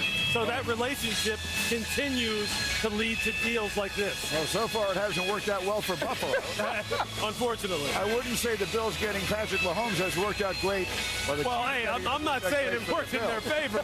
You're asking me how they get the deal done. That's how they get it done. Well, let's see what it is the Chiefs decide to do with it. Here's the commissioner. I can't see anymore. Get that shit coming, man. The NFL is proud to support the life-changing wishes that Make-A-Wish grants. One important wish was requested by a young man by the name of Justin Laverne, who was diagnosed with renal failure at age 15 and received a kidney transplant from his father just last year.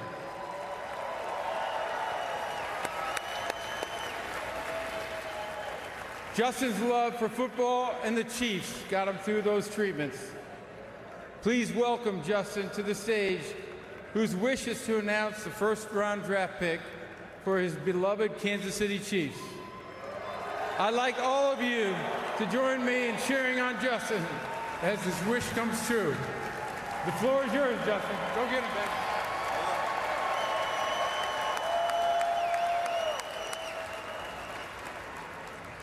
The Buffalo Bills have traded the 28th pick to the Kansas City Chiefs. With the 28th pick in the 2024 NFL Draft, the back-to-back Super Bowl champions Kansas City Chiefs select Xavier Worthy. Oh my goodness, record speed. Xavier Worthy ran 4.21 at the Combine, the fastest recorded time in at least 2 decades. Super productive, 3-year starter in Austin. Big 12 Offensive Freshman of the Year in 2021. 197 catches, 26 touchdowns. He doesn't turn 21 years old until Saturday. Mel, the Kansas City Chiefs just got a burner. A dynamic player. What I love about him is his toughness. He will come back in. He's on the sidelines and he'll give that shoulder to that defensive back. He thinks he's just going to take it out of bounds. Jet sweep, slot wide, punt returner. 18-year-old true freshman in 2021. He had 9 catches for 261 yards and a couple touchdowns against Oklahoma. Against Kansas, he had 14 catches. That was as an 18-year-old true freshman. Now in 2022, second half of the season, he broke his hand. Played through it, and he had some drops. This year, he cut down on that, became much more consistent, reliable, catching the football, dynamic punt returner. This kid can beat you in a lot of ways. Career average of 14 yards on 40 punt returns. This past year, he averaged 17 yards per punt return. He had a 41 vertical. The kid can fly. Guys, this is a fascinating trade. The Buffalo Bills desperately need wide receiver help. They no longer have Stephon Diggs. The Kansas City Chiefs are the team they cannot get past, and they trade back to allow the Chiefs to take the next player who might be their next Tyreek Hill type offensive star. It's a very, very confusing move by the Bills. They clearly feel as though, look, sitting down there at pick 32, that they'll be able to get themselves a pretty good player, and they will get themselves a pretty good player. Look, I'll tell you what, if there's any team that I believe will be able to maximize this young man's ability, it's Kansas City. Right. Now, what's interesting about it is now they have Xavier Worthy, they have Marquise Brown. I would assume that they're probably not done yet building out their wide receiver room either, because they have a lot of guys who fit one profile. I'm just wondering if Coach Reid and Brett Veach want another profile, a bigger guy, a guy who isn't just this speed burner. Although, look, Xavier Worthy, you're right, he's not a one-trick pony. He runs the entire route tree, and I'll tell you this, all DBs in the AFC West, back up. Just back up, okay? But they got speed all over the place again. And the happiest person in Kansas City right now should be Patrick Mahomes and Travis Kelce, because with Hollywood Brown and Worthy taking the DBs deep, all the area underneath that Travis Kelce now has to work. You know what's cool about both of those guys? Look, Xavier Worthy is an absolute nightmare on wide receiver screen, just like Hollywood is. Hollywood can do the same thing. The Jets, the wide receiver screens, the shallows where you're just running away from man coverage, and they just turn upfield. Look, if you're not even with Xavier Worthy, well, it doesn't really matter. It may not matter if you're even or not. He's still going to leave you anyway. They have got problems. Devontae Smith's 166 pounds. Deshaun Jackson, when he came to the NFL, was 169 pounds. Yeah, and he knows how to work with those guys. He knows how to work with them. The rich just got much richer. It's almost unfair. Yeah, in the AFC. It's almost unfair. And so did the head coach, who just signed a new contract extension. And the GM, right? And the GM, yeah. Dallas Cowboys traded back to this spot. Here they come at 29. With the 29th pick in the 2024 NFL Draft, the Dallas Cowboys select Tyler Guyton, tackle, Oklahoma. The big fella from just outside Austin, Texas, began his career at TCU. Spent 2 years with the Sooners, first at left tackle before settling in at right. Played on the defensive side in high school, also played basketball, so he's got athleticism, and Mel, he is huge, 6'8", 322. Exactly, really long arms and a tremendous athletic ability. Out of 34.5 vertical. What he is still raw. He's still a guy talking about needing coaching. He needs it. He's a pass blocker. He shows pretty good feet. He's a very good athlete. He can mirror, take away the edge. He's alert when it comes to handling twists, but he's got to get better in terms of the present time, the desired consistency. It's going to come once he gets proper hand placement, leverage. He needs technique work, Lou. And Boog, he's still a work in progress. Offensive line coach for the Cowboys will be critical in his development. Absolutely. All the physical tools. The guy who you want. If you want to just put a guy into your offensive line room and go work with him, this is the guy.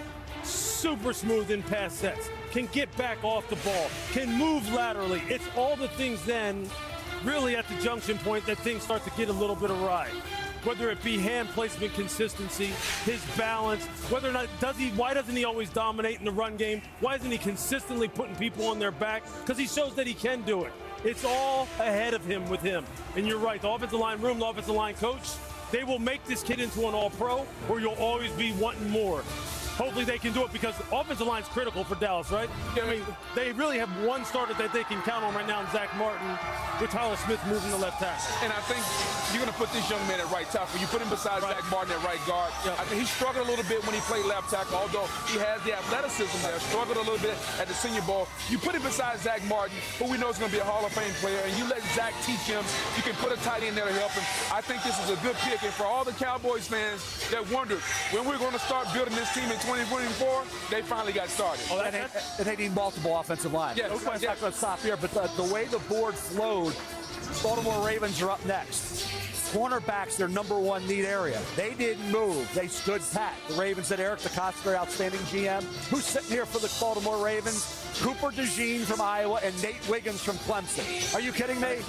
Are you kidding me? Two pretty good ones. The rich get richer, right? If you wanted defensive players late in this draft, you couldn't possibly do better. We've only had 8 of them go so far. Let me give you one more note on the Cowboys. Tyler Guyton becomes the 5th offensive lineman they've drafted in the first round in the last 40 years.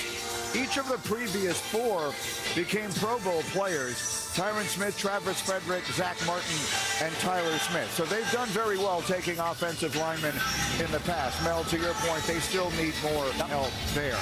Why the Ravens are on the board, and you mentioned it, that's their area. Well, that's what's needed for a corner. No doubt about it. Like I say, with Nate Wiggins and Cooper DeJean, it couldn't have worked out any better for the Baltimore Ravens. Who would you take here, Mel, if it was, Lewis, if it was your choice? Oh, I'm leaving the corner. It's Nate Wiggins for me. I've been saying it since the corner started coming off the board right after Quinyon Mitchell went.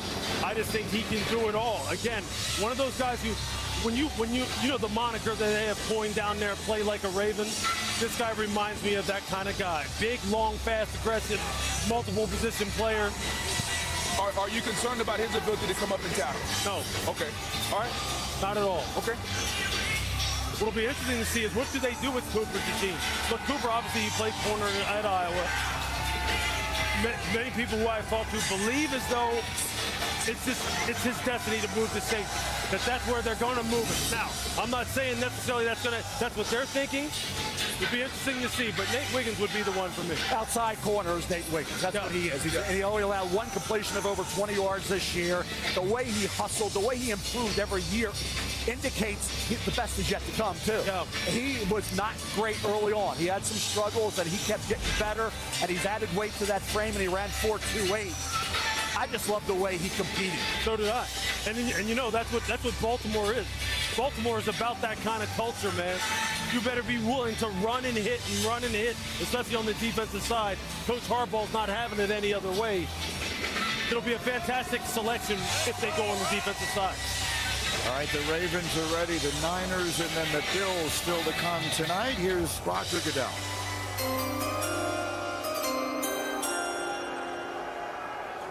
With the 30th pick in the 2024 NFL Draft, the Baltimore Ravens select Nate Wiggins, defensive back, Clemson. There's your guy, Lewis, out of Atlanta, 2-year starter. Had a 98-yard pick six in the ACC championship game 2 years ago. Intercepted Drake May twice. He's young. He won't be 21 until August, and he ran 4.28 at the combine. You just see the relief on his face. I mean, that is so cool. This guy, I'll tell you what, I had as much fun watching him as anybody in this draft, simply because of the way he plays, the competitive character. At 6'1", 173 pounds, he's 182 pounds now. He can match up against anyone. Here he's going against Johnny Mitchell, who's 6'7", 240. He'll be able to find a way with his length to get around him and make the PBU. Here he's going to slide inside and go against Devontae Walker, who can fly himself. He's going to run the slot fade. We see people just chew up defensive backs on that route. He tracks it down. He gets the ball out. Here we're talking about speed and effort. Watch here. He's getting blocked. He's getting stalk blocked. He misses the first attempt. You think it's over. Nah. Not only am I going to track you down, I'm going to punch the ball out. Keep playing that game. That's playing like a Raven. Yeah. That's the kind of thing that will endear him to the fan base down here, will endear him to lifelong Ravens fans like Mel Kiper. He's going to make people proud down there. I think that's a fantastic pick. I would agree. The player they were looking for, again, we have two more selections to go tonight. The 49ers are on the clock, and then the Bills, who traded back just a few moments ago, are still to come as well. The relief on the face, the excitement, Nate Wiggins, all these young men and their families having their dreams come true. That's so cool, man. Here tonight during round one of the NFL Draft. Our aerial coverage provided by Goodyear. It takes drive to reach the next destination. Goodyear, more driven. We'll be right back.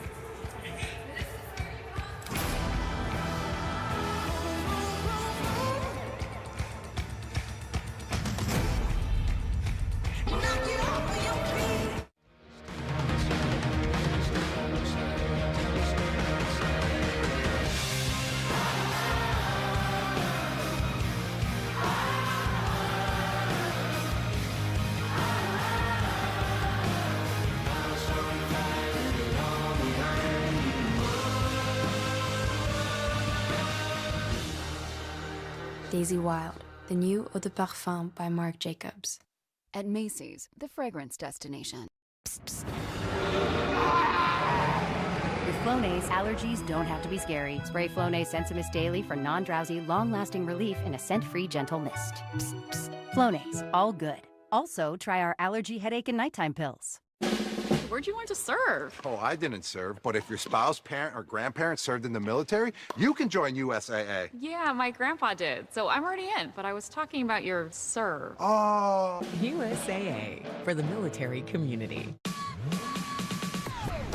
Verizon Small Business Days are here, April 22nd to the 28th.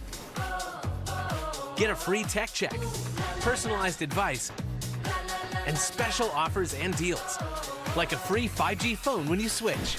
No trade-in required. Don't miss out. Get more for your business. Partner with our experts today. Let's make it happen.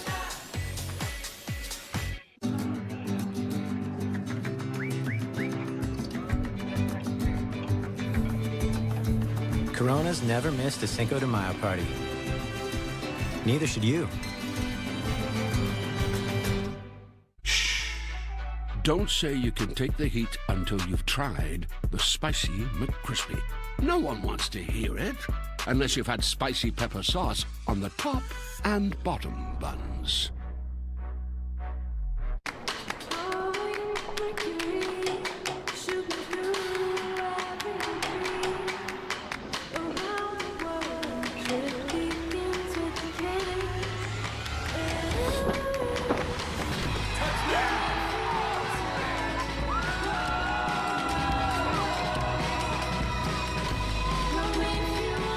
Follow your passion with Courtyard by Marriott.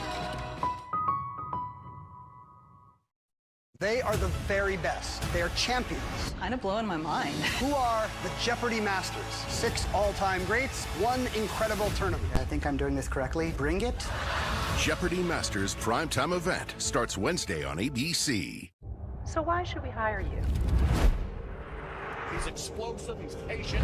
Where do you see yourself in 5 years? The city is ready. The teams are ready. The NFL Draft.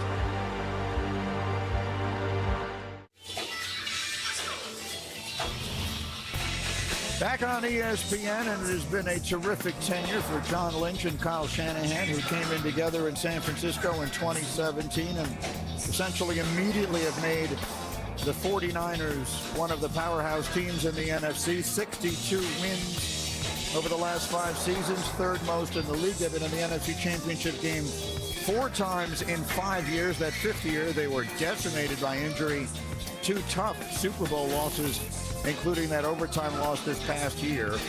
And as you can see, they've added quite a few players and lost quite a few more. A time of change for San Francisco, so close to a championship. Now, what do they need to put them over the top? The right tackle spot, offensive line. You think about wide receiver addition, and then maybe a cornerback at some point, Boog. Yeah, no doubt about it. I think you never put it past John Lynch with upgrading from an edge rusher standpoint, a defensive standpoint, but the offensive line knowing how they want to run the football. And also, think about this. There are reports that Deebo and Ayuk, Deebo Samuel and Brandon Ayuk could potentially be traded. May they look at a wide receiver here. We're expecting a lot more wide receivers to come off the board than we've seen so far. A.D. Mitchell is still on the board. Xavier Legette is still on the board. So quite a few names that, Mel, you've been talking about for weeks now. Yep. We thought we would get 7 wide receivers selected tonight. Does not appear as though we will get there. We shall see. The Niners will pick here, then the Bills will finish up round 1. Here's the commissioner.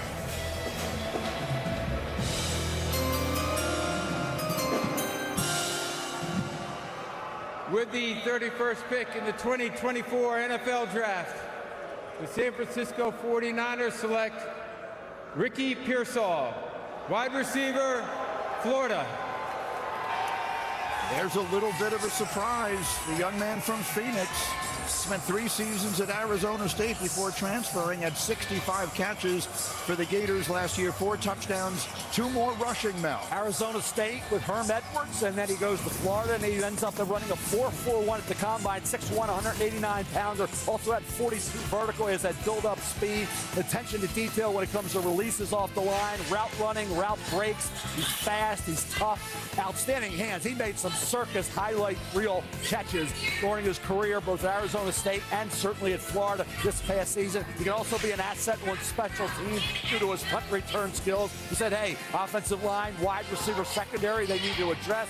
Mentioned the possibilities of some trades there. Ricky Pearsall, Xavier Legette, Adonai Mitchell, Ad McConkey. That next group of receivers very similar in grade. Yeah, the thing that really stood out to me about this guy is that the move point at the top of the route, the break point, whatever vernacular you want to use. You see that catch right there? See, that was one-handed, kind of backhanded. Anyway, at the top of his routes, that's where he's at his best. He'll have you all kinds of confused with all the different body movement he uses. And he is fast now, 4.41, and can jump. 42-inch vertical. Guys, let me get to Shefty for the point that Booger was making a few moments ago. The 49ers taking a wide receiver. Shefty, what should we make of that? Greeny, they do not have a trade that is close right now, but there are questions about each of their top 3 wide receivers. Obviously, Brandon Ayuk remains unsigned at this particular point in time.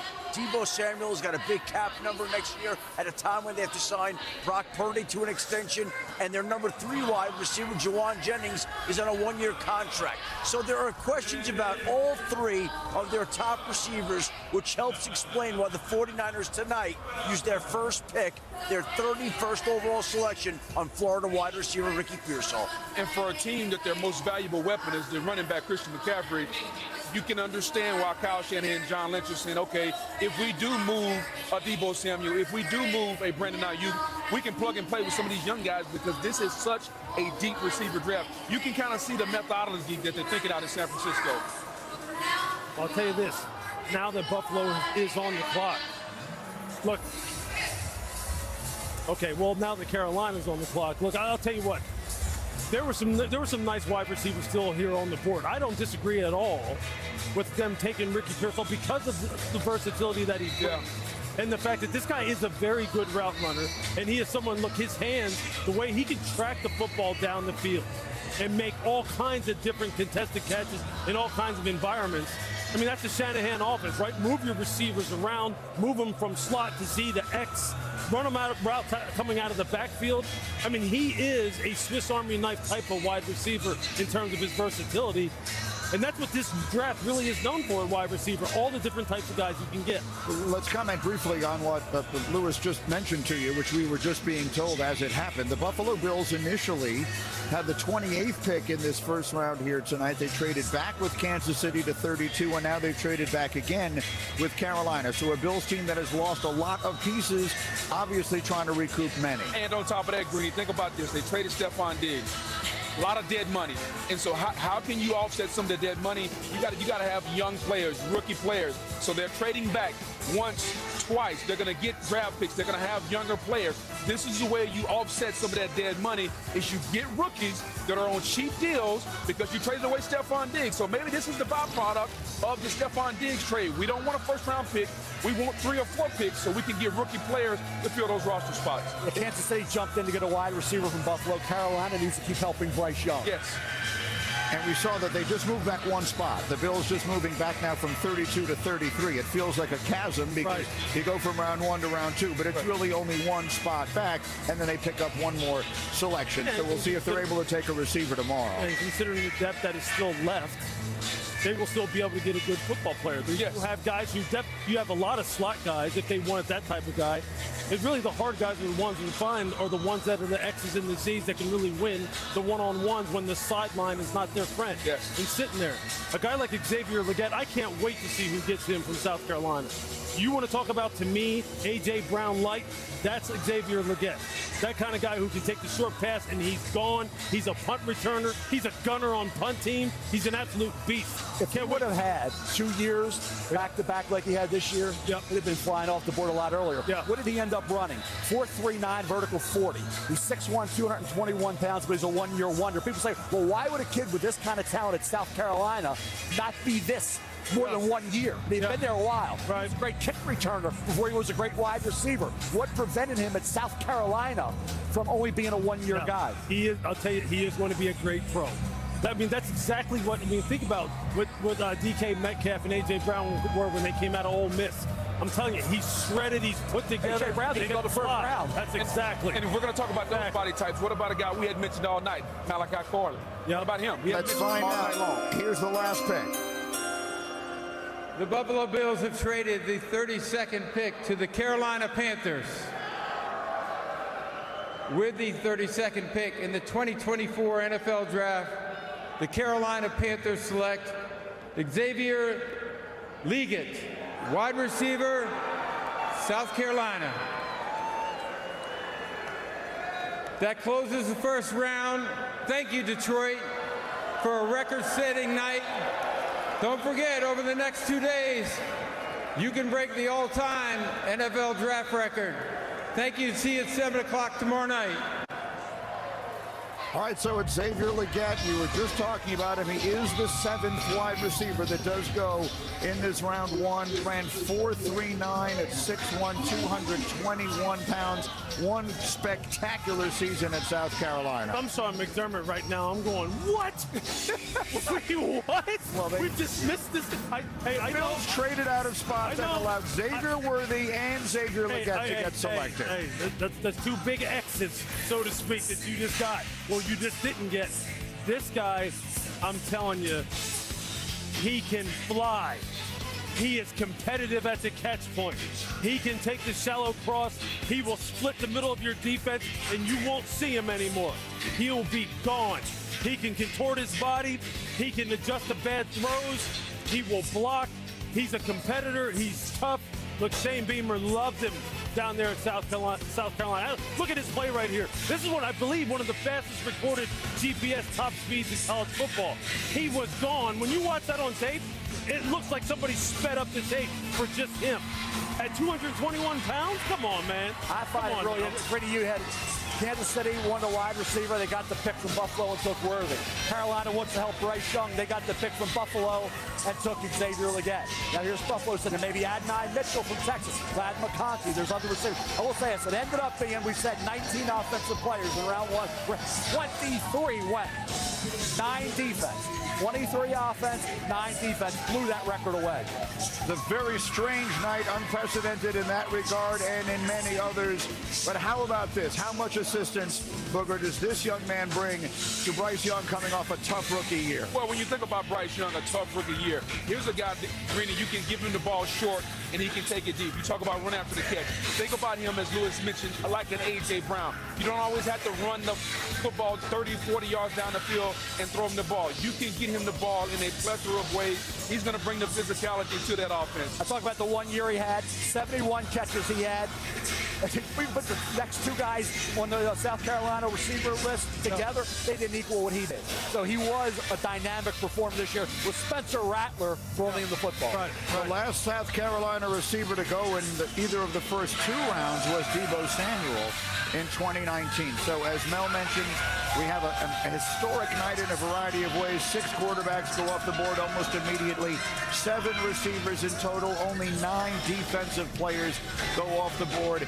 And clearly, you guys will be here to help wrap it up with Scott Van Pelt as the evening goes on. The number one takeaway on the night, though, Mel, the biggest surprise or the biggest move to you? The feeding frenzy for quarterbacks. The overdrafting of quarterbacks continues in the National Football League. Just what the heck, what are the Atlanta Falcons doing? Same. That's the one. I mean, I just wonder, like, what's the thinking there with Kirk Cousins? Michael Penix isn't going to give you anything this year. You're right in the hunt to win the division. So much to react to. We'll be back here tomorrow night for rounds 2 and 3 with our coverage on ESPN, but the conversation and the analysis will continue right now. Our friend Scott Van Pelt is standing by for SportsCenter, which is coming up next. Good night from Detroit.